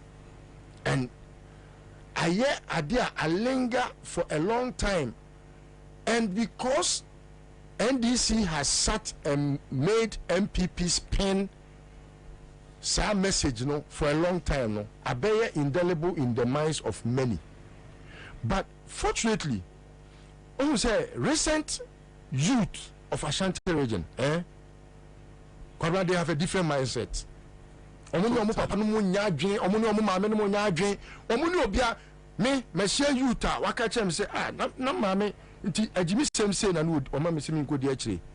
Oye first time I met the person in Mampong. Ye ko sia we mu Mampong dey some dos. And you can tell say if the NDC sets up, NPP can lose an election in Ashanti region. And that is my problem. in Twaso. Yeah, a free Ashanti region. Yes. We know they be a coso. I before I war more Ashanti region. It's in for a war more Ashanti region. Fantifonia war more Ashanti. You come Fantinu Tower. Yeah. Omu behave worse than Asantfono ya wo. Oh yes. Yeah. Mimi no be shy. O kan MPP asemo ma me convince ni years and for years and for years and before. Ye be din ko ma wie na hu so ya igbeni. Ya wo no wo jamase. And o din ko mo se asantini ni twi ya oka ni bibia oka. Somebody eri say o yusu asantidin. Obeka say wi obekọ no. Obi jira no odidi asanfo atem. Aya igbeni na ekasa no. And this is 1 out of 10,000. Yes. No. It's true. No. Because often in ratio, what I'm telling you say, and you can say, girl, no, yeah, kumawu video no. Yeah. Who is Islam? But ya one kumawu. Yes. Ninchi ni asifo nyina ka ho. Onu sia no a obeka so oyekuba. Hweye fie bi wo Silata. Oy man prisini. Onko ni krom da. Odi 2 years no obeka ye ho. Ye a ne na ye. Odi twi nkomo ne man nyina wo asantidi waka ye fie. Usia sa nipa nas o kasa. No o kan pipi asema o semi free mampon. Enti wadwi nyina ne se saa na asantifo nyina adwene on free ho. Oh so and I'm because of dynamics no. It's true. It's 1 out of 10,000 because here was known association a pure accounts and as Asante Ashanti regional. Omo press conference no issue statement almost stating clear. Omem what ya say MPP the ADNE MPP the team. Oh baby na say dia cross. Na so go say mo. But 1 out of 1,000. Go say mo omo okuo. What I'm telling no. Where education are you dey man for is not for you. Oh yeah ni sir obi betina baby aka so esa nye Asante for kra no mo yes o MPP the ye. But the truth of the matter is say hold on. The point they say you me see you why before we are wo mampon you me MPP for. And I'm saying you catch you say ye Asante for there MPP 1 out of 10,000. 1 out of 10,000. Anyway, you know that I don't miss my point. Yeah. You see, what I have termed laziness of the NDC in the Ashanti region, a core beyond just the tribalism. And I don't want to discuss tribalism because I feel so strongly when it's about my tribe. And everyone does. And I don't want to touch on that. Share. Say Tuaba was antimem na ene NDC eyisa negative mindset bia omo ama MPP4 area show mu trim ama na beye ade a akoye se ene yenya omo to their fate e koso de bia me did say ye ho abro na mpanifo se woye mo abro a woye oto abro a na oje mframa wo yem. The dynamics are changing. Now, say NDC betie me enne awie ya on yimini mun nkofo me NDC fo a omote Asante mamu a omotan asantefo omo pese omo ba NDC me maame a complain bi a kire me da me ankasa maame adwatema a complain bi a kire me da say enkofo bi metima bo mu din o but I just give them the benefit of the doubt not because of bibia o say ope nipa omo man we mu a odi omo ya man yosem e wo Ghana ha omo be mayoku kro agentre ha ba ko pa sabi Asantini mamenchira odi ma Asantini ye marketer Asantini no no koton wole senkra e friend wole asi e friend wole friend kawuro enkra ha de friend wole na wole no okoton ye no ya nto ena odi ko fie me na Ansah so odi aba ya nto ne na ya nto na chese wole no e go bad satan na fridge ni ho ena okotutu form ena odi share ho se mitimi ni banchi share form na se me bon kofi egu so na ense dia ene mamemfa wole nso share form odi share ho no ade e be se me na san ne nan no koyere na apro kakra ena oti hu kakra na wo chenwo se momone udi tungu mu a ehwam na odi wole kakra na otwaaye no enso tungu nim na enwo ya hwehwe hwam abeka kuka ene ebe frɛ no totobi na sa Asantini timi ton totobi ma wa ede na kyerɛ sɛ wontimi ton akufo do ma bampani na kyerɛ sɛ bibi bia Asantini be som so obeton no obeton enu ti so ya mayokuo na wonim enkofo a omutimi ma akufo do timi be ya mampani obi a wabon sei wo ma so ba wo miamu as I say almost omo beton ba omia kan at the footaway obi a one the money complain about the school feeding so enti no mesre say enawie ayade ehia me pa da bia me pese meka mumi entie sa afutu semwe na yen take notice say so wo pe bia ye politics power Ghana ha kwa santimem nefa bobo o fa santimem na ultimate the bobo a dia aka ni nyina no eye bonus me de manual si wo ho Kwabena school feeding on say ayade a ntobo so president Kufuor na de bae the first person obe manage school feeding no ye me ankasa me body a who jumper me of ankasa o jumper na amakutufo Dr. Amakutufo of blessed memory the room say at some point now only din komo I still have his chats and sometimes me read here he at some point was in serious disagreement with Enyoma na Akufo-Addo no moye and I'm very sure say anyway no say you will pass any wupa no woko what you say but he was part of the government. It does not matter. Not all those in government are in cahoots with government. Sometimes on your position there. He was creating office something creating office. Okay, not by appointment. Akufo-Addo promising say abaya mawini mayu chief of staff. I'm a prepare to party me na fufu ko party ni bi. Eko di so ko free so me nam ka kire wo. Papa ko to party ma. Justice Munyina ko bia. Chebi who's the chief of staff party dey wan go bia. Appointment I no anya bi. Enti wo wu ntam no de. Akufo-Addo timi nyi no ho free. What to party? So Listo is right. Yeah. He was part of the government. Or no Ankasa could take office. A special prosecutor office natural. So he was part of the government until demise. You know here they. So you see. Also a senior president. Sada this is one of no. One day na major party. Binu mi ne betima kwati office ho. Amana yi. Amana kwa abane approve. Nipa na kwa kwati also a senior presidential advisor. Ano no ati no office boya. The position is on tia bambangolo mu. It's all part of government. What part of it? Look at this logic. What part of it? What about Bangalore? Let me go on. Let me go on. When the portfolio is the portfolio is okay, no, let's so you see I'm going to for the first one managing the school feeding program. Kwabena before say President Kufuor anything, you know. Na senior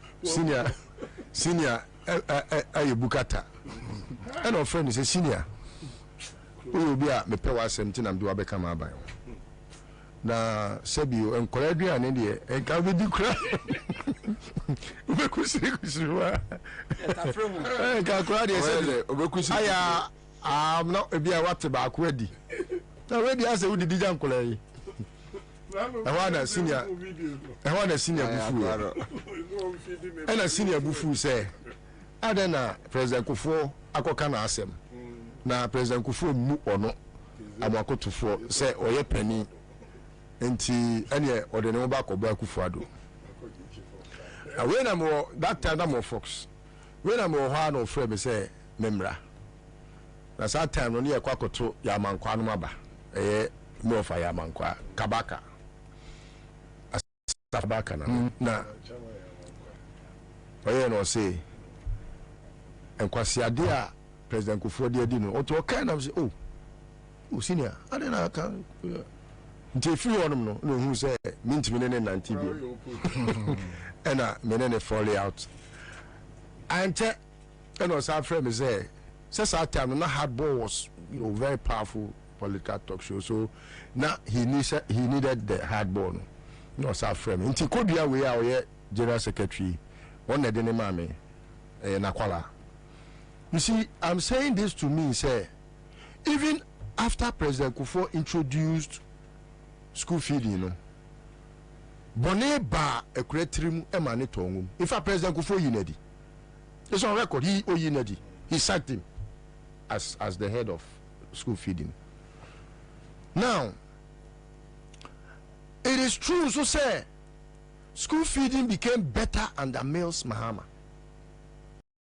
That's trite. And ya dia was here kwaji mwachi nye kra. Nemo no ohu.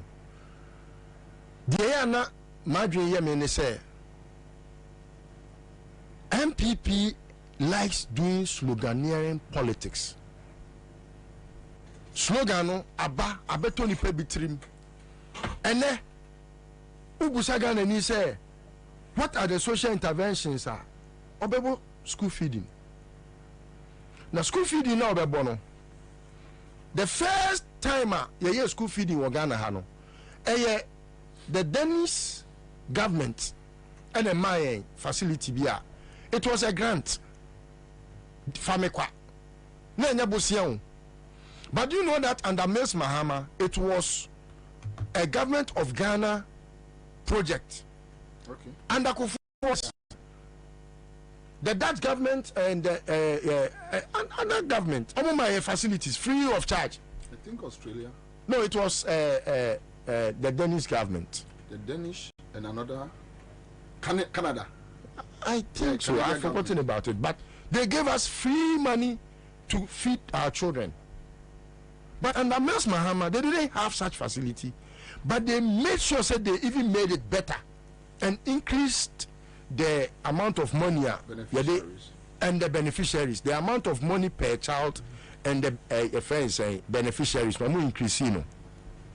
Same with all the national health insurance, national youth employment, and some other ones, like even the Metro Mass transport. Metro Mass was introduced by Kufuor, but Dr. Nanena introduced Metro Mass. No, he can attest to the fact that even Mills Mahama made it better than he left it. He can attest to that. You know, Dr. Nani is a very truthful man. Now, first track to Akufo-Addo.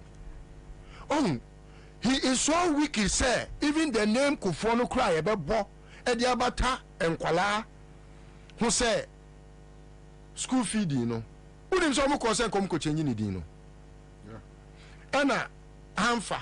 You know, school feeding the most popular, and that is how come Okofa NAPCO buy, you know, because NAPCO, if he meant well, if they really meant well, say NAPCO no befan college man, okay, national youth employment as in Kadibeko, then you glorify the name Kufuor at least, just to hail worship the name because of MPP, Meboa. But because they didn't mean well and they didn't want to glorify Kufuor, and I'm cutting NAPCO, and because it didn't have blueprint, Netherlands embassy, that's yes, okay. So, say we have people who still believe say Akufo-Addo or Bawumia means well, and they can have a conviction say it could be better under your friend is saying Mahmoud Bawumia. In the first place, the first question you have to ask is, were you outgone and answer or you still incumbent? Bawumia, a coachia nurse for was it Techiman or where? Techiman, yeah. Anna, on your mooding como say we're nursing trainee allowance. Meboa. Anna Akulabako or Babako Mofe, dear. Kobusa the question. Rasta man throw one stone. Where a Rasta girl throw one stone. I feel Bawumia Jahonum ye I can say, or ba and crya, or be me. Now, Ansah na Bawumia come mounted platform. Not taga, ye dia tagging a cassia pa bako panis or you'll be a drop pa. And Tromu Okunini, Tromu King Kong.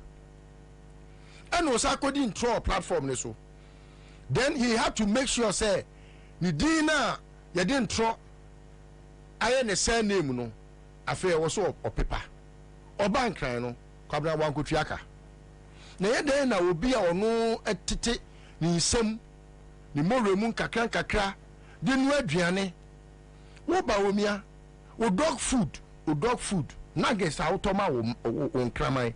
put those now move for now money di agro no aduane a wotoma wo mo divided by saa sika na mo de man e man na mo de koto aduane ya ono saa sika no this was sabe pa wo chew esabe threaten say me ba be ye demonstration naked demonstration Ansah na wakwa akọ na chira kwan atwa ni sika ma no time a me hu so mo ya kronfo ebo kronon Major Courage Kwashiga retired delete ne ye maami abrewa onu so senya nko porto safre no na me dwen sa abrewa o nguda o ya sika ana adwa safo ahu ana o si jai krono ne bo akufo do si da bi o ya abrewa nti obo krono agya no wa bo krono di akọ wa bo krono ene ebi eska no wa fa nko waje amani nchirima enti abusua bu befu se medi obi a wawuo abetena na wa o maami ko bo krono a wudie no o maami se obi maami etitini mo rema ko no aduane mo must have the ghost names aka ho ghost schools. Ghost schools, yes, schools they have names. So Kwabena, this interview that you just granted, she granted you this interview to tell you what is hidden. And this tape, I was the tour. People must face prosecution for this crime against humanity. Within the entire Napco, Omoteya, Oman for the mainstream, no. It is because they wanted to use ghost names to take people's monies. Bawumia became first rich with NAPCO. Yeah. He became first rich with NAPCO. John Kuma, baby, I could you more. Well, we are a card to me by Joe YD card, say, Mema alone, Mema facility. What do you do now? No, the aqua discount or their money.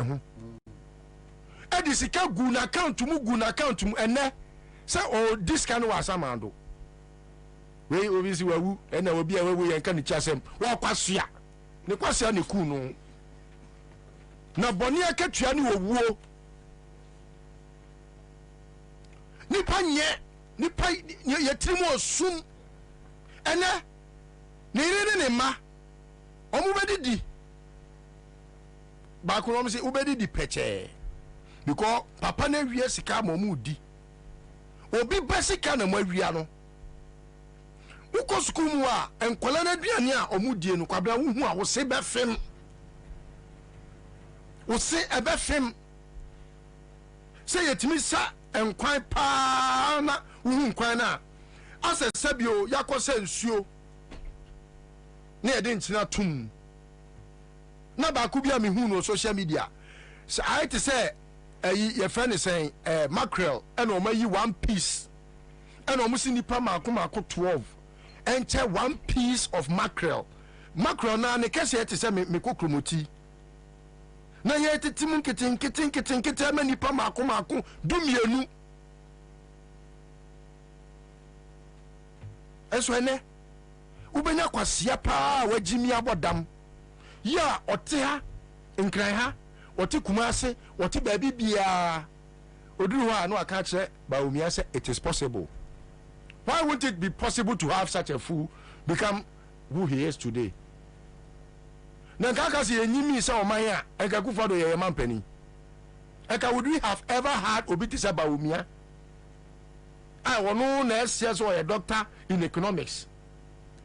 Now after having that PhD, you know, watemi ama dollar every baby a 3.8 akwa kodru ene 16.2 weekendi ebesa akosro ene ope dollar kra to kra wunya bi obe bresa de ono ton the dollar amount no kra o ton no osu because onim say dollar can get to about 20 to 1 I drew ene ono so ne ka wabo adwadifo mu kofa mu nioma ya dollar ni shutu nyina se se mu nyina dwetra hye bebrentimi nkwa kwan so biem na no ne ye kapota nipa entimi enko kwan so nti hwi ni ho no na we were only attributing it to say no mo de nyoma ne fatogo Kwabena wouldn't say adwatima frame ka kire me say omu ntimi enko kwan so bio because obi eje trash eti nyoma wo Ghana ha ye omunya to wi a Kwabena untimi first can enko kwaso bio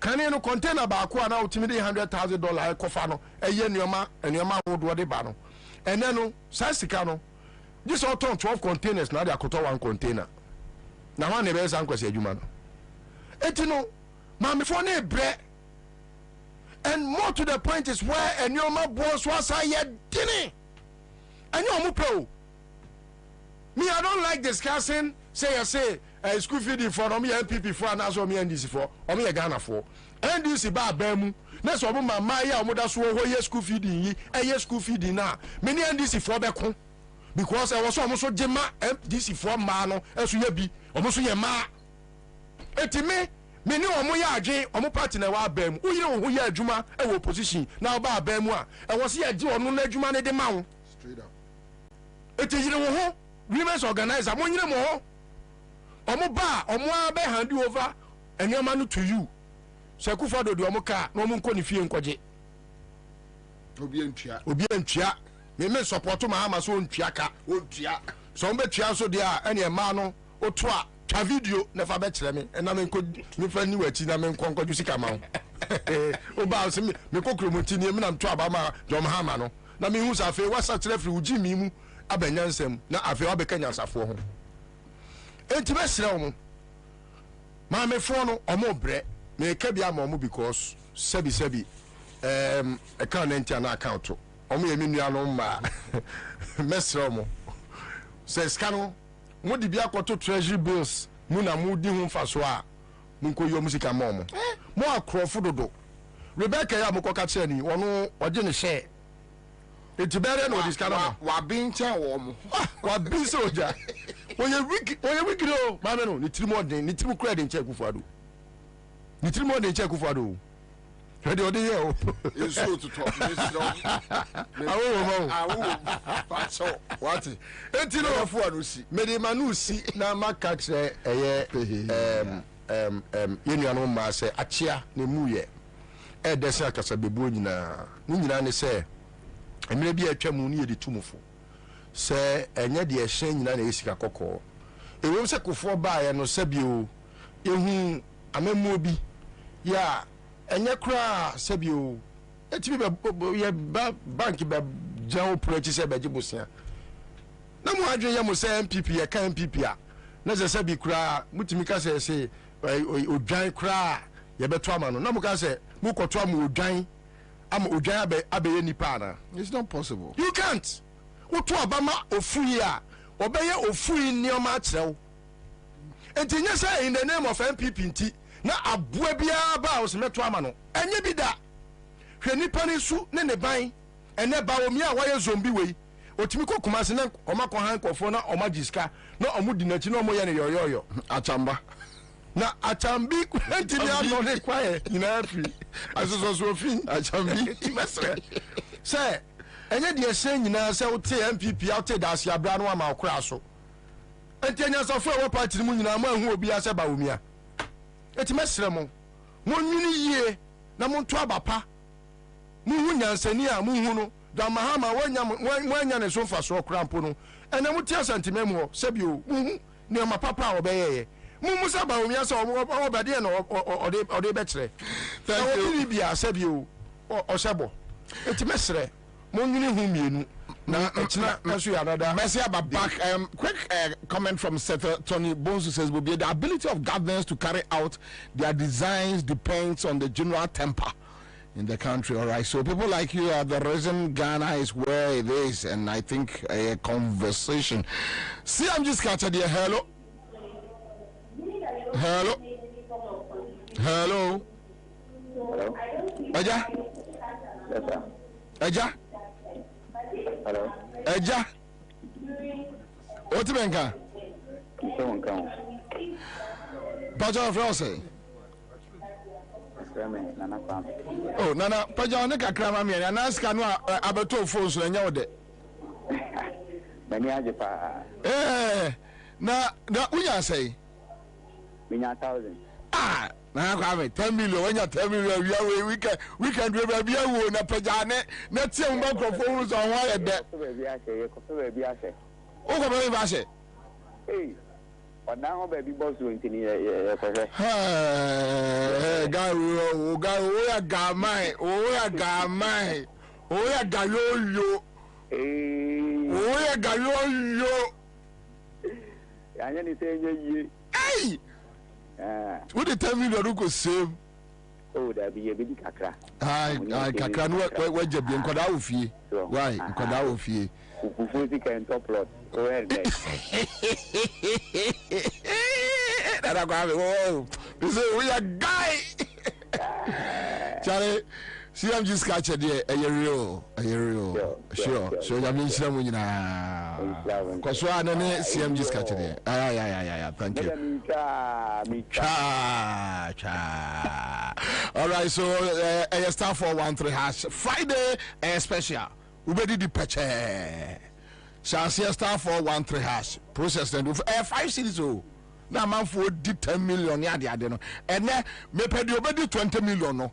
Opa me wi anam de 30 million na tatwo. Hey, we di 20 million na yere de da hoses kan da won home na me hwe numbers ni mu. Me hwe numbers ni mu. Me hwe numbers ni ma ka cho man for say Royal Chapter Property Group Limited. Ansah so ndwumadi ene ye die. Royal Chapter Property Group Limited. Ope asase asumdwe wo ho teacher manti ebensa wa mu a edin ba ko pe na emra wutri mesrew. Royal Chapter Property Group Limited. Finito yawie. Say ya yensa ase aboho ban atwa akwaya tum di nsuo ne nkane akọ ebi nsie o man mu da.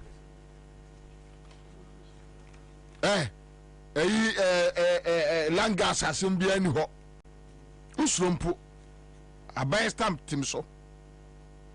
O pass asene size bia bi wodim. And omo said I see 2 and 3 expandable bedroom houses e wo teacher mante. Modern one ibi. Abroche for muntiam ye ko fa di musika che. The number we may bought no fast no afre.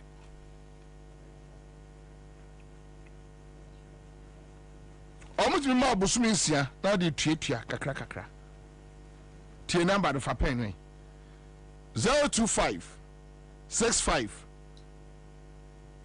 15 862 025 65 15 862 and now 025 67 00 831 Mr. from a quick credit and I bear bills micro credit in fear dunum and on my boy ready for quick credit 1 I bear bills micro credit 15 years service normally assume on my your bomb more basso Vivian Poade what's it? Who's what my guy promo bosses? You bear micro, you bear bills micro credit. Okay, they are. If you know, sorry, how much you could improve for yes, sir. Yes. Feel like seeing nonsense. Let's see. Serious 50/50 engine coolant.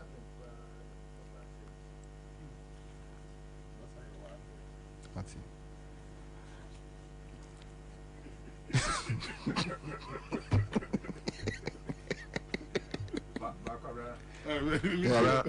On a more serious note, sometimes I think of the power of the talent. It looks like you are wasting a lot of your talents.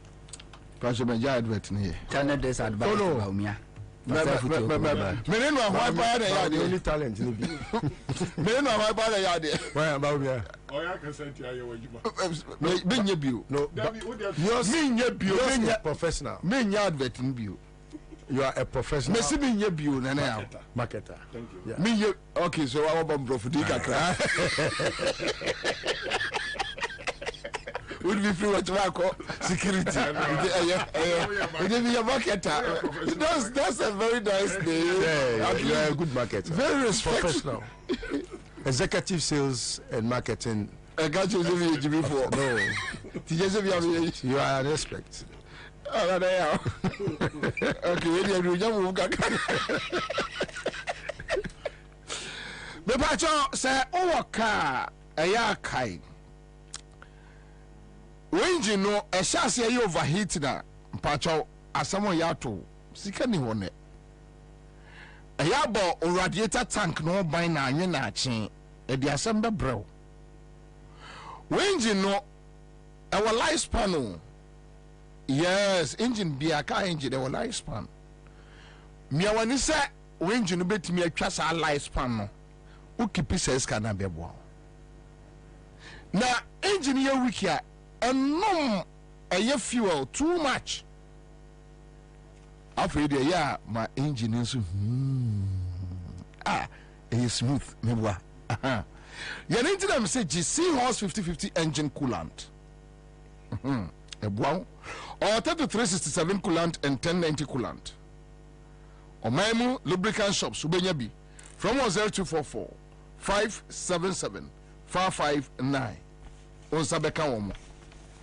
Tabia Haba Center.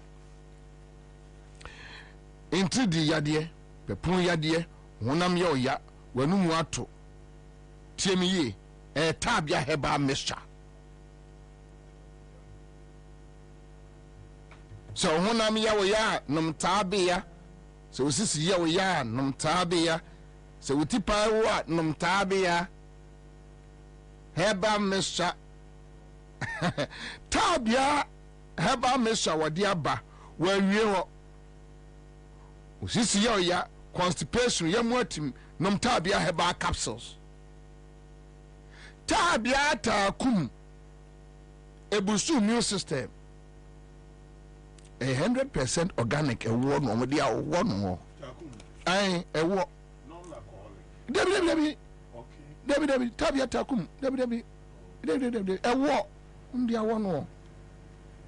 Na fakakra so anum say ko pomdine diai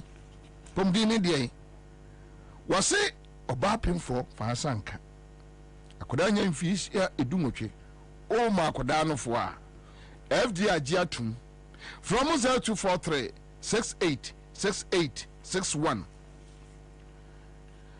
chaze bra what the school feeding be am say u follow I mean meet you mpacho ntime hawadwene Kora mamincha wadofo nyina omojoso mamincha wadofo eni womo a pay asem wombo mpae mai nyina mincha His Excellency John Dramani Mahama na yenna na ase e wonani so ade hu a wo magana man na ogusua edi ni juma eka nia ebe solve Ghana problem ana mi hu ni preaching mi hu ni video assemblies enye me wanwa sadia ne ntiase wo nyame asemu no enye me wanwa sadia ne sense of judgment so ye den etie anu nti na obetena konwa so a oye ne niema nyina magana obi anya ne chefa na on say omo aya na omo bom modern no yem bi say ye wo ye kwabra wonim say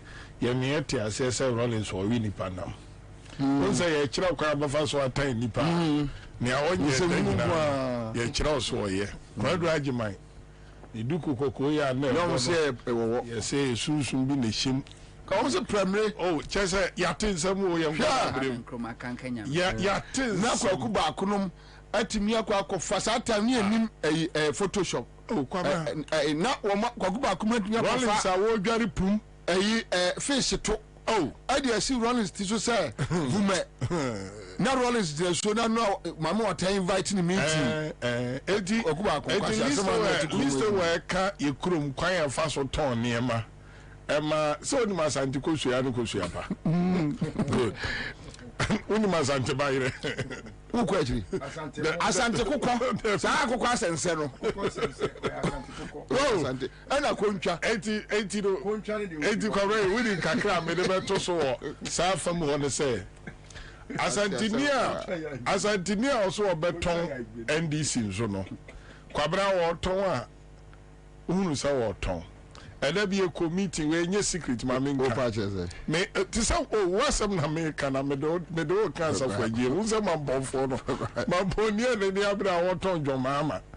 As of a Jana, I get to be cancer of a J. He said, was it where you may be and you say, who to the perfect cow. Now, a Jumano, what me any share from 150 air condition system. Not as of a J team 50.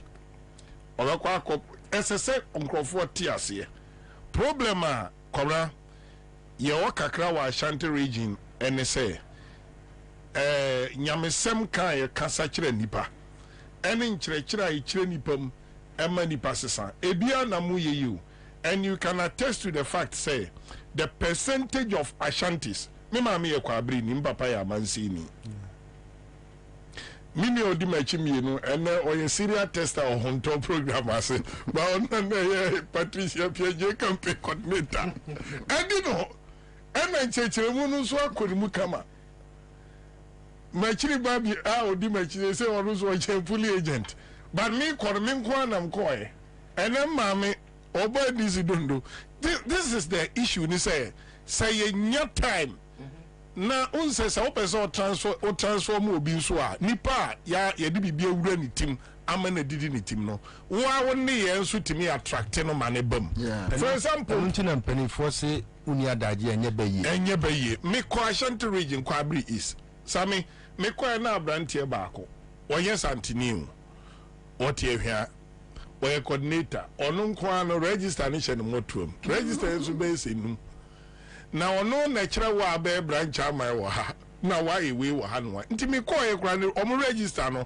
obi oto aba e wo bi a presbytery school oye de nkodi chairman e wo RC nam say no papa bi abrante bi kra register mienu fa ba koma papa yi adane asem papa yi so a wogina wa wo NDC chairman ayi papa yi e obi o private school Our bronsan ba kusia Sakra FM ye wo hai the next one no na bronsan wo pe branch chairman na dio wo akope constituency wo the register me enu ahwe motuom how can the party be attractive so wo character we no na coordinate o party a large constituency a me ntimi mfa bono yen strength as regional executive 17 executive members no expect Ashanti regional executives on be perform the same and today bia no minim say mpanimfo aye bibi but party strategy won't be inform metro abonte a beautiful I be affected 2024 wallahi I be affected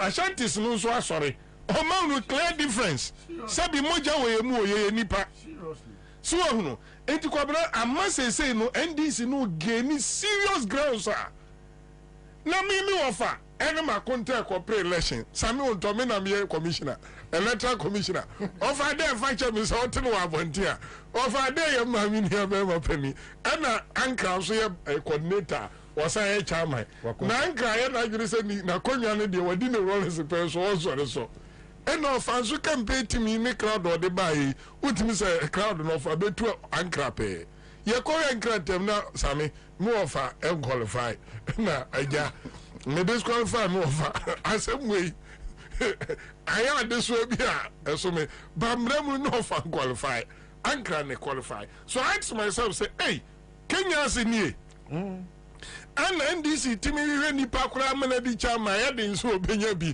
timi pa ba ku no okura register mienu miensa enne ye kwa election chama ya no ye consultancy chama nyame mfa ne krense wa wu enche na obia suro so obekwa akọ supervise because musima konta de unim na ahwe mani lusu onu so be make sure so me taxi no be bi obefa so so be lusu position no be lusu it is high election mi free bro ana ba mi krom be supervise ye effort akom but sami no omunti ase bebre ha ye yi obi asi wo no didi say oben wo hye nipa eno no oye ene ya je atum so we ho de say Ashanti region And Papa, yeah. Charles, even on that, over Kaya, I'm sure you are aware, sir, those times, no, Oman preach you from Roman Hill labor. We were making sure, say, preach way. Me say, what Rollins say demon. Yes. And to me, who was up right away, or say your henny. Number paying and this green card DB. No cofa homes, AC in the pick up back also. Wow. Yeah, trading waha and this is trading waha. Number pay effort. Then I sat down. God no me in the prime secretary never knew say girl no cross me why easy a juma pain. All these human resources ever honum, but na me who say juma no switch on. Because Bruno organizer take care of 12 constituencies. Ashanti region, Kumasi Kurunkwa, me say 11 constituencies. Population size.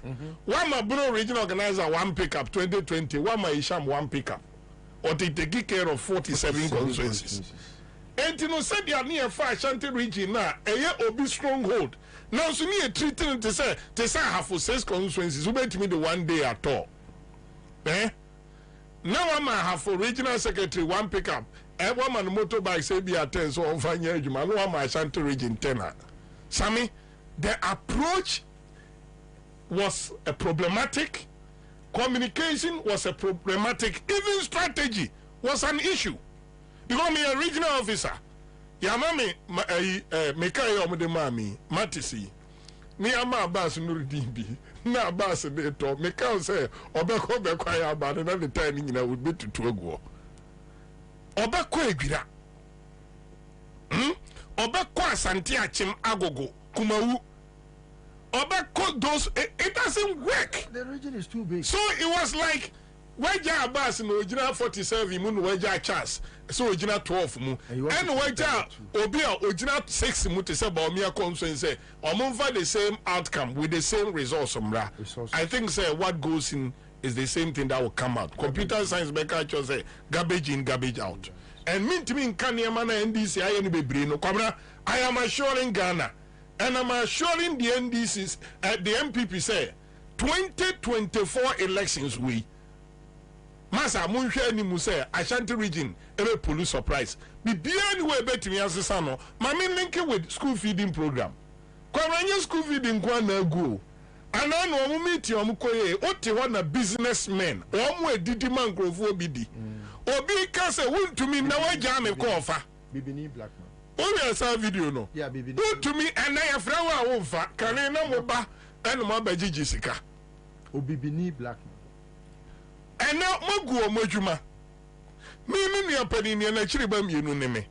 And this time, Miss Asim, my boss what you and so one way I know because when you say you make any fact.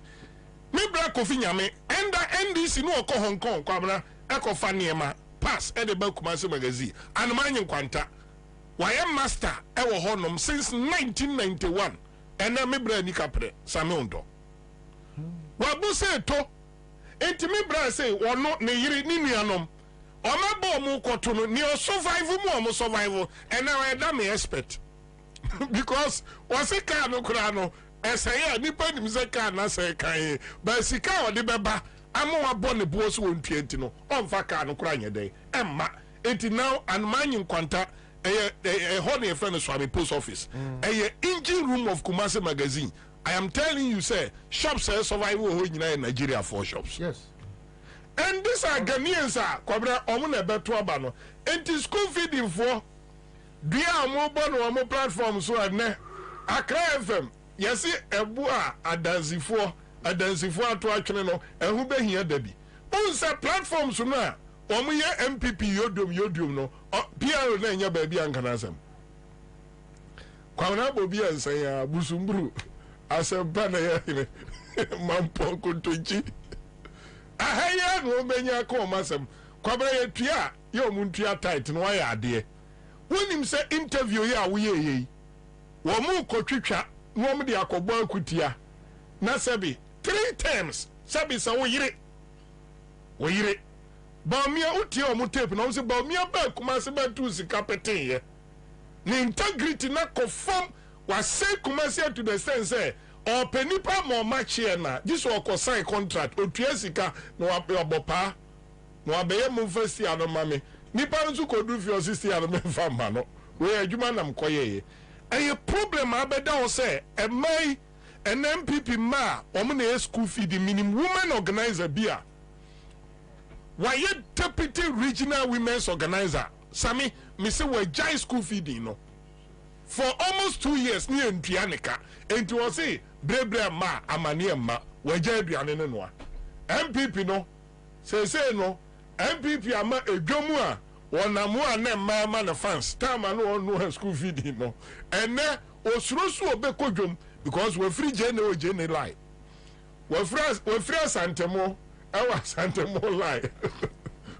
we free Cote d'Ivoire mo Asante Kosia we free tin tomatoes kobra asama mi kan ade yenia bayre se yedua bayre asama mi kan asama eye no kore we akoyi nam every year gina wo aturu din se freda info from Paboa me ba cho na de bai we didn't to atoma yi so no kobra enti eye anibresam se ano na kufa do fire na kufa do fire se munim edin to a me mo ma wo me ba me metu ni di ama mo that be too yeah akufa do won ani baumia kobra ade a omode aye asante no wo ni si achia se waja Ghana ho onu akotena US how because on the 400,000 Ghana cedis Air China of $100,000 Kobra ohia na 1.6 million Ghana cedi or the charges can wa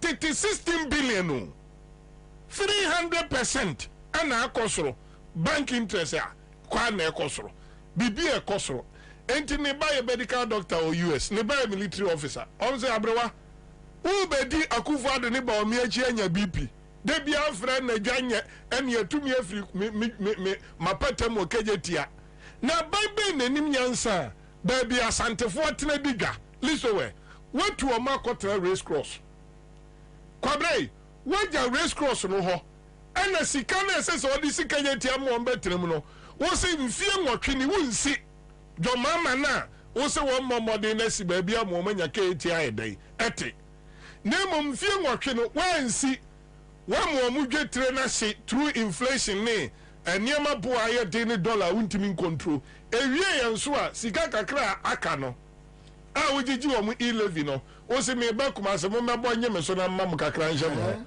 unse o madwini ba omi adwini ye ni se Asantefo agimi na nye na po ne katre no so what you say because na po tufu a nipa na kobra wo na po de atwa ma twa na pa ye mo ni din yeah he me SHS for no dialogue me say na po me twa no adutwum so me twa no na sabi na po atimi de Ghana dimi ni baumia akoje 1.5 billion dollars abase wo mo de ba be end double track and the get fund akoye collateral ama kwabra emfie bebrebe ni ye tuo na sa nipa no Akufo-Addo anya akokoduro se ma yi na free education wa wie hodom timi ne ko energy wonko wie ho so mame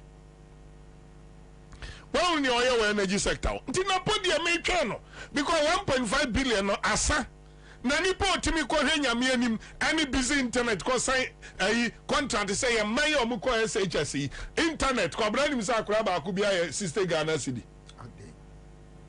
internet no so a ye provide oh yeah internet no so a ye provide na pono NPS kana nipa no ne ne contest flag running mate no adutwuma ba be PS kana onu kura de watum 84 million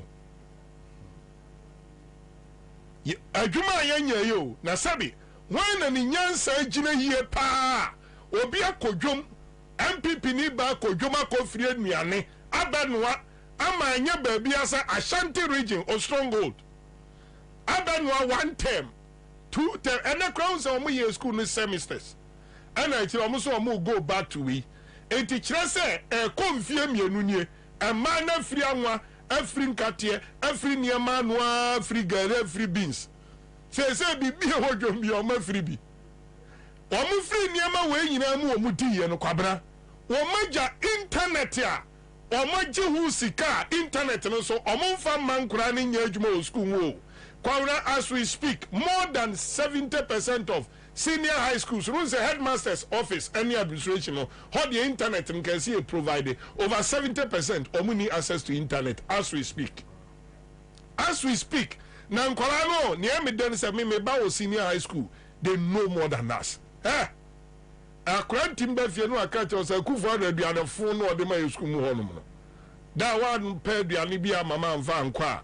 Ye be wu me ba wan hwe mi ko mu ana akora ede de akora do mayi akufu adudin om se ba omi aduane so am de bibi bro om se ba omi ana de ba enti Kwabena school feeding ya ye ka ho asemi no it goes beyond a friend is saying primary school ni ade na omo no ama omo no and Kwabena these facts let's put it across when him say Tyne district before NDC take you over 2009 na Tyne district ne banda nyina ye baako when him say school feeding na banda nyina no na school baako pe na obi school feeding I am ibokro ni the FM banda bima one school when him jo mama ni atamos ni omo de beka ho say omo de call obo omo de ba your friend say bonga say omo de ba krowe kra bofie omede ba wewa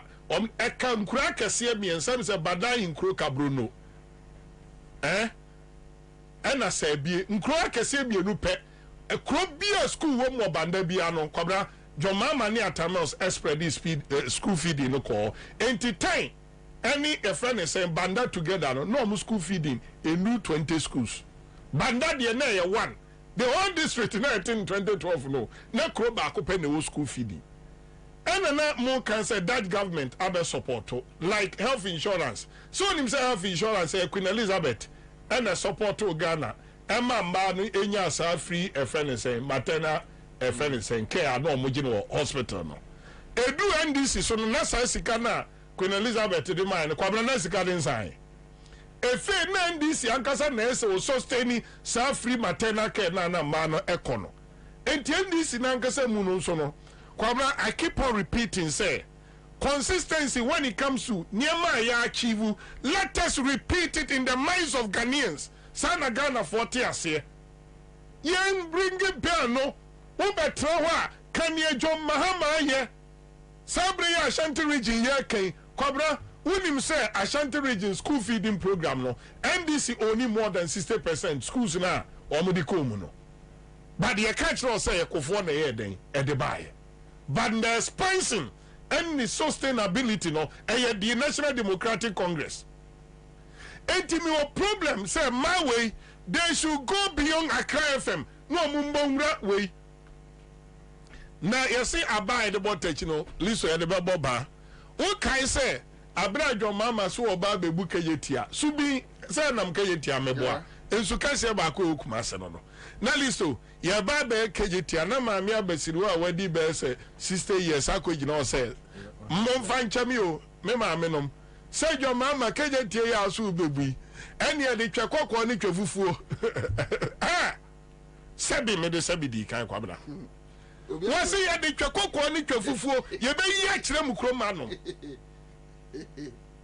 Hey, mam panyina me Kwabena hu sa video no na kwa akope video no asempenti mami panyina wo bo Brazil edi ni Pietro ahye abejiro se bi de twafufo ni twakokko beche massa kade so mun kama ni kan krofo say this is how they treated John Mahama and Akufo-Addo kumo Akufo-Addo amama bobosi amene mutimi nkodwom watuma Africa jetia adema kwa akwatena race cross how many years minya Pentecost ni wejai kroma amani ayehunu odi ayama meka se muntiao eti these are things mumie momode listo ni enkai kan santeman Kwabena yenkai ye ho se aban we abedi ewu na Ashanti region ya ko han obi nya yi a ɛna okosun sɛ mo mesun kusun gu jɔn maa ma so. dabi o obi ɛno nankyɛn no akufo de ne ba omi amuye nti no otim bebie airport ano na airport no atum prum sɛ yenya nwie runway a airport no plane betu asante nkwa na pipi etimi de ade we yi omo enso abra jɔn mama wọ́n wie kumase ọ̀dí kanea sisi runway ama plane etimi esi anadwo no saa da no ọ̀nù amu besi hɔ di adansi ɛsɛ it is ready. Tama owie tamale runway any tamale phase 1 no John Mahama making sure sir Kwabena plane to free and friend saying Tamale airport echo Mecca any friend completion of a project until so menu me and Kwabena Bobie Ansah any angre ni so awaye no ho asantini kwasa me hondo ono obu beche Debi ubu beche. Na wana kacha sasa antefoni bube. Debi. Wana kacha sasa antefoni. Bosa time no so. Debi abusu ya penu ya. Onu a meka. From Kasebu. Bosa oye mami kumani. Na. Ta bebu be fanchi ya beche ono. Eti kwabre. Adwuma na beso aminu mienu. Yesu di nipa dumienu na kan nyamesam hya ase a nipa bebre bagidie. Mommy enye consistent, ni enye comparison ni ye. Ya ma minimum, ye sympathize with omo and na yesu mu omo yi no. Ye nsan twe omo adwere mra omo so se. Omo adwere mra fie. Ebre bay NC under Mahama na, omo so watan ye ompe asem no. Emre dodo sei na school feeding etra 2 terms a na ontu amani sika mfa mo omo. Na sa obloku sense ka we ya KJT affected trotro ti na die suma mo ba na ochina mame emfa me winner we hello master eja afa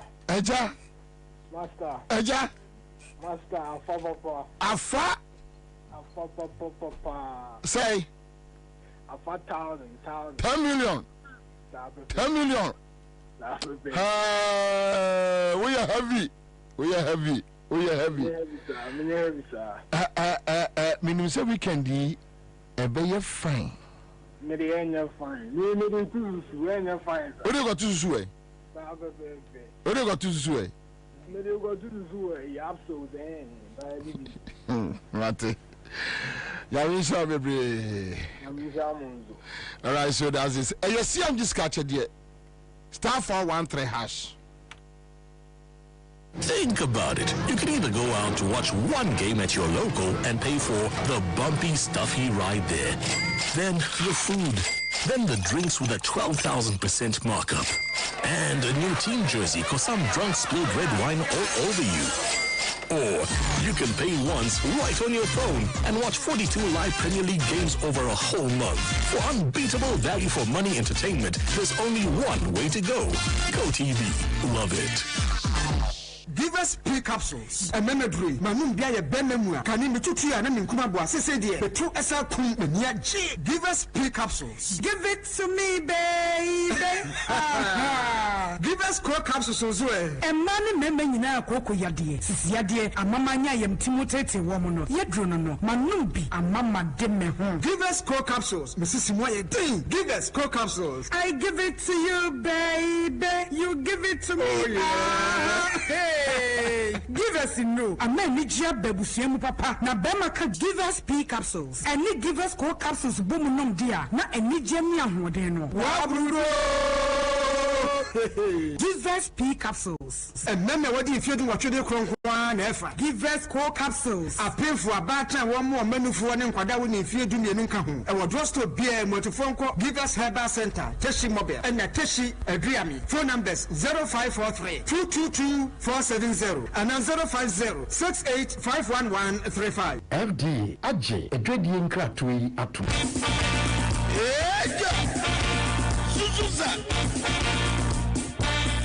incoming president, His Excellency John Dramani Mahama, flag bearer, Zuma National Democratic Congress. Also, Zinchemo Bibiara, Urute Democracy. Sara Ekayem Maniganama, Grata Shishene economy, what it's wapans. In education system, I was say. Friends and family government are all called the current administration in Ahocher, the Shahashipa, all called a shepherdin, Afraba, Obibiara, Osgana, yes, the Ahochena dos. His Excellency John Dramani Mahama said, our everything crap to Erica they are build the Ghana together.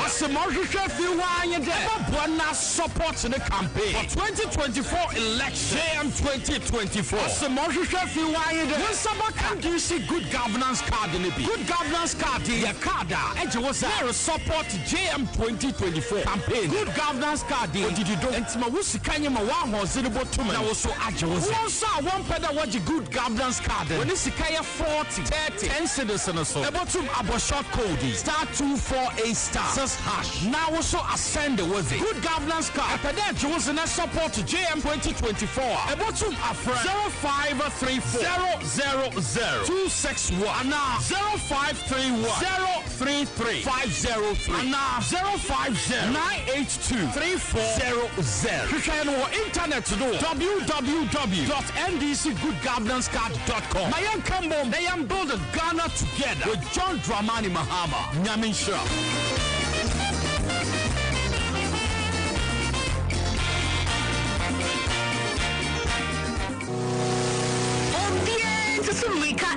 Bills was here. If you say, I soon go when you were in Bosnia Bonsh, say, I'm dear, and do chim, or be Biawi, and it made dear Biara Woody. Bills will be Bimo. Won't hear so, won't hear our now we hear no national ID card. Ain't it to me? Come up frame was 0302 200 and now 0596 920 833. Kai say, on Mansika Krobia Batan, Bank of Ghana, Sawo Bills microcredits, Jumedim.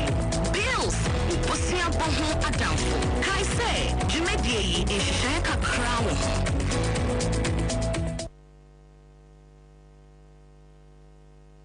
Say, the Makohu Greenfield Scientific Herbal Clinic.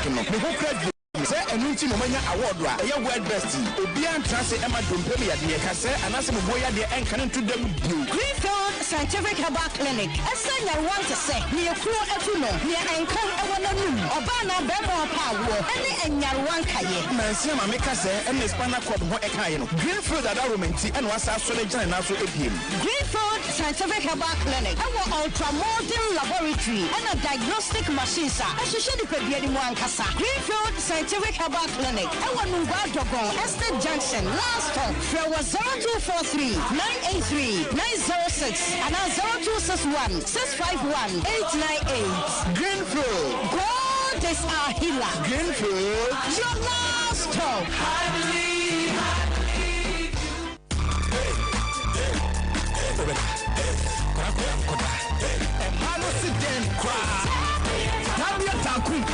Remember you don't know. I mean, one day, and I remember Joe, and you think a Bama be here, and to four and you'll be a funny good Tratombia, and chemical shops, pharmaceuticals, and they have our shops here. I was gonna have me beer.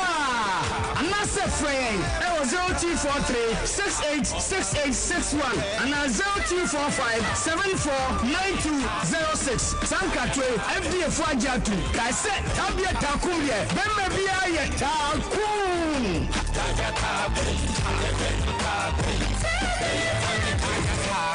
Not recommended for lactating mothers, pregnant women, and children under 15. Think about it. You can either go out to watch one game at your local and pay for the bumpy, stuffy ride there. Then the food. Then the drinks with a 12,000% markup. And a new team jersey because some drunk spilled red wine all over you. Or you can pay once right on your phone and watch 42 live Premier League games over a whole month. For unbeatable value for money entertainment, there's only one way to go. Go TV. Love it. Oh, Nana Bobie Ansah on Citizen Show. Stay with Nana Bobie Ansah. All the politics place you can know. On Accra FM 100.5. Due to the Citizen Show. Nana, Bobie, Ansah. Yeah. All right, so that's the live on Accra 100.5 Citizen Show. We are back here Friday afternoon. I want to. All right. Yeah, but last and we are boy and who says, "Sir, Bobie and a bro for day, Bobie Ansah." Why? I'm watching. So one of us who share guess now. You're from Bobie.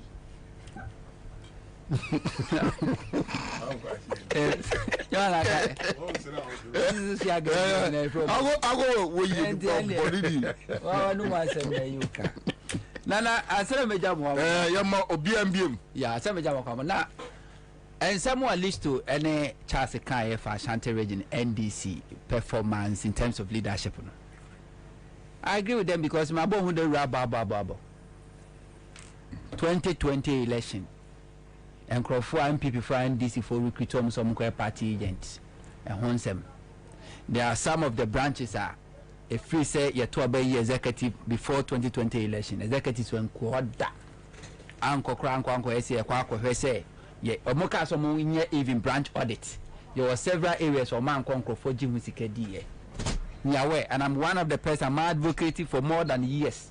Say, Ashanti region NDC can zone it like even 2 or 4 because Oko Bunu Easter.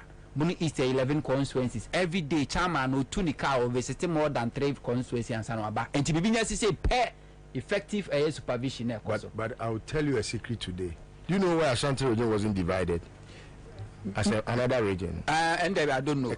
Yeah, but what I'm saying is, yeah, the region is there, but NDC leadership they can zone it because Ashanti region have 47 constituencies.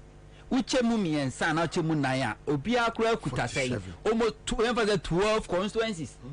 Tuko Bunu East ye che Bunu half regions no no sanse Bunu East ye 11 constituencies the chairman no nensa so ba bia issue nyaba se peotu no ka no ko ento ko 2020 election out of 11 constituencies NDC won 9 out of 11 and omaje ba kwa free na aka 3 aka 8.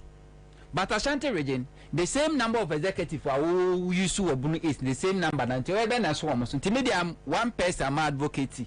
Me pass yes, you won't crofwa. Ebino muko take a position and NDC MPP most no so doors on ye mo. Our Ashanti region, most of the branches a MPP most. And Tobacco branch be are supposed to have 9 executives. By Bako to about police station, Bako vote to NDC nyai be okra new 9.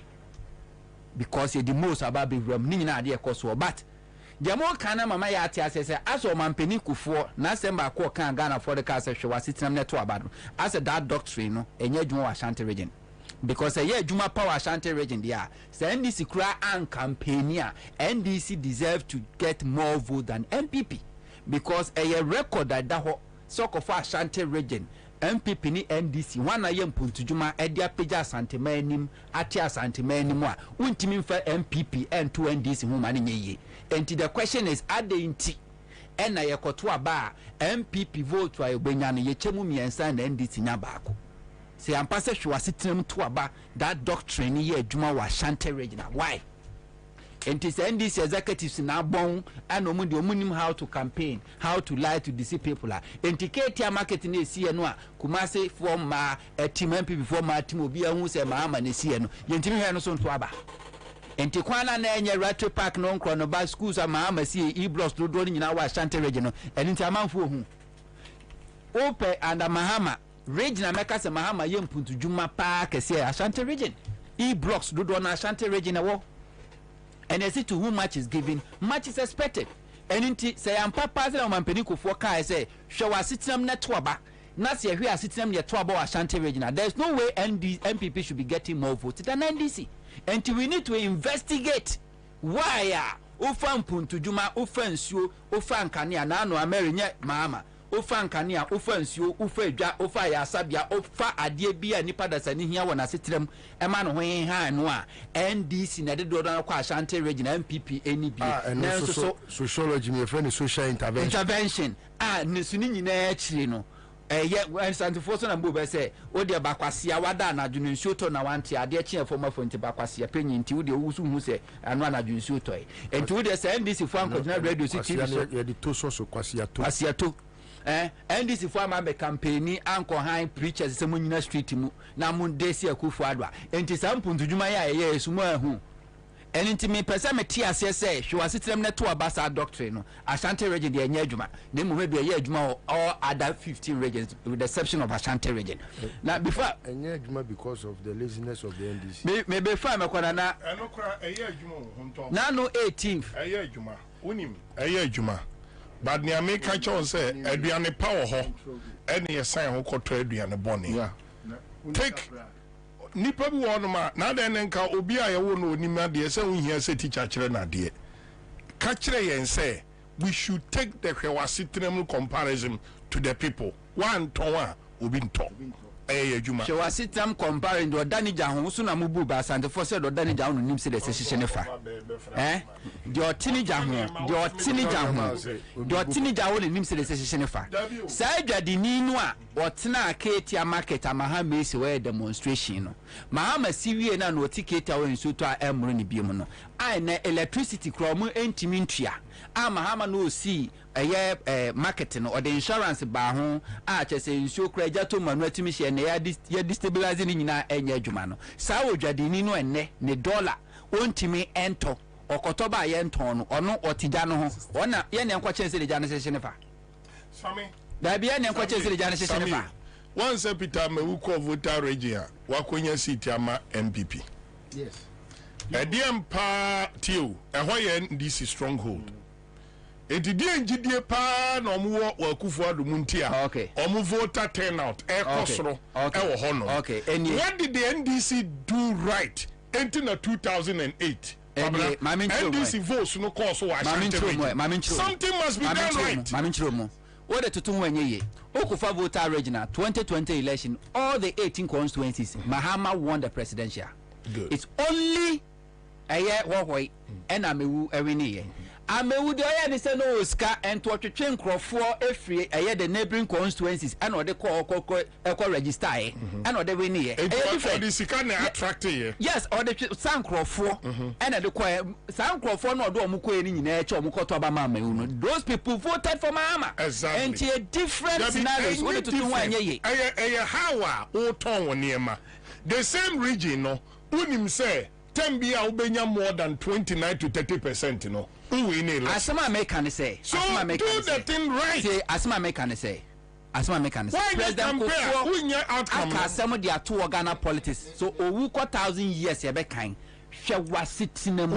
Na kind one can no antumo. It was a slogan. Oh, Chase. And it was Chase minimum time. Baby o ko na eto aba. Mo okay ya record one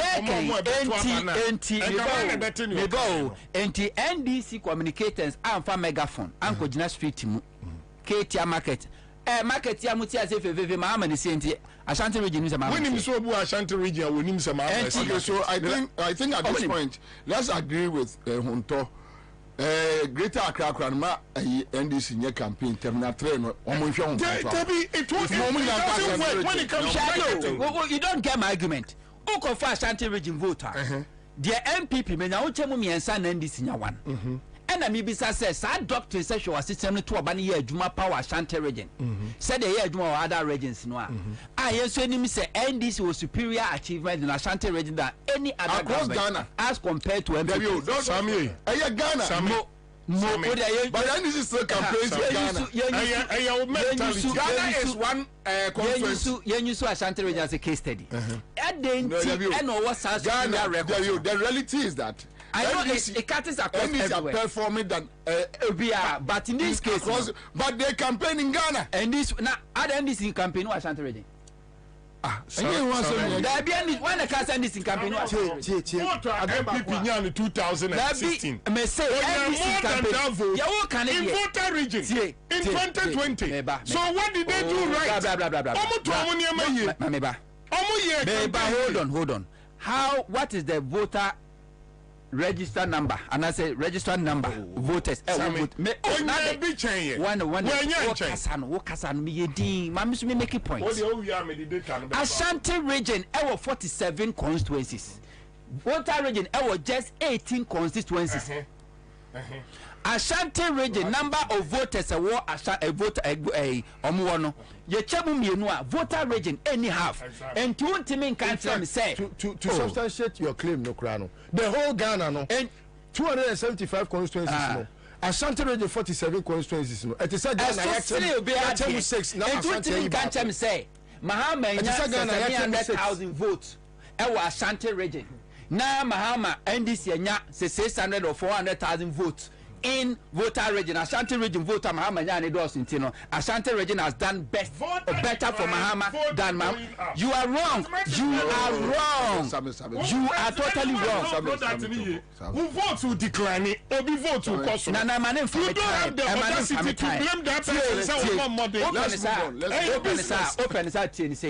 Let's move on. For phone, the number of a voter registrant in Ashanti region. Never in terms of percentage of Mahama nya Ashanti vote. Never koto in terms of percentage of Mahama nya voter region. Why? Identity. What's the work? Too much is given. Numbers need declining. Who expect to say? Say 100 declining. Who expect to say? You should be one. Who expect to say? NDC should get more votes in the voter region than Ashanti region. Often in terms of percentage, vote to a Ashanti region. Ye chemu tua voter region enya half. And it's often in terms of percentage. How many percentage na Mahama nya in Ashanti region? How many percentage? MPP stronghold. A higher NDC stronghold. So we are there strong performance now can make sure say performance now make sure say who for vote to Ashanti region. Which one to vote on? He agrees that NDC has performed across the country. But we person pick Ashanti region, so let him pick. Asima make no. He say me use Ashanti region as a case study using President Kufuor doctrine. Shawa sitinem neto abapa. Shawa sitinem President Kufuor anka say meba President Kufuor anka say project was Eastern region President meba omo bi wo bron enka ho ni nyina ne say let's concentrate on Ashanti region. Ashanti when list to where Kasan when you see region be use Ashanti region. When Charles Kasan you use region but you use Ashanti region. And in the same region I'm use and the same region I'm use and I'm Kasan so I'm using Ashanti region as a case study. Using President Kufuor doctrine, show us system network. President Kufuor can't say MPP or NDC communicators as someone will be kind of. That's not what President Kufuor told us. Was it show us system network? I didn't show us system. We share near mature when she a tima on her. That's what President Kufuor was referring to. And America will say, Senyansa should make sense to the Ashanti region. President Kufuor can nyansa will and America will say that doctrine say yeah Juma power Ashanti region there we should be asking questions. Correct, mami miss asem. We should be asking questions. Why you know so I don't think I feel so uncomfortable. Kufuor can asem no. When we talking quiet. And baby o kan no mu ja asem no ho a enka ho na beti ne Ghana. Okay. You are just distracting me. You are distracting me. President Kufuor Nyansafoɔ according to list one country say Ghana fue muntie the MPP Becca communicators na mo reson to aba. One country say muntie the NDC communicators and now presidential candidate na mo to aba say hwe wasitenam na to aba. Asitenam be na woka eniama abana ye oni say the usi feel economy na human na to aba. The President Kufuor catch a doctrine. And the MBCC said you move blame NDC. So NDC are ineffective in the Ashanti region. No, I want to say that. Listen, I know crowd and you're entirely so. Don't say what. And I mean, some say yes. No. Listen, I can't. So mention him. Me see what I say. What's the man okay? Me see. Say that no one say. This debate is between we are delaying yes. You don't expect me to. Okay. All right. So let me pick somebody who has won. Let me pick somebody who has won. Okay. So hello. Hello. Aja. This is not fair. From when to wait, what say? 2,000. Oh, say 2,000 Ghana cedis. What you say? 50 Ghana. What you say? 50. 50 cedis. Oh. First time in here now. So that must be at the Zada. What did be that? What did be that? 20 million. How do you feel? Tell me. Aside now, is he feeling far? Many Ajipa. I just shock about it. Okay, at our phone also. I'm phone so. Wow. I'm phone. Yamisha Ghana. 20 million is a huge money. Okay, so Yasiaba, me pam chow mo amount to more than star 413 hash. Yeah, 20 million. 20 million. Unim assembling ya some person communicating say if what Kufuor said is that anything time, to go by, it should reflect in Ashanti. Just that is all that he is trying to. And he makes sense. That's all. It makes sense. The only thing that now on our Charles' position is that she was sitting no the whole Ghana NDC Ghana as a constituency NDC are there under the Fourth Republic than any political party. Yes, than MPP. Than MPP. So Sesania can say communication here. The whole Ghana no NDC should avoid going to campaign. Men can call for share. Omojuma. Because go voter regional NDC Juma ho. So there is no need. Ka votarians no kwa ho no. Can you go so motoma amewu.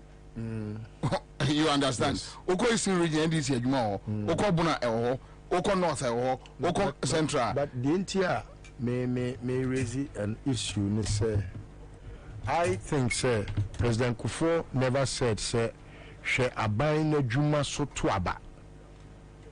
Or say she was sitting them. It's the same thing. No. Was sitting them ye. O cost of living, paramountly. But there's a commercial for cost of living yet. Yes, it has shown said they are the poorest in this country. Now, sir, she was sitting them net tuaba no. My argument ne say it is incumbent on the NDC to beyond and very visible across the country, to engage the people directly to diffuse that idea aboni pebinuma junimu pose me we me dem to aba my NDC you see. Because I mean, when you don't educate, NDC problem, and you are not deliberate at doing the education. NDC problem, no. Problem here, NDC problem in Ashanti. A problem here, you can work. Abonting. Oh yeah. I'm telling you, I know. Kwabena said draw we a beer draw control. You can work abonting. Because Obia Metro be what is happening. When MPP was having crisis in the northern region, they adopted a strategy. You don't talk about it. No. I'm not talking about the strategy. And I make us say, Adena Aya NDC ni Yankano Abonting. Adena Aya Omo Ashanti region Yankano Abonting. Because you see, you're the nam ni inam. You're the nam in the inam. So when you want to deal with certain group of people, you need certain group of people to deal with that people. It's deep. When you want to deal with certain people, just imagine in voter region. Then one day the MVP decides that from chairman to everybody will be an account. How would they operate in voter region? As a member. What are you him? No, yeah, Dabi, listen well. Team. Listen. Madam Gazi, listen. More money, yes, I didn't be a no, and also so I lead to MPP. Dabi, listen. Yeah. And soon to my feel I want it. Strategy more than weakness. Weakness. Listen, is incumbent on the NDC. Say, what fascinating Krober, why and listen, when you say Obi Dibone, and you be approach and your body cannot want but this is me team me argument me argument me can say NDC team no me susu say ultimate mommy the same task wo bono expect say Abbas Nuruddin enemy perform same we are den the visibility so try 47 now and it's a me visibility our 12 no ontimi nye enti omu hia helping hands and now say nia obeya na other regions no Ashanti region there no triple no or double no. This is a fact. It's true. Me advocate Sadian from day one say I think say Ashanti region say the Kwabena no investment open returns kese no old money kese to say obi adi 2000 obi adi 500 ameti amani abi. The other side of the argument is that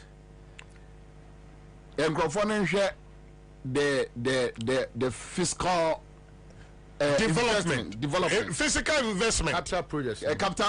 Na yenono and twa omonfa yenono and twaba. Kwabena wa don't go bites. So I think it's ye no. And ko chegu baby a tonsa. And one fa obia benkateje da man saso. A man minim ske tuama omo. Benkateje da ambaso ni yetuno fade. The song behind the product now more advert. I want to tell you, sir. I'm song for that.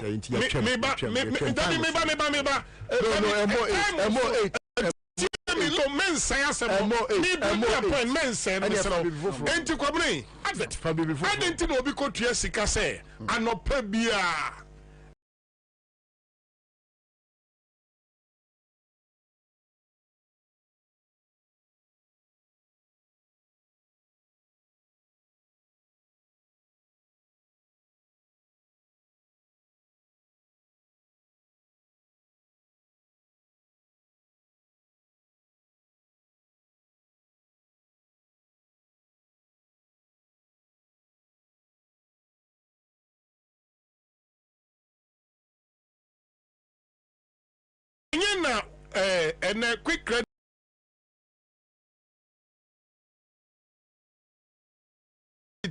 Brandon one better than it. What's your friend saying? Bills. No.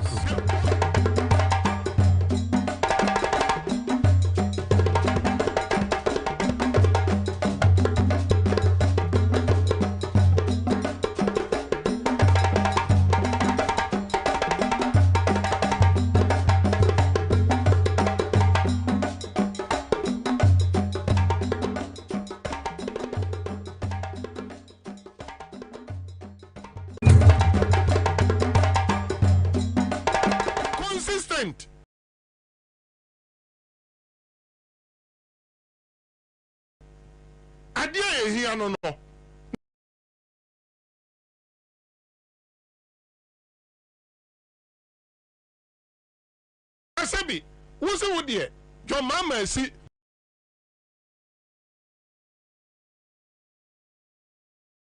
Infant say, ya kochi video your mama ba on the biggest work community there.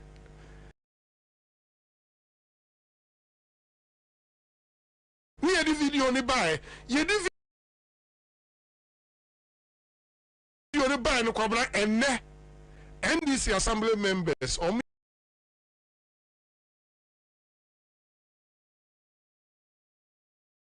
21 against 5 Elbri. Buzia, Krobian one more Buzia Chambrikum.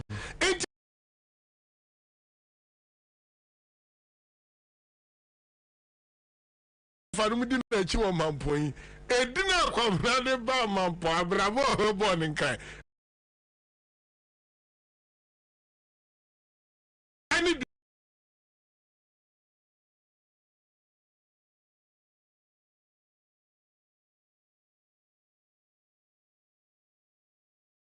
pa manukra Kwabena kra me de Kwabena kra se woni ne wo fa asefo bi so sika ni mfiri wo. MPP were having serious issues in Northern region. I'm planning towards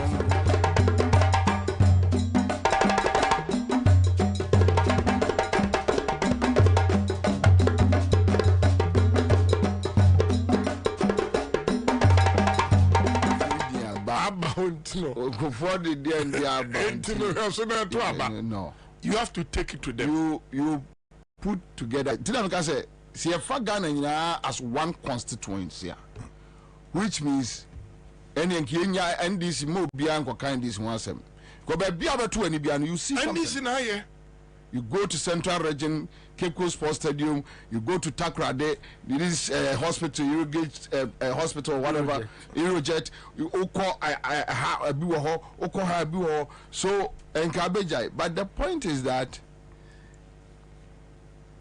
elections, going to an election is different. It's different from just campaigning. Exactly. You need a strategy. A strategy. That yes, of course, I've given them. Me hu obi a wawo ne ma ahwe wo mo etu omo school fees o man hwe no so mo appreciate no. Yeah, it happens. So say that again. Obi a wo ne ma wahwe wo mo omo anyini ne man refuse so omo be back boniaye card.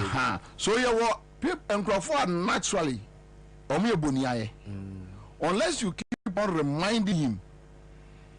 But that is where I also come in to say, you see, Kwabena, if we are seeing, you will leave a bit more. One more, Eddie, Trimupobi, and a nam. And mind you, it is difficult to tell why you think, say, voter region, and also Mujai MDC ho. MPP is difficult, very difficult. Now, I don't see why it should not be easy for Obia or Ashanti region to stop being MPP because looking at the projects. Look, I know no projects. Projects far from that. It may be my about fourth reason. After getting closer to the NDC, I have been convinced to say, and in before when this MPP. So you have to pass one, two. There to be but who say NDC were mining one drain pa MPP. MPP won't change the party. There to me Ansah MPP for NDC kabekwa koma wo hene bi say ohene wo jiskei na we for when you nyam we are done for the day. No, me back. 1 minute. No, 1 minute is too much for us. Okay, then I think so. Let's call it. Let's about what? And we are quite fast to handle yen campaign team nasem no. Party for the do na say omodawase.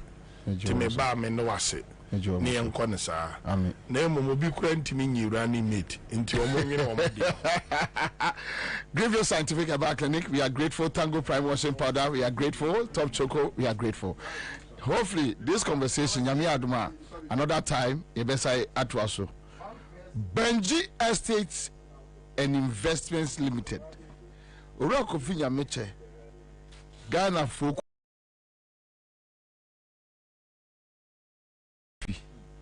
Kofi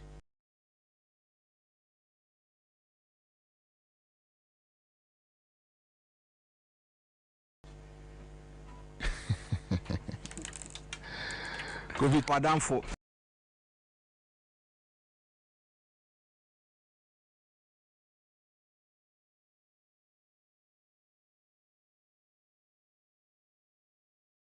Sabre de na unim say Benji Estate and Investment Pacho Shannon so Emame Benji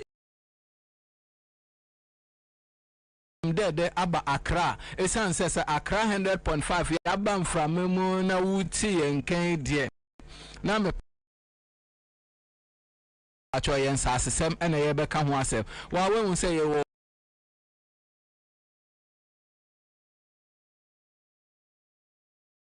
rainy season sabre ena insuo no egugugugu na sabre nso ena wo be eni da so Ansah timi esibi mpacho your dream house no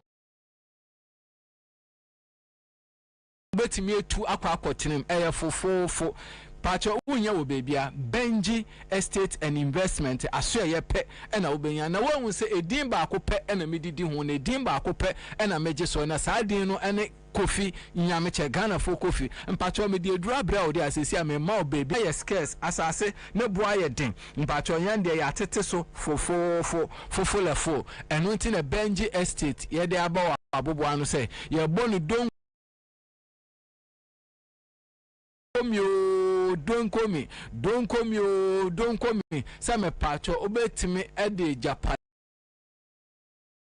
bi e de ababa je asase ubetimi de car etimi ababa je asase eno nti mesro enkomode mesro emma wa adwene mu nya won tantanta pacho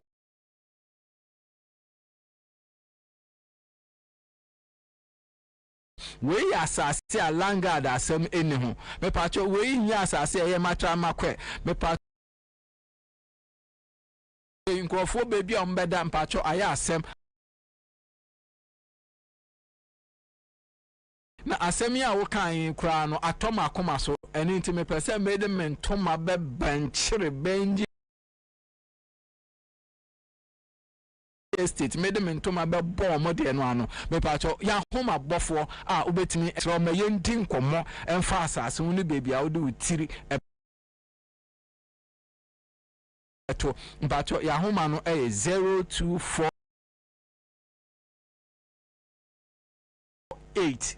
0248 780887 epacho jiba akuka ho esanse mpenufo se abaso ba na ma jaeden epai enti 0553 0553 116602 0553 116602 Benji Estate and Investment unya Kofi nyameche matnasie pacho jiwe konwe na membo menkomo enchiremu na mebo nkomo enchiremu a na mechira wo se wonso ubetimi aye landlord wonso ubetimi aye land una mpacho wonso betimi esisi adan ne bidibia mankrofo mo nso arent bi na wonso wa ye fiewura mpacho enye den me pacho edan yesini mienu tiemiye edan yesini mienu sei ubesi ba kon edi kan ye ubesi dan no odem no ekosi wa abonten anase obekokosi dan no wa abonten me pacho na enije sem ne se edan ya yesi wodem ansa ne yesi wa abonten no me pacho eno ya na ye nkoka kwan mu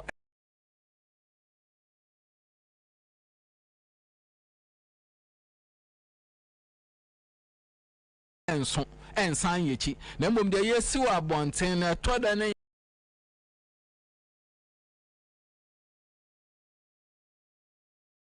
inti Benji Estate ya ba wabubu anu ase a ewo Chopoli ene asase a ewo Shy Hills Shannon so mame ye won asase bebre na mbom asase asese ye tu ne sre ne abasa eye Shy Hills asase ena afi Chopoli asase na meno eka Shy Hills asase dia na Shy Hills asase ubebisa se ehin na eda bacho Shy Hills asase mpacho eda Mahama Junction eye esutware kwan so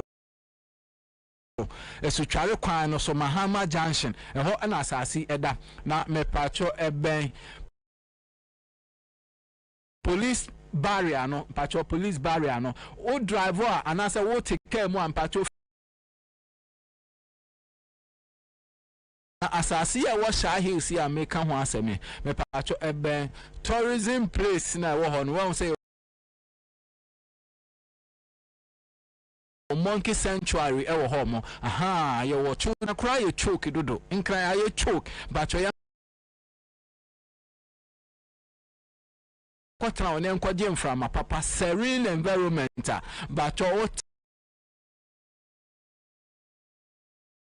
wa wankasa weni ebeje eye Shy Hills asas ni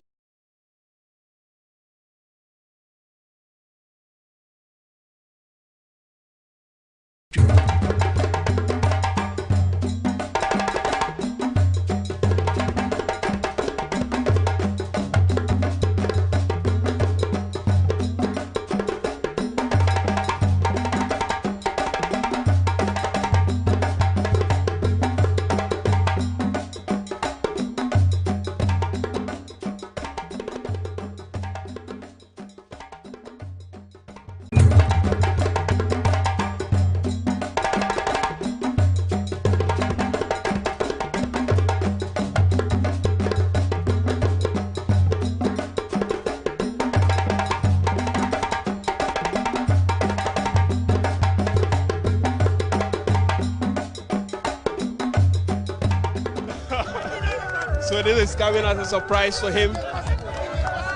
And is he going to shake every single one here? Yeah, so that's the vice president having pleasantries with the staff of the office of the vice president. And you get this only on Joy News. So we'll try and get a few words from the vice president. Na ye no akọ. Na meka chopoli asase ene Shy Hills asase patoni na 70 by 100 and 100 by 70 ma seda na mesi su edua ede amam na obebisa se asase ne buo eyesen bato kane no ne ton 25,000 titisika no 25,000 ga 250 million titisika no na so sesi anso ya to so still abo pickers na enkodwobo ewo form meka enkodwobo ahia ya abo foundation da ne yetutu form da no menim se we hu ne amechire we sa abo no pickers boss wa itimibu asantimi peja nkodwobo nti ame fomu ayedin eni nti atete asase 25,000 so e de aba 15,000 na me pa cho hye no so emma me se ende me sori wo so a asase no ye de ko 20,000 hye no so ma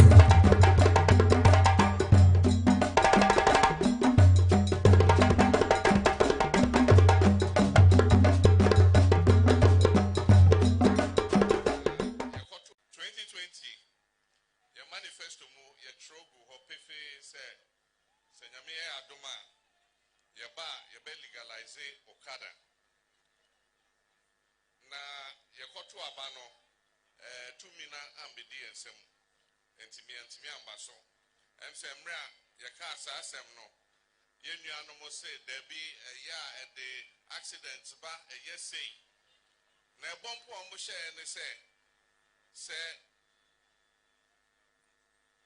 instead of say on be legalize okada no yes say on be je mo moto no ni amamo cars and yes an ye kai na cars no mo sakai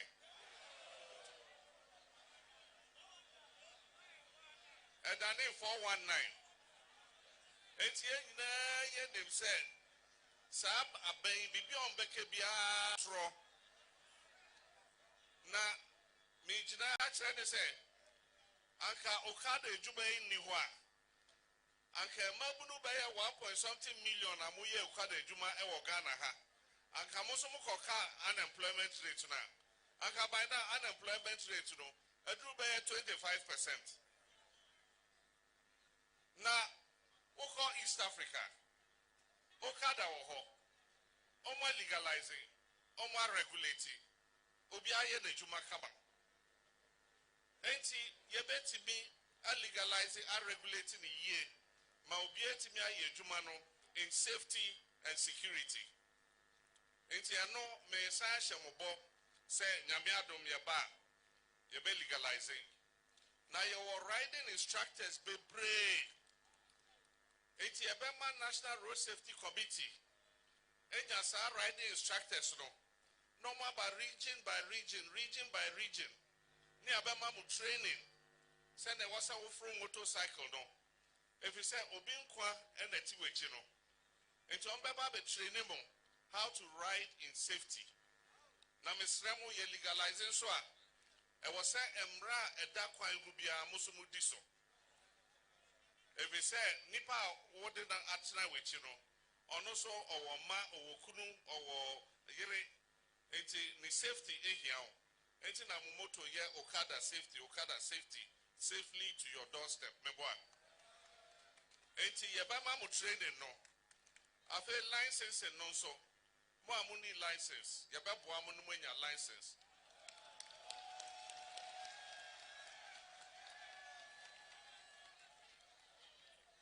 Na me pese me jina ha na me kai omo kaka say motorcycle phones so are road users. Say motorcycle wo enima e was say odwin e fa ne say car na wo enim. Because they are also road users. And so driver be brave on who's a motorcycle wo enima. Now say other na motorcycle ho. Twe motorcycle and bicycle. Bicycles ride at the side of the road. Motorcycles are road users like the cars that drive.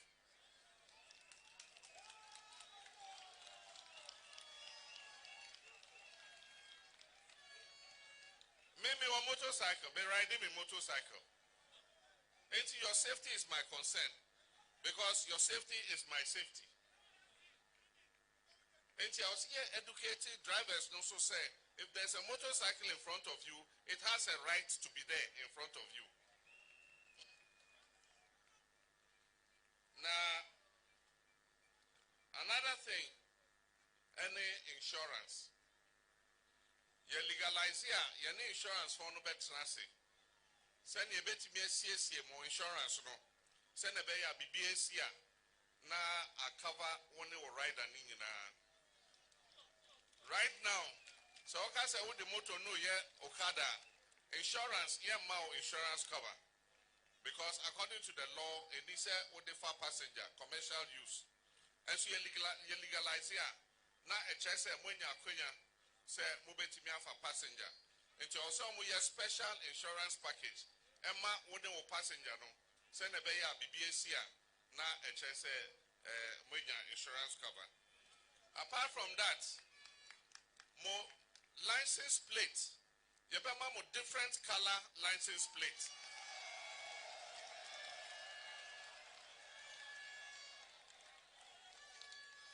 So your Okada rider, you better register or bike no for fraud.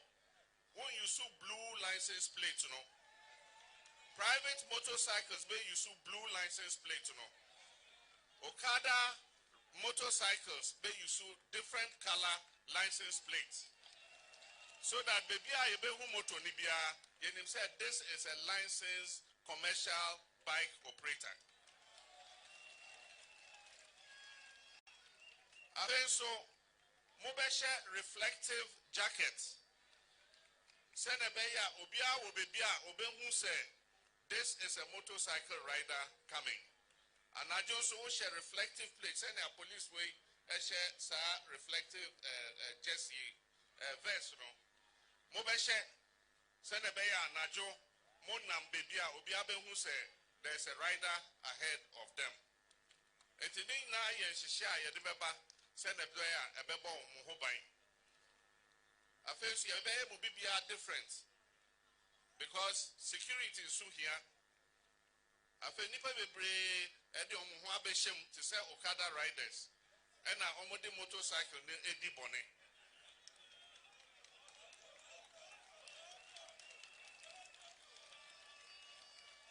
Bebre ya kronfo. And so you register the genuine commercial motor operators are. You better more details name will be and to BBS here, you bet me who said they be way on Kahon. It is son your man also, you the better horse and a bear, BBA. Now, as I'm there, and they say, now saying many companies me no akasa. Now, Omo Babe, yeah. Assembly plants for electric motorbikes. Etiano, Ujia, obey and work and pay high purchase now Chiaka crack.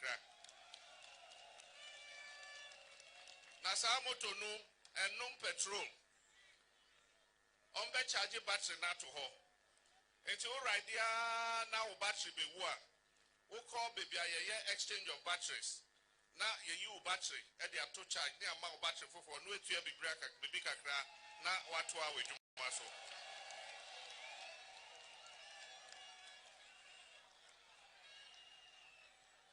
Mejuma hu hia pa.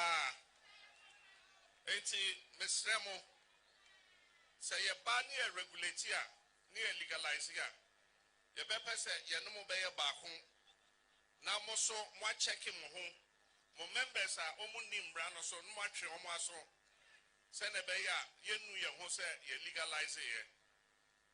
Safety and be the number one thing. Enti mudru traffic light ye legalize mo mudru traffic light a ubejina. Beta who say mudru traffic light a mo hwe naka biamba na mafam. Enti mo amoye sa no ye legalize ya o se mujai. Mo so mo be di mra so to say all road users. Enti we the madam was say mo djuma hia pa baby bebre wo ho a wo kọ akan ko ho akenis anya se okada fo wo ho a anka wonya ka bi a ede wo kọ sa ekurase no baby bebre wo ho a ekwan na say inti car fo no se omo nko okada nkwa na obenya se ode wo bekọ baby a wo kọ enti mo djuma mo ye no esombo ehia enti na NDC ye tamu echi ya say si eba nyame adom ye be legalize mo ejuma no se na be ya police wo ebe jamo atata omo tata mo biom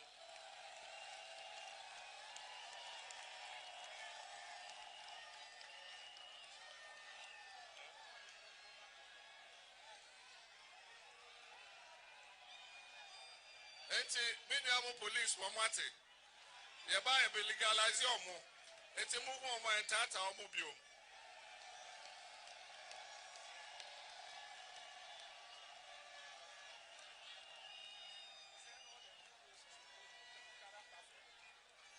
so senyame adom na ba se ye kwan foforo a wokọ ekro bebre a omo ye kwan ketwa e wo nchen tamale mpo wokọ tamale a ekwan a ye wo tamale no ye yi kwan ama motofo enti nyame adom na e ba se emre bi a ye kwan foforo bia ye bedwa kwan kakra se na be ya okada fo ni motofo ebetimi afaso 2020 your manifesto mu ye trogu ho pefe say the NPP cannot be underestimated.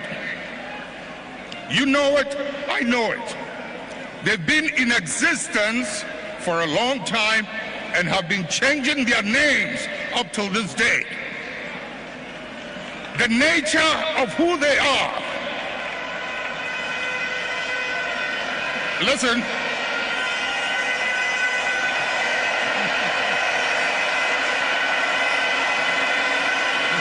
Munjir, the nature of who they are, what they are, where they've come from, is something they are happy with, and they will be there for a long time.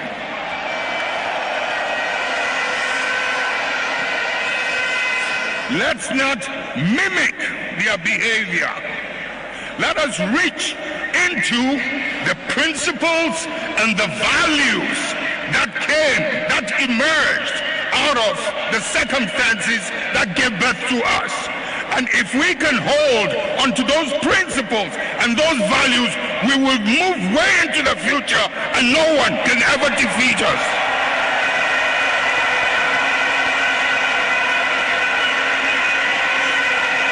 We will ride and override any obstacle as we did in the past.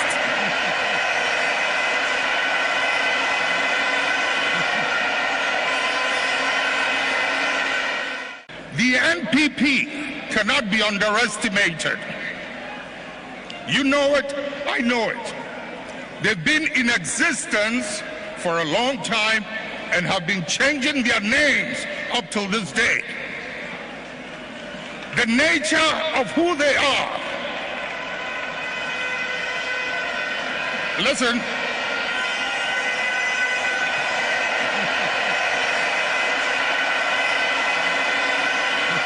Munjir. The nature of who they are, what they are, where they've come from, is something they are happy with, and they will be there for a long time.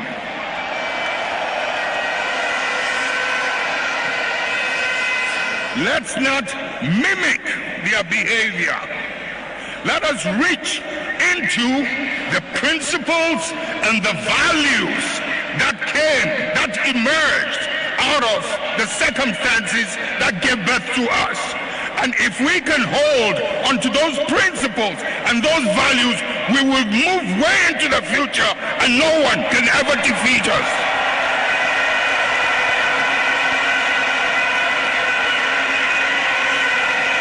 We will ride and override any obstacle as we did in the past.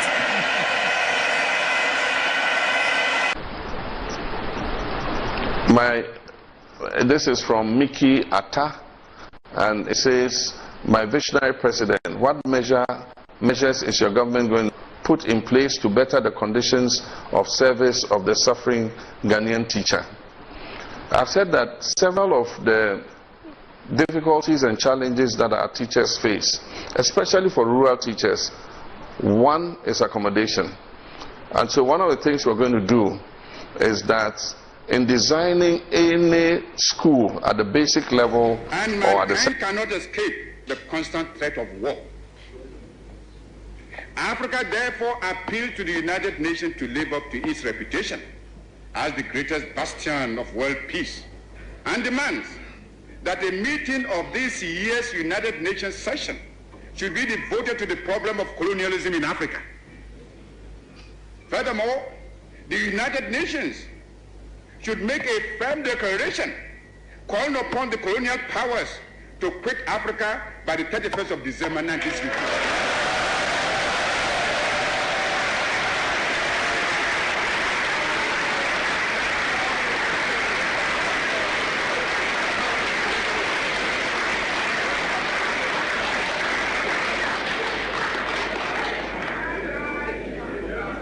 Freedom fighters also, assembled in this historic conference, must also call upon all the colonial powers to withdraw from Africa by the same date.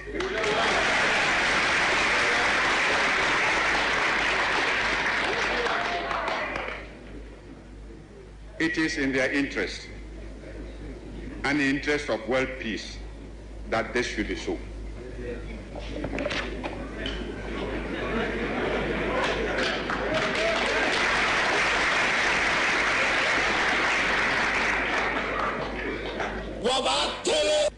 It is folly.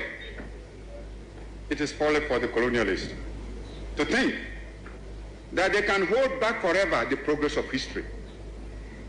The process of change is inherent in the interplay of social, economic, and political forces. It is true that these can be hindered and impeded and even bent to different purposes, but not forever.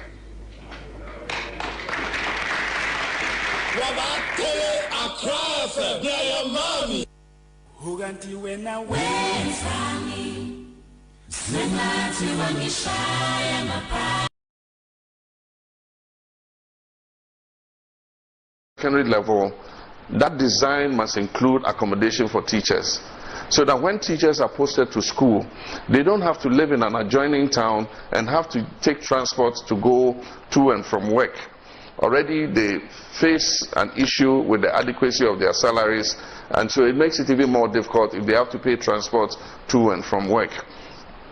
We'll have other incentives which will encourage teachers who go and serve in the rural areas.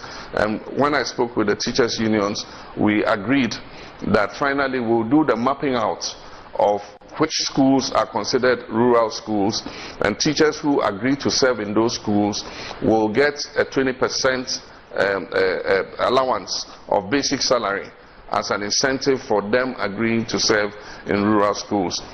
We also talked about cancellation of teachers' licensure exams, so that when teachers come out of school, their final exam in training school will be the process for licensing them, so that they don't have to come back and take another exam. We've also discussed with the teachers about their promotion and the constraint that is created when they get to the position of deputy director, and that is an issue that we're willing to sit down with the teachers and resolve.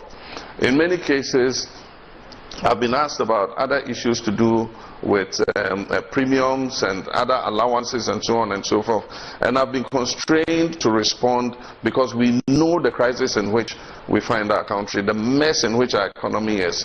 One thing I've promised you is that I'll promise you a leaner government, will have fewer ministers, will cut government expenditure, so that any savings that we make, we can use it to better the lives of hard-working teachers and other professionals. Thank you, Mickey, for that question. This is from Mickey Atta, and it says, my visionary president, what measures is your government going to put in place to better the conditions of service of the suffering Ghanaian teacher? I've said that several of the difficulties and challenges that our teachers face, especially for rural teachers, one is accommodation. And so one of the things we're going to do is that in designing any school at the basic level or at the secondary level, that design must include accommodation for teachers, so that when teachers are posted to school, they don't have to live in an adjoining town and have to take transport to go to and from work. Already. And then I have Kofi Banafu, who says, did I hear the former president talk about restoring licenses of collapsed banks? Yes, you did, Kofi. I said that we're going to go through the processes that led to the collapse of the banks. And for the cases in which those closures were unjustified, we would restore the licenses. We are looking at a tiered banking system. One of the reasons for the closure of these banks was that they could not raise the capital reserve ratio that the Bank of Ghana had asked for, which was 400 million Ghana cedis. Now the point I make is that we should have a tiered banking system where you have the big banks who should have a reserve ratio. Many sani akechuni amena. So ni Professor Mills ke amake ke eba kwe nungfe ne san ofiano koni wohu wona minche. Anokwale ne ba yi president ne ke landing beach committees ba. Ni na kan landing beaches committees okay fe politics. Mofia moni chuni yenshona ebanye edomo koni ebote landing beach committee bi ni waka ke nakan gbile landing beach committee echu ni ojogba ni ke premix ba ya landing beach committee de ejake amele maniji fishermen ke maniji canoe owners so ke ba keke aja mofia mona eko na kano ji outboard motors ke was subsidized work ha chief fishermen ke landing beach committees keke aja ni many bana eko konana na pay le few mene ehani kai wanyemi nyumo ajole. May God rest her soul. Wanyemi sheriaite. Ekenye chuni wa Benny Minji president. Ni agwene mbanye show na fe ni mofia monfo ake nichumo efite amena premix landing beach committee say fair afite ame ake landing beach say chuni don nike premix ba ake ha party me keke amehu aho aha fisher folk ke outboard motors ba obaya hairdressing saloon no ya outboard motor your hairdresser dey ene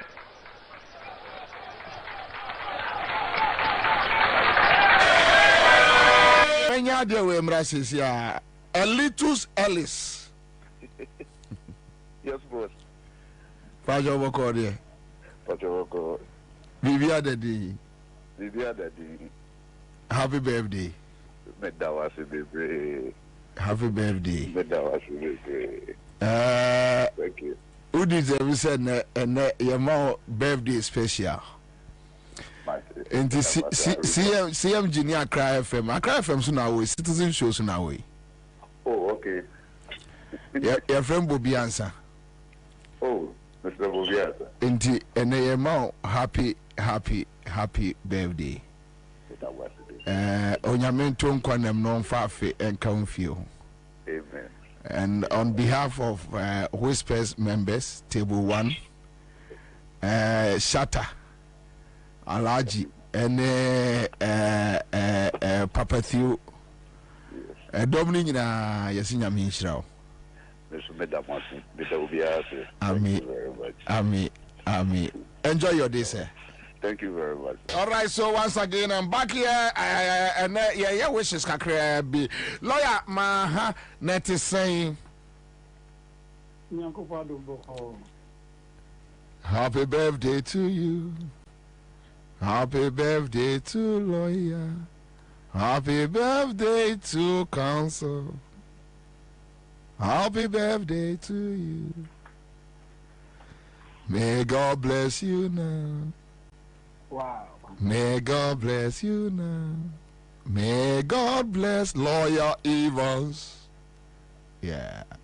May God bless you now. Lawyer, your friend Bobie Ansah on Citizen Show Accra FM. Wow. I never knew that upon all your babulance, you know, ultimately.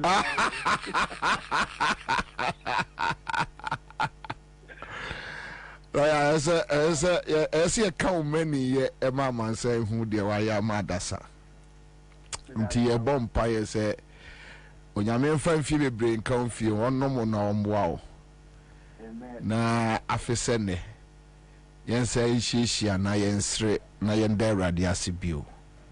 Bakaba, unim, Makuma Swadi for the birthday. Mpacho catch me. And Pai Bunny, I'm say. After na His Excellency John Dramani Mahama Ghana or Mountain. Amen. Amen. Amen. Amen.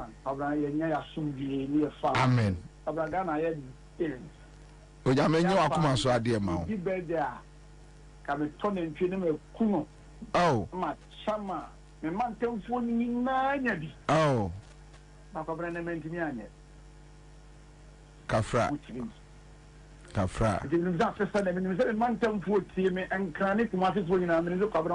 Yeah. Inshallah.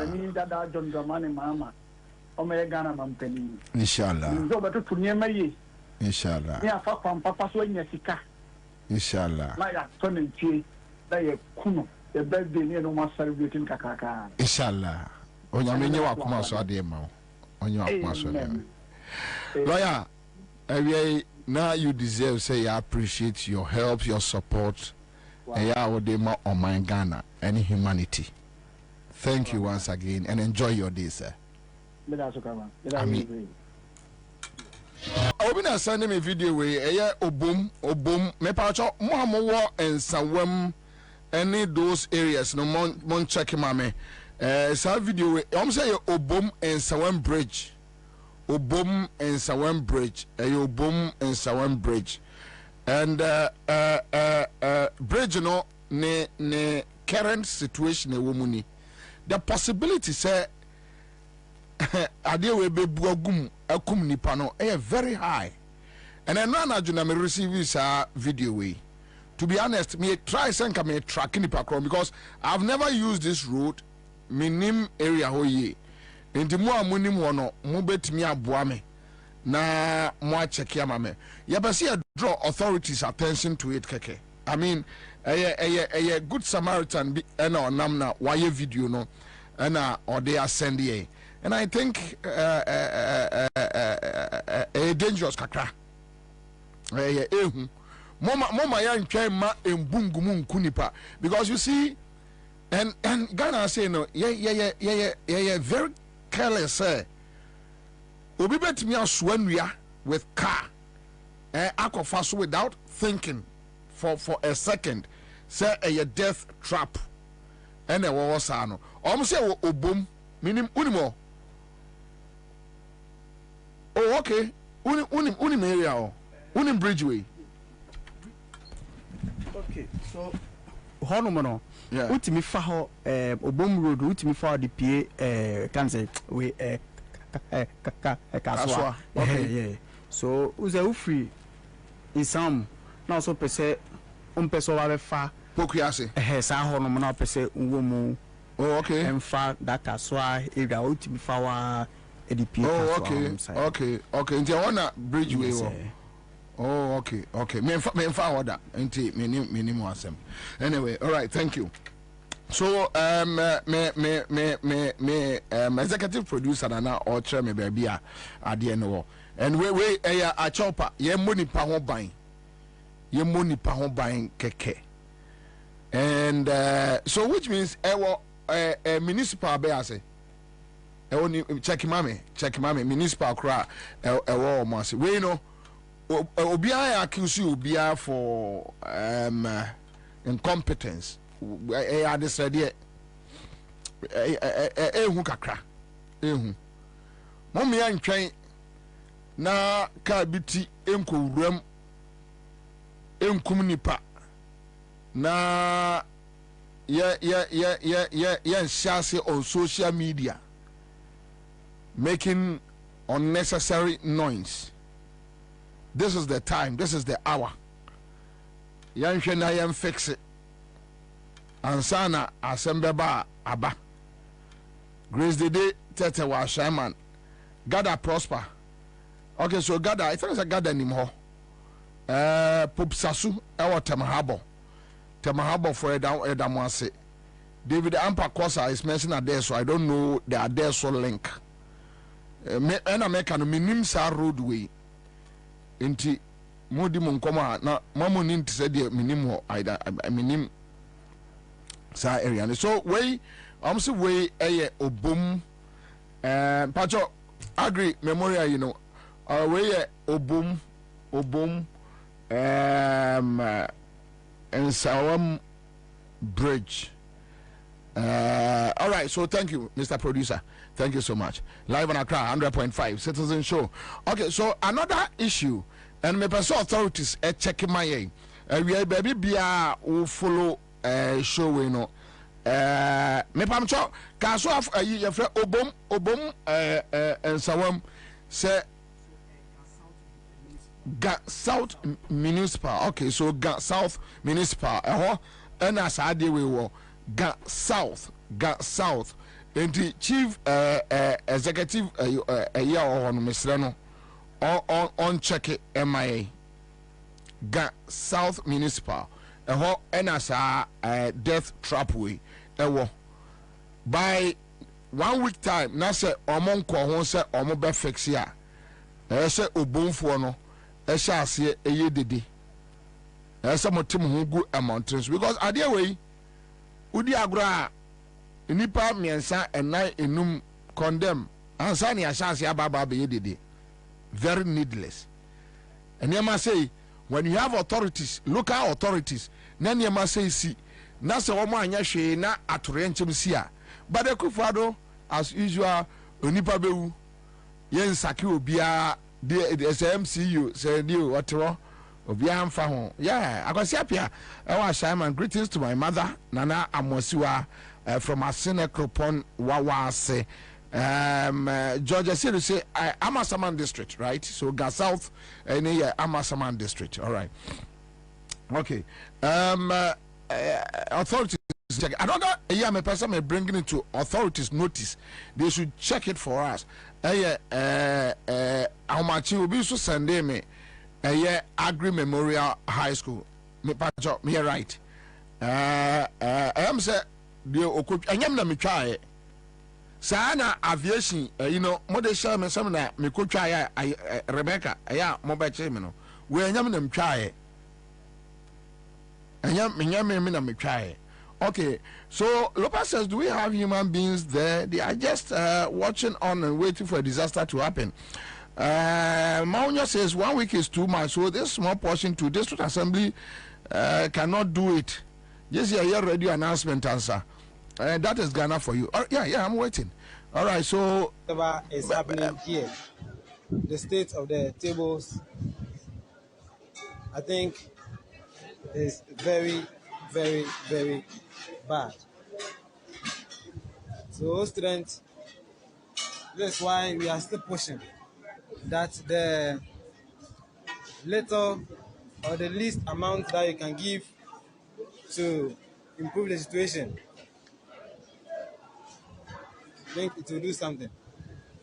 Thank you so much for your attention. May God bless all of you. May God bless all of you for very good. May God bless all of you. Thank you. So we have our dining hall prefect here who also wants to say something concerning the situation at hand. So DHP. And I'm saying, it is students in Marcia, want to be and chess in school, we are things in so far, say, we are about to be. It's a strong say, in one of the white was here. I'm doing that now, some call this like not bed backs every year. Okay. White. Yes, thank you. So, this is the DSP. Shito, yes. Shito has also spoken about the situation. Thank you so much, brothers and sisters. Whatever is happening here, the state of the tables, I think, is very, very, very bad. So, students, that's why we are still pushing that the little or the least amount that you can give to improve the situation, I think it will do something. Thank you so much for your attention. May God bless all of you. May God bless all of you for very good. May God bless all of you. Thank you. So we have our dining hall prefect here who also wants to say something concerning the situation at hand. So DHP. And I'm saying, with the name, no, I suspect it be about Central Region, but minim, if say the Agri Memorial School that we all know, it doesn't matter the location. What matters is what we are watching. It's so sad. It's really sad. Osha bebia enkola edidia. Mahmoud Baumia ne kramai kra ebu mu no.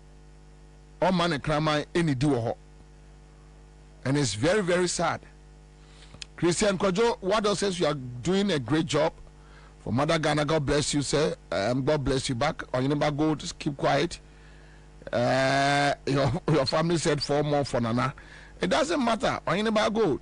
It doesn't mean one day also Baba call school be. So it's better they speak up today. The fact say obi too about Emma Akufo-Addo doesn't mean the person should just look on for stupidity to go on. All right, Bismarck Atta is here. Maghreb says the table and Tamamoto Way are in the same ship. Okay, so Nimancha says there are 2 agris in Cape Coast. This one is the one right after Anomabo. Okay, so this one is right after Anomabo. So this one is Kwajiri Agri. Then they have Agri Memorial. Okay, so Pacho, that is the difference. Zelex Dwayne is here. Ibrahim Adam says fix the tuning. Pacho, Ibrahim, many technician. It's not like they don't know. They know. It's something they know. I'm not part of management. I know they do anything. Okay, so Notifafa says, good job, Commander. I love you more. I love you more. Okay, so Nana Kofi and Kingsley will be Ansah. It's true. I was there 2 weeks ago. I don't know which one. Oka Ubum Diano Ana Oka Anomabo Ediano. Which is which? So let me know. All right. So another since the school is at Anomabo. It's different from the Agri Memorial. Okay, so we have the Agri Memorial, then we have the Kwajiri Agri Senior High School, and this one here after Anomabo. Our Central Region. Central Region. John Geze says this is so sad. Ni Ivan is here on our Facebook page, YouTube page. Tune in your YouTube page. Yes, Citizen TV Ghana. Wait me a call now. What follow your Coffee Princess? Bobie played in. Don't go on leave. Oh, okay. All right. Nana Kofi menya. I'm say one mabu one. So I'm aware. I hope said they will attend to sa mess we. O shall be uncle Didi. Na obi be catch there will say NMN MPP NB Kasha free SHS. Something the World Bank is telling you to review it. Also, no, review. The president himself has said it that it needs to be reviewed, and so still review here. You are just creating a bar system. Unana num gulandin, nakufado nana num gulandin, eco school. Say had the ya and kanana num gulandin. Jomama Tiago Yasunane Bako Akosumo International. Ask anybody, they will tell you. Jomama Naneba Eko Akosumo International. O as Saudi Aqua go outside. Educhum Assassin Educhum Baba Akope or school abroachri. We do college or school ewa abroachri Educhum.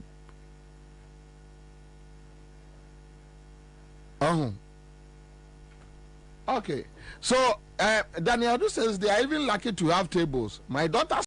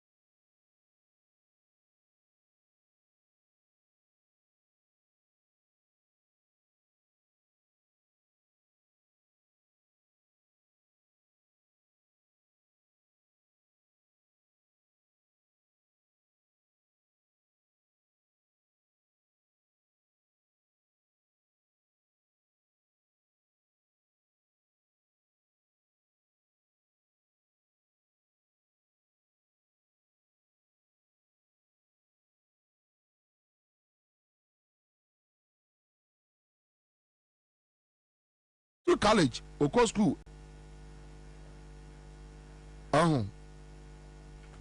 Okay. So Daniel says they are even lucky to have tables. My daughter sits on the floor to learn all the time, complaining of back pains. Okay. All right. Okay. So let's go back to Obom. Now, then the one way different from the first one. Kind of bridge na ebuno. Okay. All right. That's fine. This is no this anyway. Okay. That's fine. That's okay. So yeah. Let's go. Yanko. Yanko.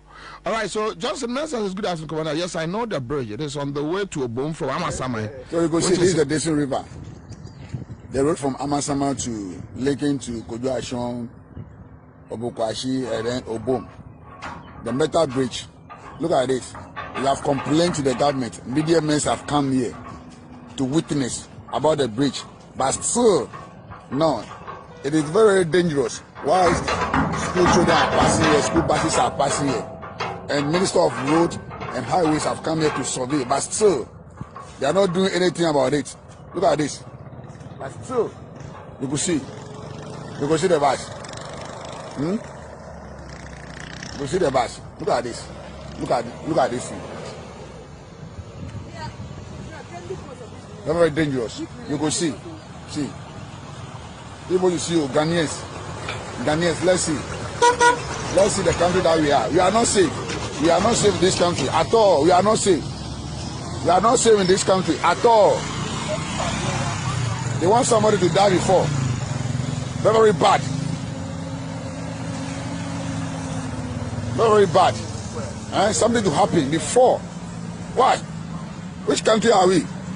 Let's see. Look at this. School children passing on this thing. One day. Look at this.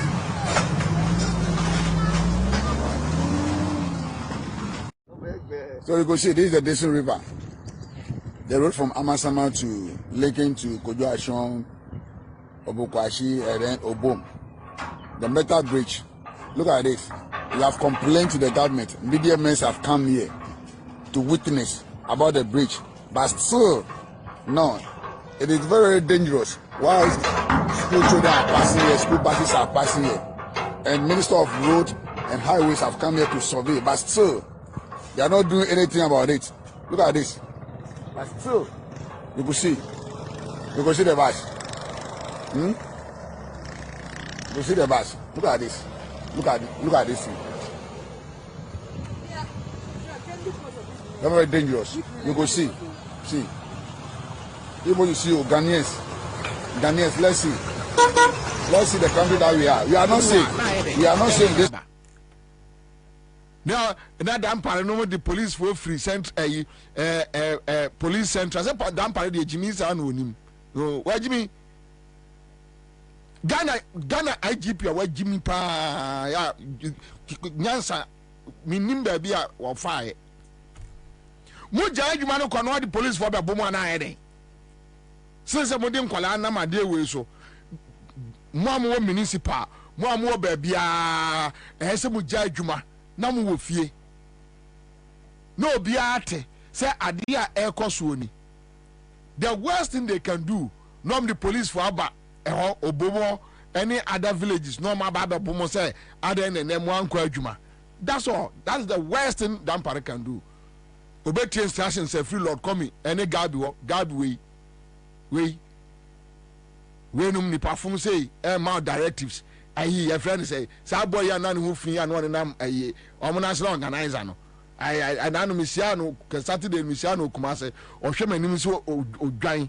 I Saboy and your friend say, Nana B ma IGP instructions. Do this, do that. Now dear actually. Into a more boom any of those areas, you know. They can decide say the whole 1, 2, 3 days. More municipal, more cars, more school, any obiajai. I mean, The worst thing, I say the worst thing is Omema police for Ababa Bumusa and Mwanko Juma. Beyond that, they can't do anything. And I'm on bridge way no so. Ekwa Juma. Ekwa school for Uncle Daddy no. Omunu nimu Ansah authorities no. How can you just risk your life like this? How?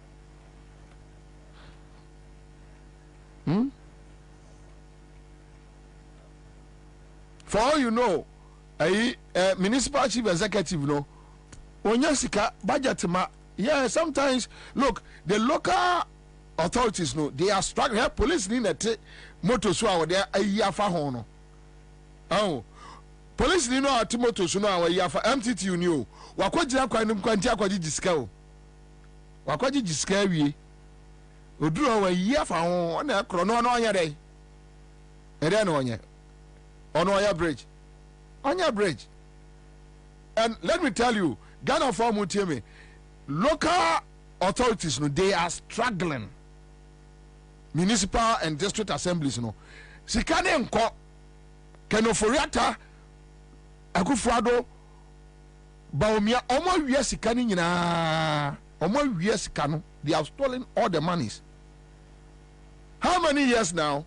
Omuntia, a friend say, common fund. They don't pay. Amuntia common fund for almost 4 years and over. They are not paying common fund. Cross check from government office. Open information I am farmer. This is the reality. In the MCB, the baby now the question or the question kwa. Sikani bini ho. They don't give them budget. They will come and read the budget in parliament.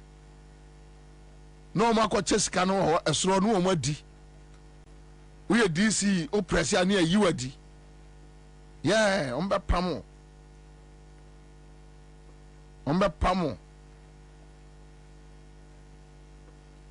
In the Saja, Osu Benya 1 city bidia to nsu anum so betra fie kwade. Ene etra kwanu tumna etra office was at least ubenya friend say esi muatna wanya fuwa kakra abu.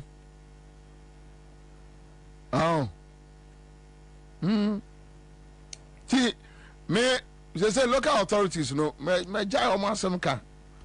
Omo yes can was ro. Yes. How can you blame MC DC? Only no e dey no betimi aye. And uti akwa no a. Onse asenso bo ache ba o. Ansah ko adwuma wey broni any even 2 days. Oh wait, any 2 days. So they will just allow the bridge to deteriorate.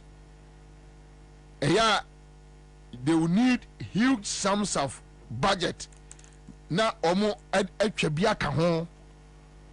Nti we no se bia 100,000 Ghana na betimi aya wo twen amomo aye evaluation na kodru 500,000 no ordinary 300,000 aka ho. Ojiska no a undi odibe yo. Ubeba cantonments no ne abayo ate a restaurant na kwa wabobra. I've been saying this. Me nipa mani mrini wo wiase ni nipa or your friend say onipa onyaska free politics mu nipa mani mrini da e wo wiase no.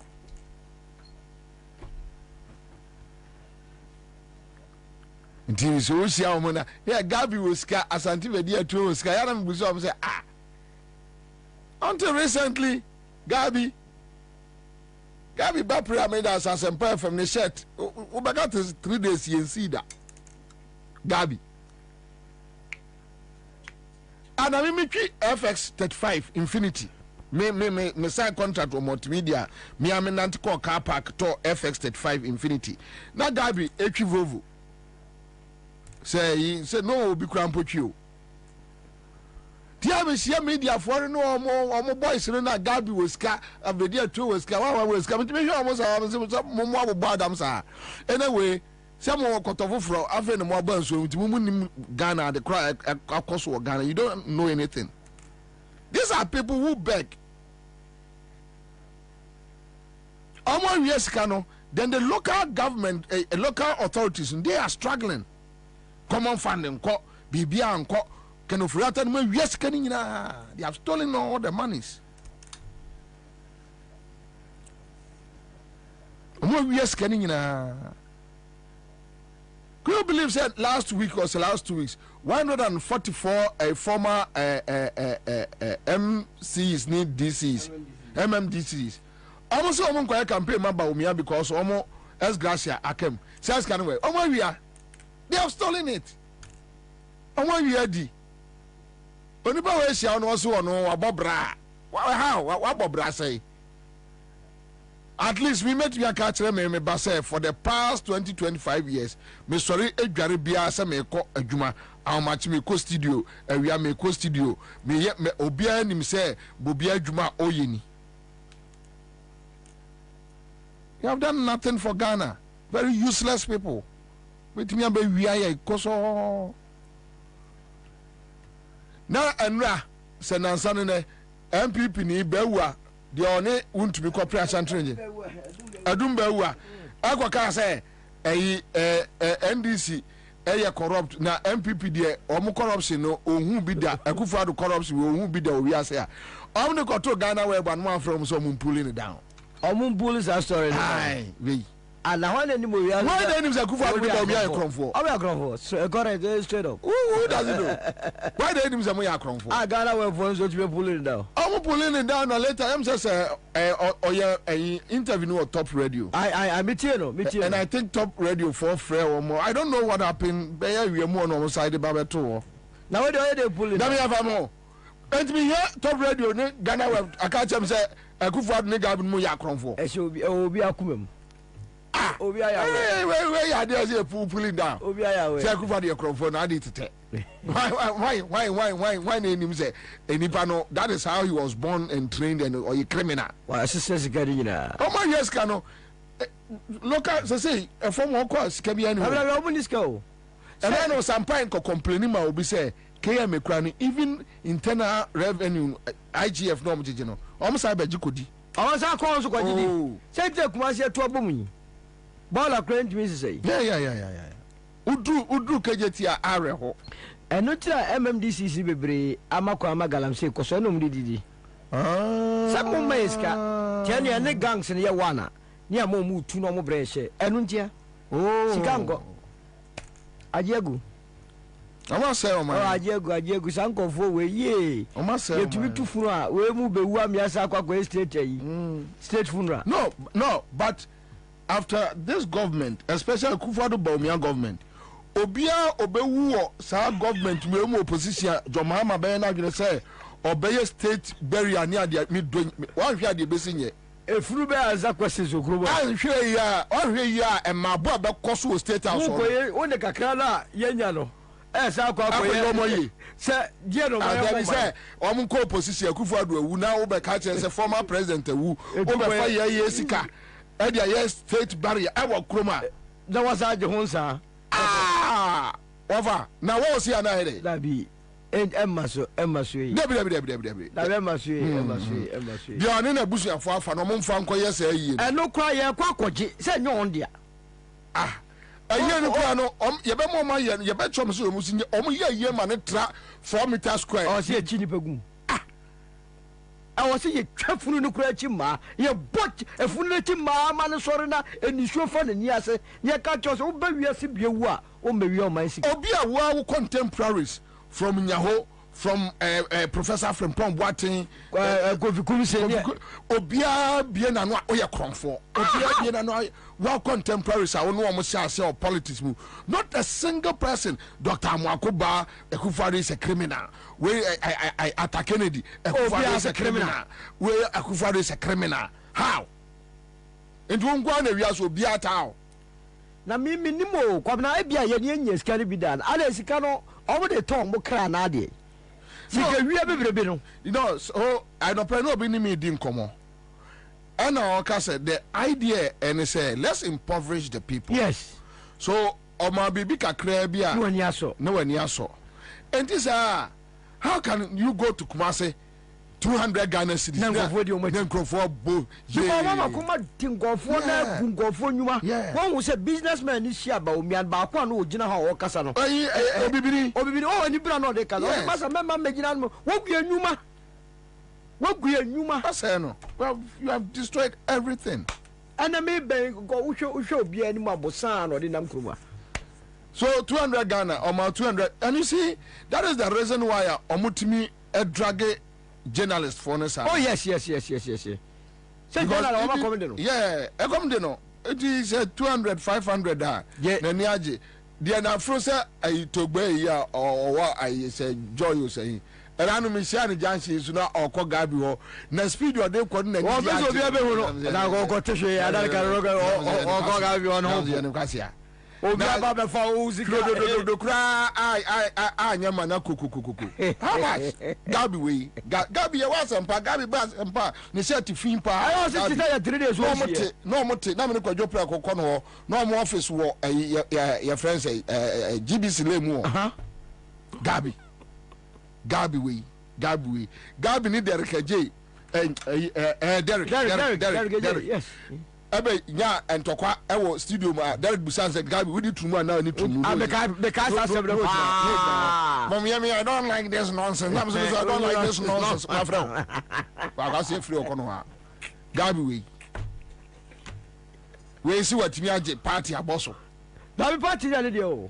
Then you have these boys your friends say Samuel Kune I'm very couple Anthony Cabo Abevanum na me mama ewu na ba ko frɛ me ada ya is obon person o bua me na me kwase me mama ewu wo Samuel ku wo be na bua me wo be bia bua me wo ba da be a wo be bua me wo be se ma obi wo na ntiba ya sempa me ma lord first side ko fi e o pra me down me ma me to fo wo be bua me wo be bia bua me eh there's a chrome apa da yo dan ka me de into ago chechire me ma me furu na me de ne ko bo na yesie na ada asase nye Dabi ma see my father can say my president. Dabi o na asase go nya na.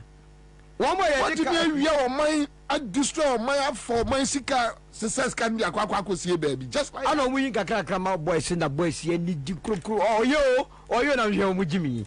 Wa wo sika ge betumi di ahwe wo ma wo ho atɔ ne wa busu atɔ no akodi o ba akofo botom ana oyi ni sope ma ana wudi na chi yes obia ye abaya adwuma na ase bibia everyone dey come for in website yeah kakra obedi but untimi nwia wo ma mo de o nsam mienu obro now the president the vice Kenoforiata Gabinum almost catching the state any omunko ba ku ye otua Ministry of Lands and Natural Resources when yan who say tam Jinapo yeah we so we are na Jinapo ko toilets no akwa frɛ no the handkerchief akatara no yeah we am between go or the katara no so ofre line no ade akatara no na do ese sa Jinapo ko ndo ya de for so ye no or you see the friend name we no now no Messiano a plus 233 on here new now here me here na Saturday ni e ko buache e o kumase na asasu buache ka samante see on despite mu gina o mete se o ka kire obi se so nchia mi o se dio na ni pakra ba preme se ntimi nchia asenso buache na okwa wi agina no nchen na okwa wi ase o do opa chia na ma me na so me kura kwase awe na ko chia do ya e be mo me nam na nim say na me ko na wi de o chere why asenso buache and no after me hu you see you can use just 4 years 8 years to gather money obi ya adwo ministries 30 years oni chembe ho kura wo kwakote obi ya adwuma for almost years a teacher for sika oba ho akufo do anu aka chen say so person we billionaire nye teacher adwuma na say we can you imagine wow can you imagine really just so your politician yes we so ye billionaire or so your politician so your politician now can akufo do mo now we are mine no that's all na sa Ghana for president na wono de otewa wo so Ghana for wie sika de ba ho no ofe ne ho yi wo mo no kura no mo ye criminals chen ye me so wa jisika de kukuro no de yo o ma ni yo ndi se wo oyo food ni o mo obu anombo wo mu firi so mfa mo obe kiro mo yagani so ho sa mo adwumi ana mo wie sika firi mu kuro mo de aba emra be ya adwuma ho na le bia na heart attack be ba no. It's so sad. Omo wi o man afọ man ni sika dia ko ganyana. Say metimi awie sika aye safe. Ya safe ni de ani ene bie. How? So metimi awie sika aye safe. Safe ni de ani. Na ye tete hu okroma na nkofo. Ene bie safe no. How? Kofo Bobena say ye ni sika okro. Wana ka ye ni sika okro. Sika no okroma ya. Ye tweta to ye dia yiri ye ko ho. Ni agiwi amosesa. We are not back to say BB anymore. You ask them why and they tell you. So that the fact of the matter is that a form a local authorities. Yes. They don't have money to run. There is nothing there. There is nothing. And yet the district, the municipal, and they don't have any money. There is nothing. Me need DC, NMC, BN, Yasem, we are saying. Because I am very be am reno. Omunihwe. Na omukwa no sa bre me so ko DC for na so a ko for asala ya etwe wo mu. Eja me se omu ye galam. So omunya ye galam say. Baby a obi a o baby a yetumi tu agudie bia no se muntu. Anyway, yeah, boy George Ubusam say what is the status of Saul constituency? The point is say no we nim say easy ISSR a constituency or my gazette as a constituency. Oh, my gazette is an obedient candidate. They are made the market. Well, I hope so. I dear we see under democracy that a young crophobia or mania representation. On my amemumu. Then I wonder me a young any power. Then would be outside could trace Kama institution. Young flow a Democrat, a Kufado, almost the near money title be human rights at the end day, because you oh no, I want just here. Depending for me taxes, and or Dim through we are, then he tries to do PR work just to cover up. Number of Miano Studio actually. Anyway, young got tema committee train, young got and you see projects group. The so we and one yet. Or better way. OBC UGMC was a phantom Medamasi. Usha, Ejumaya, Mr. Dasuya, and Tama Comte. Na ya papa, na now do not cook for na Alaju, Dr. Baumia, Eba say from 1992 in Bebu Watama, Atuamba, and Toma Bemonaye with a factory, a fertilizer factory. It is fertilizer factory, ya papa na now do not cook for any Baumia baby, and I will come to trade. Organize and down. Any no promise here, say. So we are a better and comfort of the youth. Driver's room, messing room, electrician room, plumber's room, just a cleaners na bibia and tell my energy. They say yo. Never papa na do not cook for the catcher say. Or the 1 year baby man. Ghana for. You can say MPP. In your party also transform one. Obia Jindi. And the minia, the factory now. Yeah, papa promise here 1 year. So maybe 3 years. What is minia? What 4 years I have come. BBA no ekoso. BBA no ekoso. BBA say. Ejuma BBA no ekoso wa. Na emo omusi factory ni le mu. Inkitre, inkusie, ina ndwan, ina mponchi, ina sisi aya employ wa. Usha ade ekoso no. Imbebu na enye adwuma anyo na enwa no mum na enye adwuma na ya. Ituba hwe no BBA nkoso wa. Na so ye ba wo wa ye hu. Nkusi aye wo mo. Om no mu ye adwuma. Ye be se Ghana for say. Na no de da kwaku for na MPP. Enye party aye trust them. Aha na come ka so me start process e. Na fertilizer wo bu ya. Na come man fu machines no wa. Na nka omu ya na process. When na kenye tama imbebu kwa no benye adwuma. Across the country because they were found out in that group for the way we said fertilizer are spread it across the country. It's like Obia Benye, but majority be fit because any to Ambama in Libya. Minia, share processing machine now. Obe promise here say within 1 year, any other we run. Minia, any Tiebe Segana for any same pen another than Kuku for us. Nemum, Papa, Oyobia. Omo kanu kwenche Ghana. on Alaji Baumia, a Bia to a mama 28 good years, and then she don't die. It's your best, sir. Moment to a Banama John, Mama.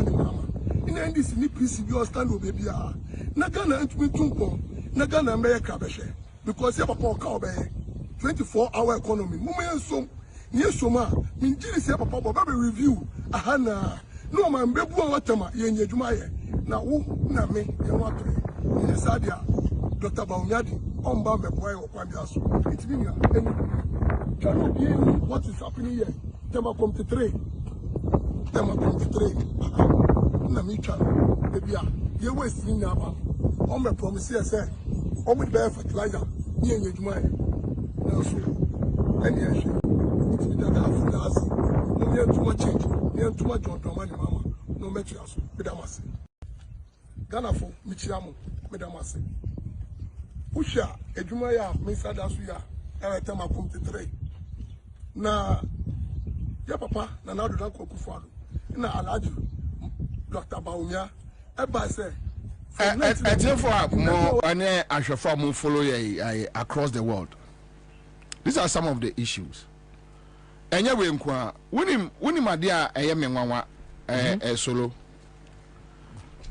Now, and this in one, meaning any other political parties, I would say, whether they are functioning movement, or more fancy movement force me the moment that was Ashanti region. Baumia went to Ashanti region. Yeah. Odru Ashanti region. And as some young kunum kwa high bases. So Nikabuna a budget no. And no high bases. And a omodem crofobia go on a campianisia bonte chia omo. And I know jump fair. Kajatia phase 2 AC Kajatia and quite true. That enclave no more will be any tia. Bomiat because she are a ready for a John Mama Dienu. A yan and tia phase 2 no set or tonania any. Once you are no, my Jano. What, and Yanasem O Tramu Swami Interjono Ako magazine. Then you money, yeah, I'm from on number one crack and a raw a josso. Ilan bought a call Ura Kumase. Want me and Casso, Mamma Buancra Namenche at the crack AC. One Pampaso. Adum Pampaso. Ako fa bantama. Confanochi wo otumfo aye Confanochi Save Confanochi project. Ono vice president no we said the otumfo kan ye no krenti we donate 1 million Ghana cedis that time. Indi se wajimi abodam kra Kabefo say ade a otumfo eye no enka ye aban asade baso otumfo ya mame nkoshe damage no. Na menhwe how serious eya damage netie na watwam wo baabi a Confanochi de sekai share form no wan hwe sekai ni mpo onhwe na obeka de onjode sekai na ehye wo no wan hwe watwam afa bantama atiesi abrepo ego de kampe ekoso ame okọ gara okọ we duru agwa shout ai di akire Canada Japan ene sa boys ni nyina omu di akire obi antimi ehunu nyansa nka nche so o miwura omunyira adwene lada yenwura oso ko Ashanti region ukoduru Ashanti region 3 days no sir eye wenti na mese se ekufado ko na meme ba metimi aye adwuma no na be so ni sa nyoma ne bi no ho asem na kwabra we no okọ Asante mantem no eye show of force e bien ko kire Ghana for ze mo domo enye mo no mo dwene mo ho na bi no mo free kro no mo ankasa ofo na pone o mo ekeka wade na o mo Asante ma hia enye t-shirt nti ono wo mfiri azade man dem no no ba no wa mejra hwe ade no waye bi ono mfiri kro no so se asante de t-shirt ade hia ti one de free wale no hwan yi ba asante me wa ba be tro se me si amamo eto ono wo share wo mo friend ma ne how de ono free ono o se t-shirt na ti me mu papa free ono o papa free wo nya na maami o papa free ono a wo didi free o ye mp free ono wono se t-shirt ne hia asante man.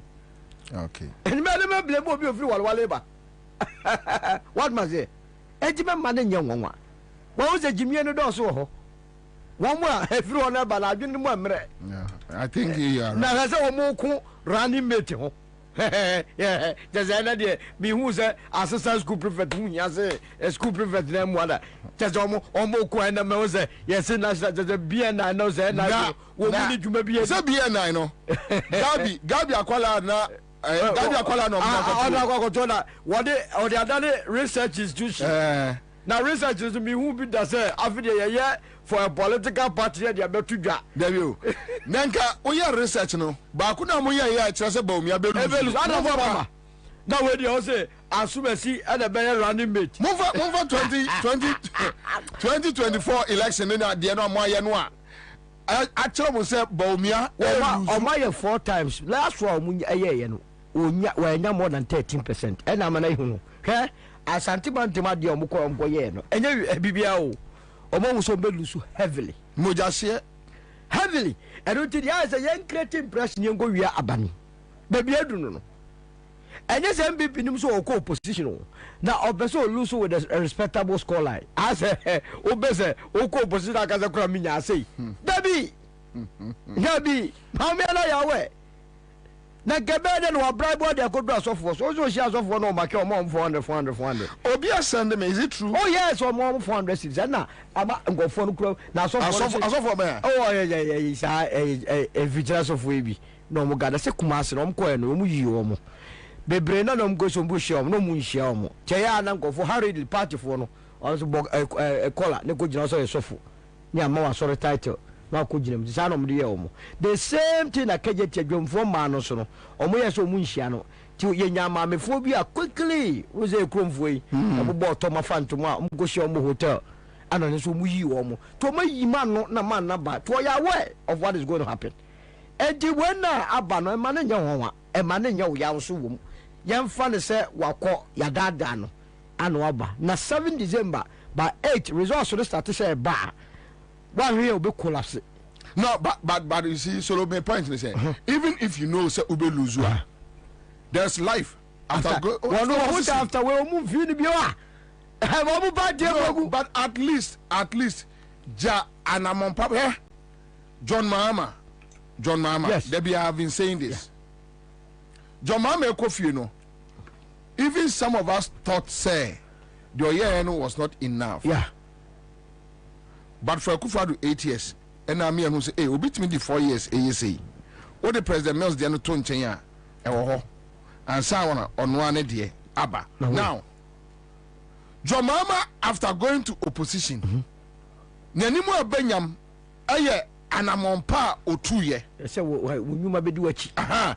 Eno na men na John Mahama sebe nanimu abenyam ewo dom enkoda ene mpanimfo nyina anim. So at least baomia miawani na munya bibi se minwi ni kura no a wo kire bi mi wo fie na John Mahama ba no amu o man ni ya enkrofo betimi aka se me alternative. Kwabena won nye sade no onye kire se money ayo raba umien no wo ye pola kwad ayo personal assistant wan ka bia nhim na ni anada ni man so deputy governor da ni anada omo man so running mate na ni anada party a wombre ho ya na flag better do a wodi apa na what have you got to lose buza ho wodi buza ho so na ye dia me ma on the silver platter say ah what have you got to lose when you no tam nothing could be one now so da yo when you no tam edi mu party le begu engu ame edi abre na bibre mu kumipra ko say na me yewum demonstration say na me yemu ka etwifa ngofo so 1996 obekwa no me ka ho bi edi ayi pa apart from say me ba party ni mo na de bia me fo ayi high table nkwa na me fo no dia he got nothing to lose.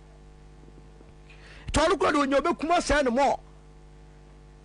Ano re kufa do so no ohwe ni mfie so a baby aduru no enya dia wo be mu bio. Ano no check ya wasan wo ma koma so ma no ye say da nya adwese ba me mo ba ye president. To ne mu wie je obetimi aya ne say me parking wo for wonum. E ti say no me no but die wo mu ne say wo mu a agigina mu. Omu gigina mu say yenye machinations.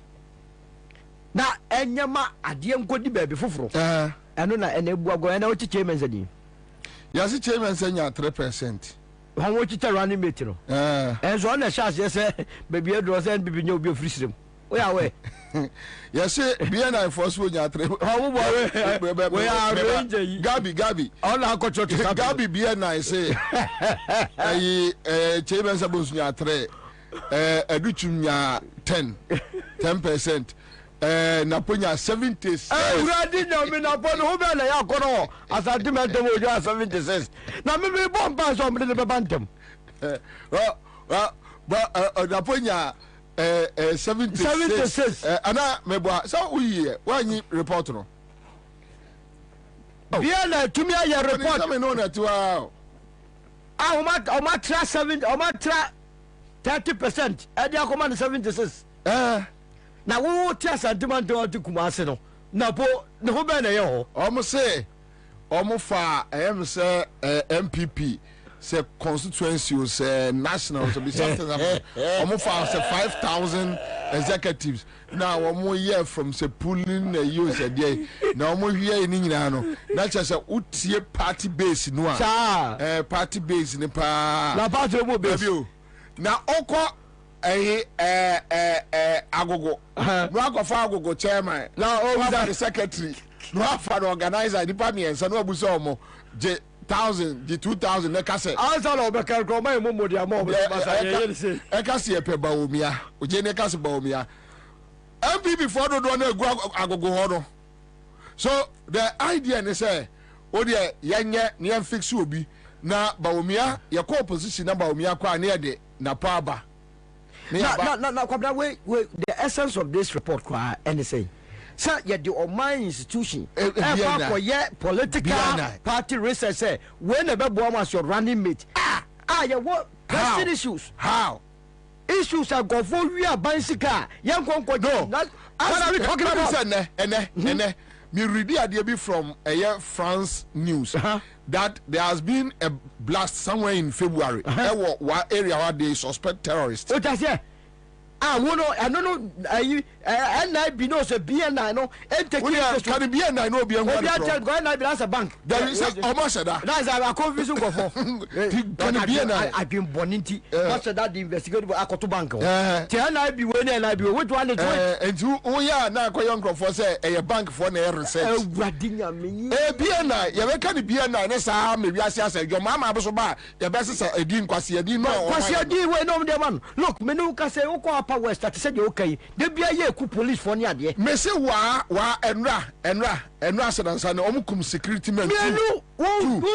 Two investigation. There be ya no research. What said your baba rally mate a party a opposition mom and what I don't know as we are speaking baby omunya nsuo num tasi any areas omunya nsuo num BNI for nya research me ehunu say okay Ghana say no etimi cover this space nipa yemfa ne say bia 50% enya potable water one 50 enya. So these are the projections there be political party could choose the running mate na no na Ghana here say what are you talking about kwasiafo just give me any door to kwasiafo o ka so me kwasiafo a o say don't touch over who did it dey na be o dey dey why ya dey say wa ba betam yes dey na be o be dey Gabi fun we dey o na be what are you talking about institution at the BNI mo di Ghana sikaye ya go tell ya to say ya mo say dey NPP for say o mo pe na NPP for say o mo pe na podcast Fama MPP for no mo go check your pay o bi fa on o le fa o say o ba ko fa Kufuor do na bra say running mate who guess Dario, na BNI kra no, obi running mate, a political party running mate. What's somebody? Na po no be na ye. I said you won't come and we na boy muntu ntina mo de na sebe ya beba be pushi homosexual ade so yi da wono ana na po we ana nka o se enkola enkola sa cartoon na e man kola be di won trum yes nka ne sa na po tiefo ntie na po ntrumuntu ya no minimum a na po ntrumuntu alo kura di pa no binimu kura still a enkola no de mo na po ayi nidi Matthew boku prempe Matthew right de wasasu kuta Matthew Bible mu Matthew poku prempe trumuntu wono ose we na so we what confirm we have running na be yi na who cares about na National Intelligence Bureau special report on MPP who cares MPP and you are using my taxes to go and do the bogosing.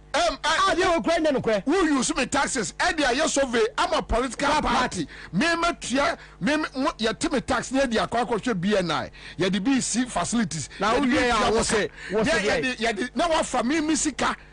They should come and tell us because I MPP demand omo. I'm the quiet. And the foundation say you pushing of na post agenda. Obi chairman of say.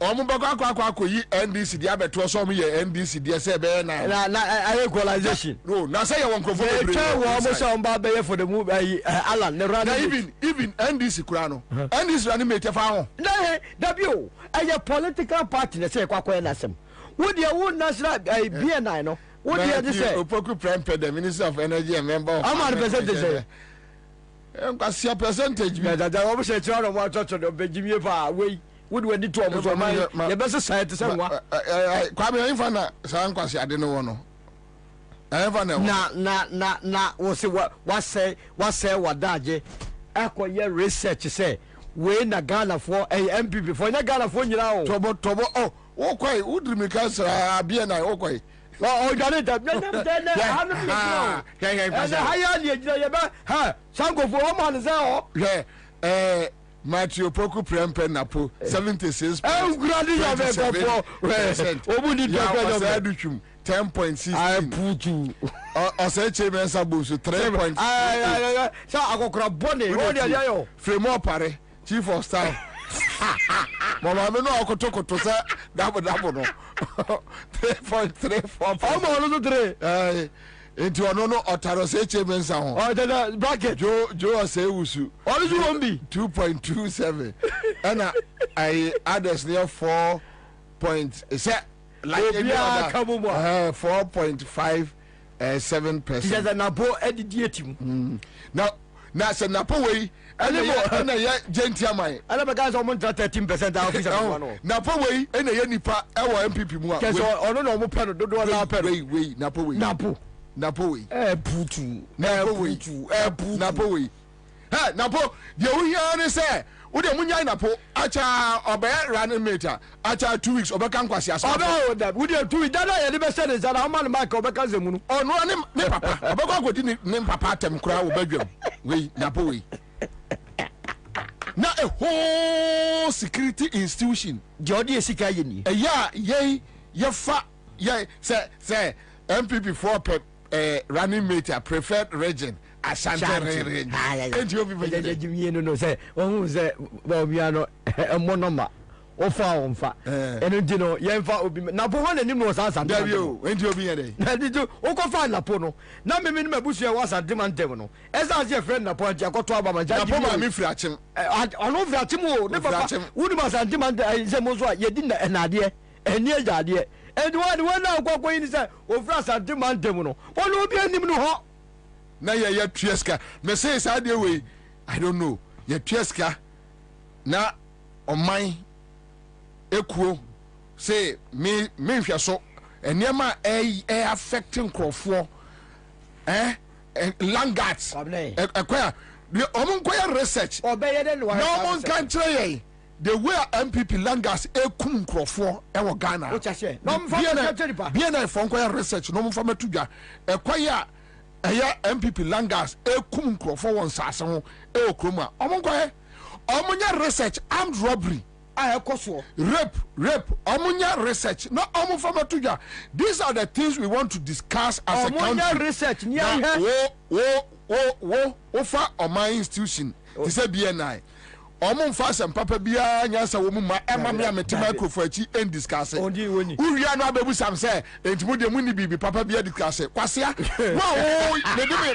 me taxes ema wo bia na hokra no o fa o man sika kwasea dia di na kwasea report bi obato kwasea report we awa no mata put tantanta no mdabeto say yankan why kwasea report we uwia no abebu sam say entimu de mo so microphone mu a mu ni bibi papa bia aka na wo bibi papa why you do wo o man sika de ma yes media private na why you do man sika ma so ko bibi papa dan ke yanka bi no ali aka say MPP for so mo penda po so what omo pa omo kon focus mo ka who cares Kosmokaya who cares? Omo pa ngwafa chebi hine.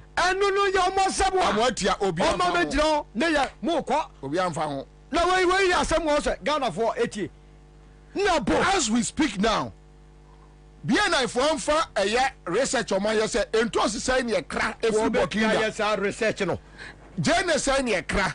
Then we know PFJ no ekosai okay BNI for ye research ye report ni nanka Ghana radio nka wie ye no ne ye nyina ye discuss ye obeye sa de na ye die na ka fan kwasi asemba be so discuss kwasi asem na kwabne o fan kwasi asemba me discuss kwasi asem nipa na oda BNI na no ankasa no wonim say 6 months time obetumi ay unemployed ejiwe kwasi asem o ye ye ngo Bobie a chenjina twa ebetumi ahwe wini ni matana so ejanze ye bobo ba ni wie ni malusu a gise be penwe mtama men ka cho be mena ube ye no so start ya throw handing over nose at throw them because we enkosi aga ko said them ko prepare sa report we even within the MPP na krom nkan dokre even within the when me say and obi frame me free kuma say ade ni to odwa no o say che men sa bo su frefre party mpanifo so mo agu nanimu ase na yo de me kra de mani age pa za na fo agu nanimu we pani hunu pa ase BNI fo agu nanimu ase am ma 3% woni chief of staff wo so ma 33 asa mo ja mienu 33 o ma mo 3 uwi abebusa journalism no mun raise standard governance no say me standard kura o raise ya me raise journalism standard of the man no de mom standard no raise ya no me tufuobo standard no kwasi standard no raise na me so bi dim kwasi asem kire journalism papa na ye ni ya o ya ni say British for the American me so me ma BBC masa oba na ka odi asempa ba say ye court de akwa research we say judge for answer no umudi nsem no magiska enye yi a ne hu say ye tumpo BNI is a very serious institution na wo de BNI no hensem hu ade akwa say running mate MPP for say when ye penalty de o mansika akwa ye say research o de oto wa na ye BNI for akwa research say asantefo ni slimfo ni agbefo wan pa ni ditwe na o metia say de very simple o de the next year guys go for on to so o de oto o de la go by na wo ko fa free o de me see ati kroma na omo abeka kire say BNI for research say asantefo ni esrimfo ni agbefo ni nkranfo for pa me ma na editwe wa metia ye wonu mo de o ma ye pa de o me the results number pepe omo fere o mani mo o de kedi o me institutions o de oti kroma ba and akufado me so oti kroma o me kwa akọ yes research no de abase BNI for research o ma ye ni na ya ti kroma na ma mo say jai na ni braba wo se de hwe dale o betie yes wo so mini woni masum mamosa ade a wo ye ase ne say ade a wo ye ase ne say e de be hia pa ne hia score north as we speak say emo ano a ya na wo mo say emfuo no milipede ne isane ma o ma ahyase wo ho bia no a wo dwene ho ye no nye ho ai betumi di koma ba Ghana dabi ye no nye ho ko nnuane nya no ha no ho ne di free ye no nye hwese Burkina forecast o ma si tomato factory e wo ho eni ti tomato so akọ atwe wo ha na ye ntumi nya solution enye problem Pralugu ko jem $12 million e chobi botom wa wia almost sasa chippings eni cement na gu no ase akọ BNI enye ho research emi ehunu Pralugu no se Pralugu no a ba omia kromfo no wano na kaka omo ya ne sa no ehwa asma kwa sisei dabi onye anya obetro about say you almost so mo pennapo where you asia ne say where you asia ne say enti no enti bia na fa akwa research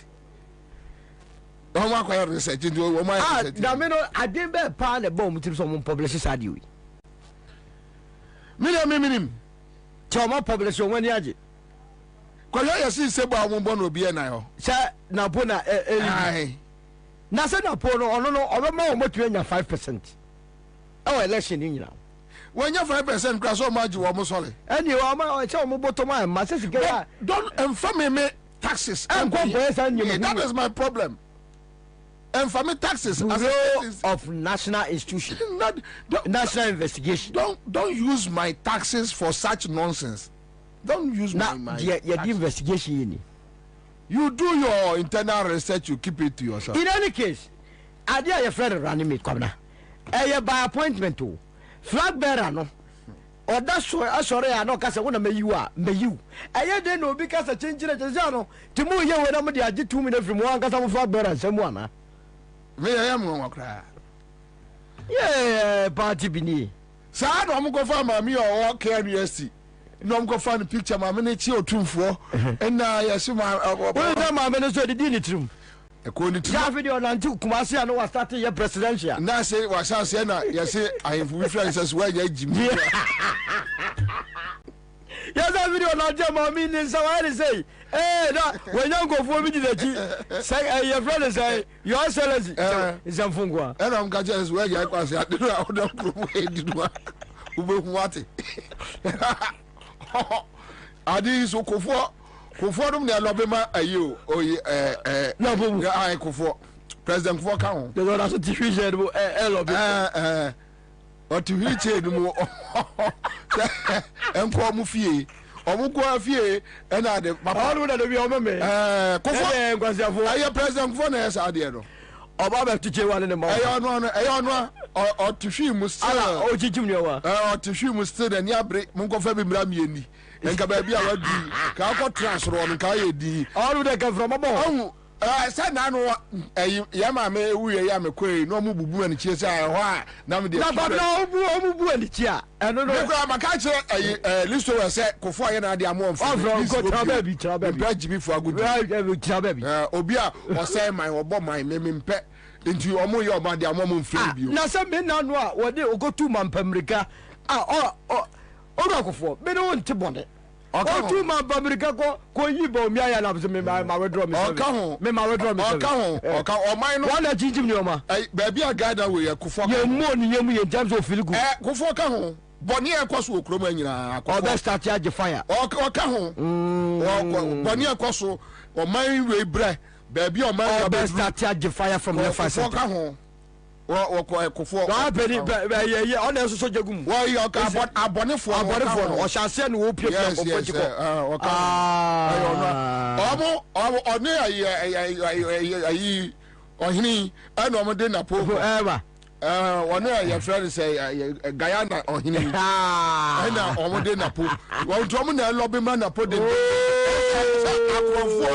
akrofo no mo sambe chendi akrofo ko nti yamfa ya na mra na omra no so mra akrofo ba ko ono ntrumuntu nti ko fa ntrumuntu no so fa no on confess kan fa am ka se ti kroba no ya jimi nti yankobo ayi bia na awiei na manfo ani abre yesi na pa na ekro unim kwa yaso na omudi ye omutan ya ene okọ parliament akoidum so ano yes ana mo release ma media for no ana mo ka kire MPs ni se so ba obi an ka se vice president ni nie go and watch yes and then the idea omu ye no oh good yes and the idea omu ye na se na po de so na yemre napo na no campaign be no be betua twekra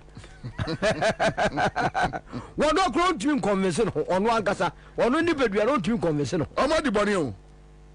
ẹni di ọkà understatement ọmọ ẹ̀ di bọ̀ ni ló kásẹ̀ ọmọ di bọ̀ ni à n'àtẹ̀ sá sẹ̀ bọ̀ níbi náà ọmọ bọ̀ ọ̀man no. ọmọ sẹ́yìn nìyẹn ọmọ ha adwene paa. ọ̀man no sàmìnà donko mu. Omo di boni. O se Kenya bisi. Na o man to be peja. Eno na me je Lord Paul Boatin. Ebufu no de kasa se. Leadership. Eko bon say na afide ye dum pempeso a ye say that passport e hu ya se page okromu a. Just ye ni pani okromu a. Na fe emperifu atu ya mom PhD e ho mfa so. PhD ho mfa so a. Enka sabe Gabi it me my orders here and a from Pombatim. I'm here for the quick. David PhD one for I'm here for the quick. Now Professor I am Merepa a OSP office. PhD a home for so. Professor to be Shakumaho. Now for YM. Gabi Bedia too. Me no money the same level. I am straight. The same level. But say when at me for my control on my that's a PhD for so ben PhD. Na jampo kase ye PhD for ya me hia ya ma ye yes rani. Say PhD ni ben o kromo a wo se ne yonko ne same oku. David. Abo for the couple. PhD ni ben o kromo wo ska eche UJ ahin. David. No no wonya sika ma na yere ka tre ye se e japade eta hon me gime de.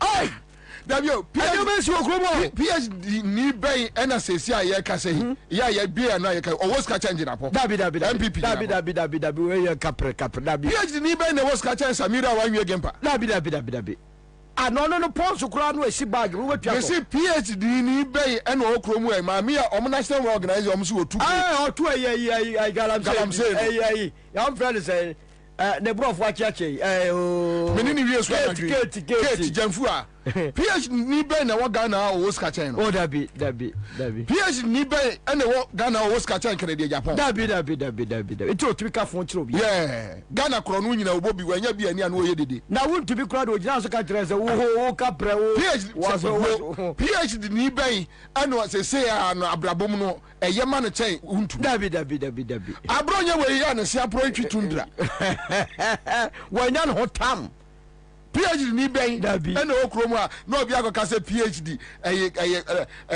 Holland passport ye che PhD amosi ye ntiase wontiase se kire me o dey from Akufo-Addo no mu ba Akufo-Addo ba atimi asi hotel $6 million PhD ni ben na Ghana ha within ne papa rule 8 years obetimi asi sa temba ho cry dey we tanya wunya bi ayi la to da ne book o ma gedo PhD ni ben da bi ni ho ena wa Ghana ha also no betimi asi edan a Akufo-Addo ba asi $6 million emu na nshom nam no wona ehwa ero o kotra se ayese 115,000 yes where hotel no nyina restaurant is worth $6 million aboko bi o Madina aboko bi PhD ni bay no PhD ni bay e wo Ghana no bi ka say Dutch Holland passport hu ya cha PhD assessment ase wo bere na wonti ase wo bere na wonti ase na PhD ni no obranza wo didi okoma obi pratole zu didi na bere na aka chese wonti ase adenti na wonti ase ana PhD for the okromu ano ya mo modane beggars ana mo pa ya ti kromu a ai John Kuma nyame for the clearance ya John Kuma shachele every your friend is a circle no about pyramid house asempa ba be program yes John Kuma make I pa the last futuro ayi na Akufo-Addo mo pe na bonu a odwane ba me ho no support alan yes John Kuma make I pa John Kuma make I pa na John Kuma MPP aba mu within 6 years na MPP for Kajile Ghana for so we no John Kuma e wo $30 million at an account mu. What are you talking about? $30 million.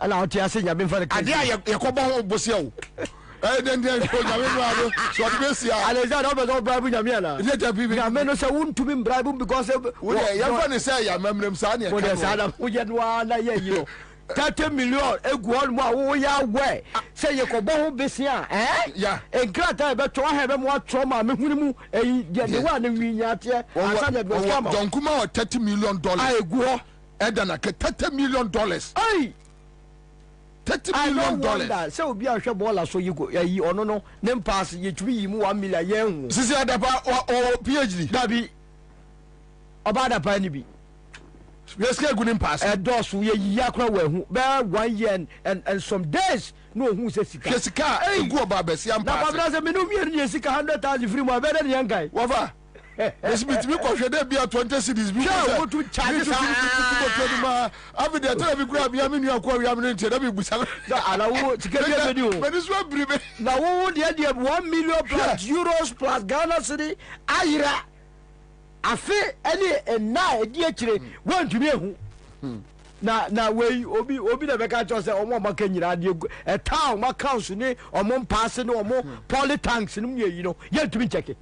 Wantumi check say sika pa yakoje yes Bank of Ghana boka 60 billion yes ye di tax wa ye hu so ni nyira wo mu nsem skara ko di wo mu nsem ni e ka PhD asema wo say omo anka ni ye wana anka ni ye wana anka ni ye wo bu mu be waka tell say bu ye bani hunu na mu kukuro akufo adomai SHS kro mo anwie wonu be de ni wo ma wie wo mo nya sika say tam ana mo kire say ya nwenam Entinka omo mkobo PhD ni bi mienhwe se PhD no ena manipa bob ya wo Ghana ha enen ke yenyina ya se me PhD ni a wo abanwe mu ATS ya yesi we ni ho abanfaso ama Ghana tere me David enyansafo wo mu nyina ya bo mo apam mo ya mo buru wo ne Frimpong Boaten ya bono apam no ata Kennedy ya bono omo wo nimidie Dr. Amwakoba ya bono apam no because so be Kenyan asem akiro mo so mo mpenya asem akiro kwasi asem e de be wi o man sika no mo petie finito kebere ne tie wo asem ye no ano mo yo agura dinyame ase awom gusu ya asanko fo yi batch we na gase ye wo mo da ba ko ana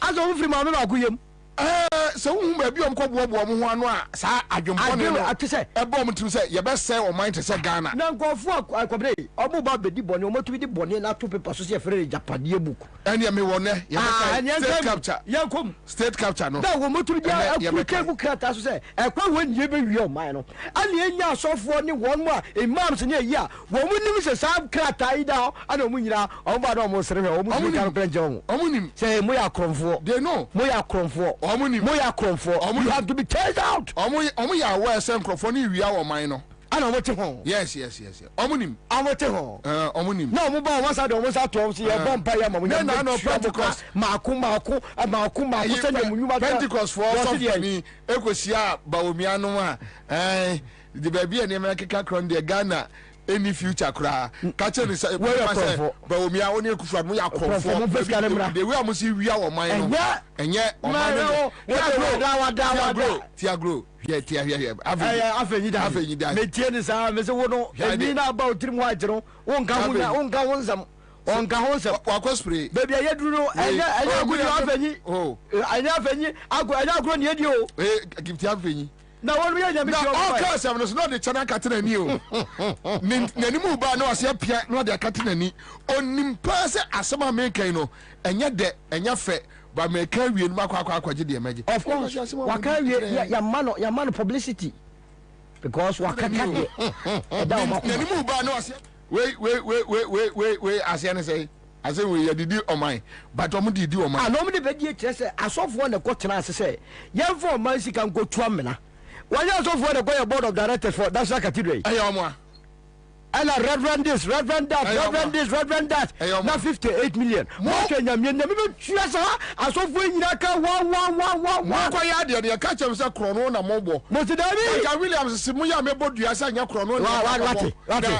shana o man sika nka ho o man sika nka ho nya me be tua mo ka 1 what me yi sika na chedi mudi sika no drum fifi ba bia na afa de baako wadane ni di mienu na nya okuje twa bla kwa de afa ya city what the five class still or so the have go to wonu mom de bia de ono kromfo kusi buate no de I be body di kusi buate se yenim say ye Kwabena ayi didi ba ko de say criminal Kwabena buate o se de edimienu criminal ono criminal na wono enra awrehosem na yasi na mo na ba court ono e wo police for na mo no so police dey ajegu na mo ba court police for enti Victor Kusibuate na no to be sorry cause when guess what them obi ya find out say ampa okura 210 numbers obi ya find out say okura 2 passports with different names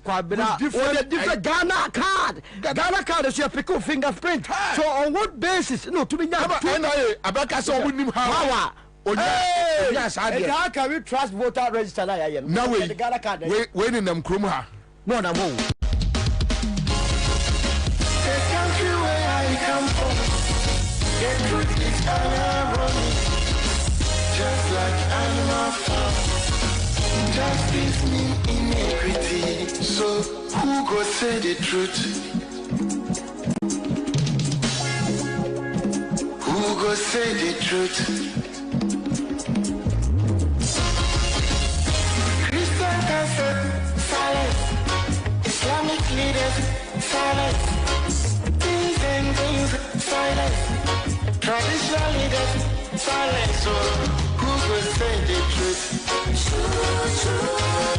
Justice. We are the workers of the call. Now I am no better. We are the workers of the call. One has I no better. Who will say the truth? Justice. Who go say the truth? Oh, you need to know what I say. Now you're friend and I am Kamasa. Only Bobie or Becca, so what you want, or bet you were too. Everybody was afraid.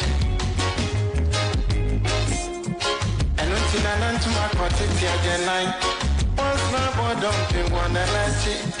But who will tell the truth? Nanai, or say me. Nanso bien person become because everybody is afraid.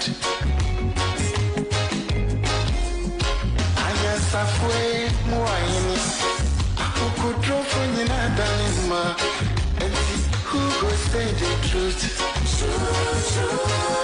Justice. Console to grow your master to maybe a cup of bravo.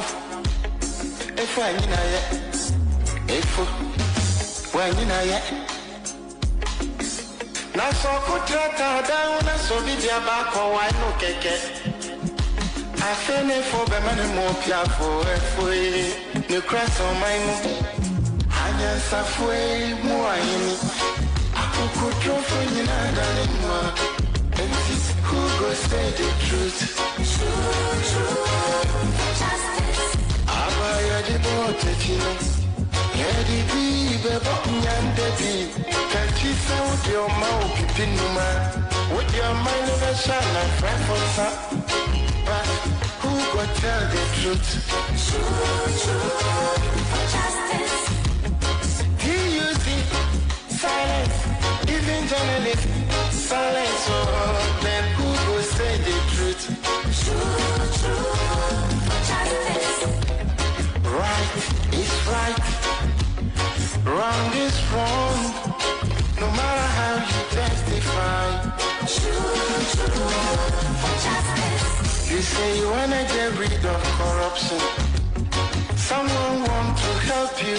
Now the person become your target. Justice. Jobless know they mean senseless. Poverty know they mean useless. One day them go resist. Justice. Think about it. You can either go out to watch one game at your local and pay for the bumpy, stuffy ride there. Then the food. Then the drinks with a 12,000% markup. And a new team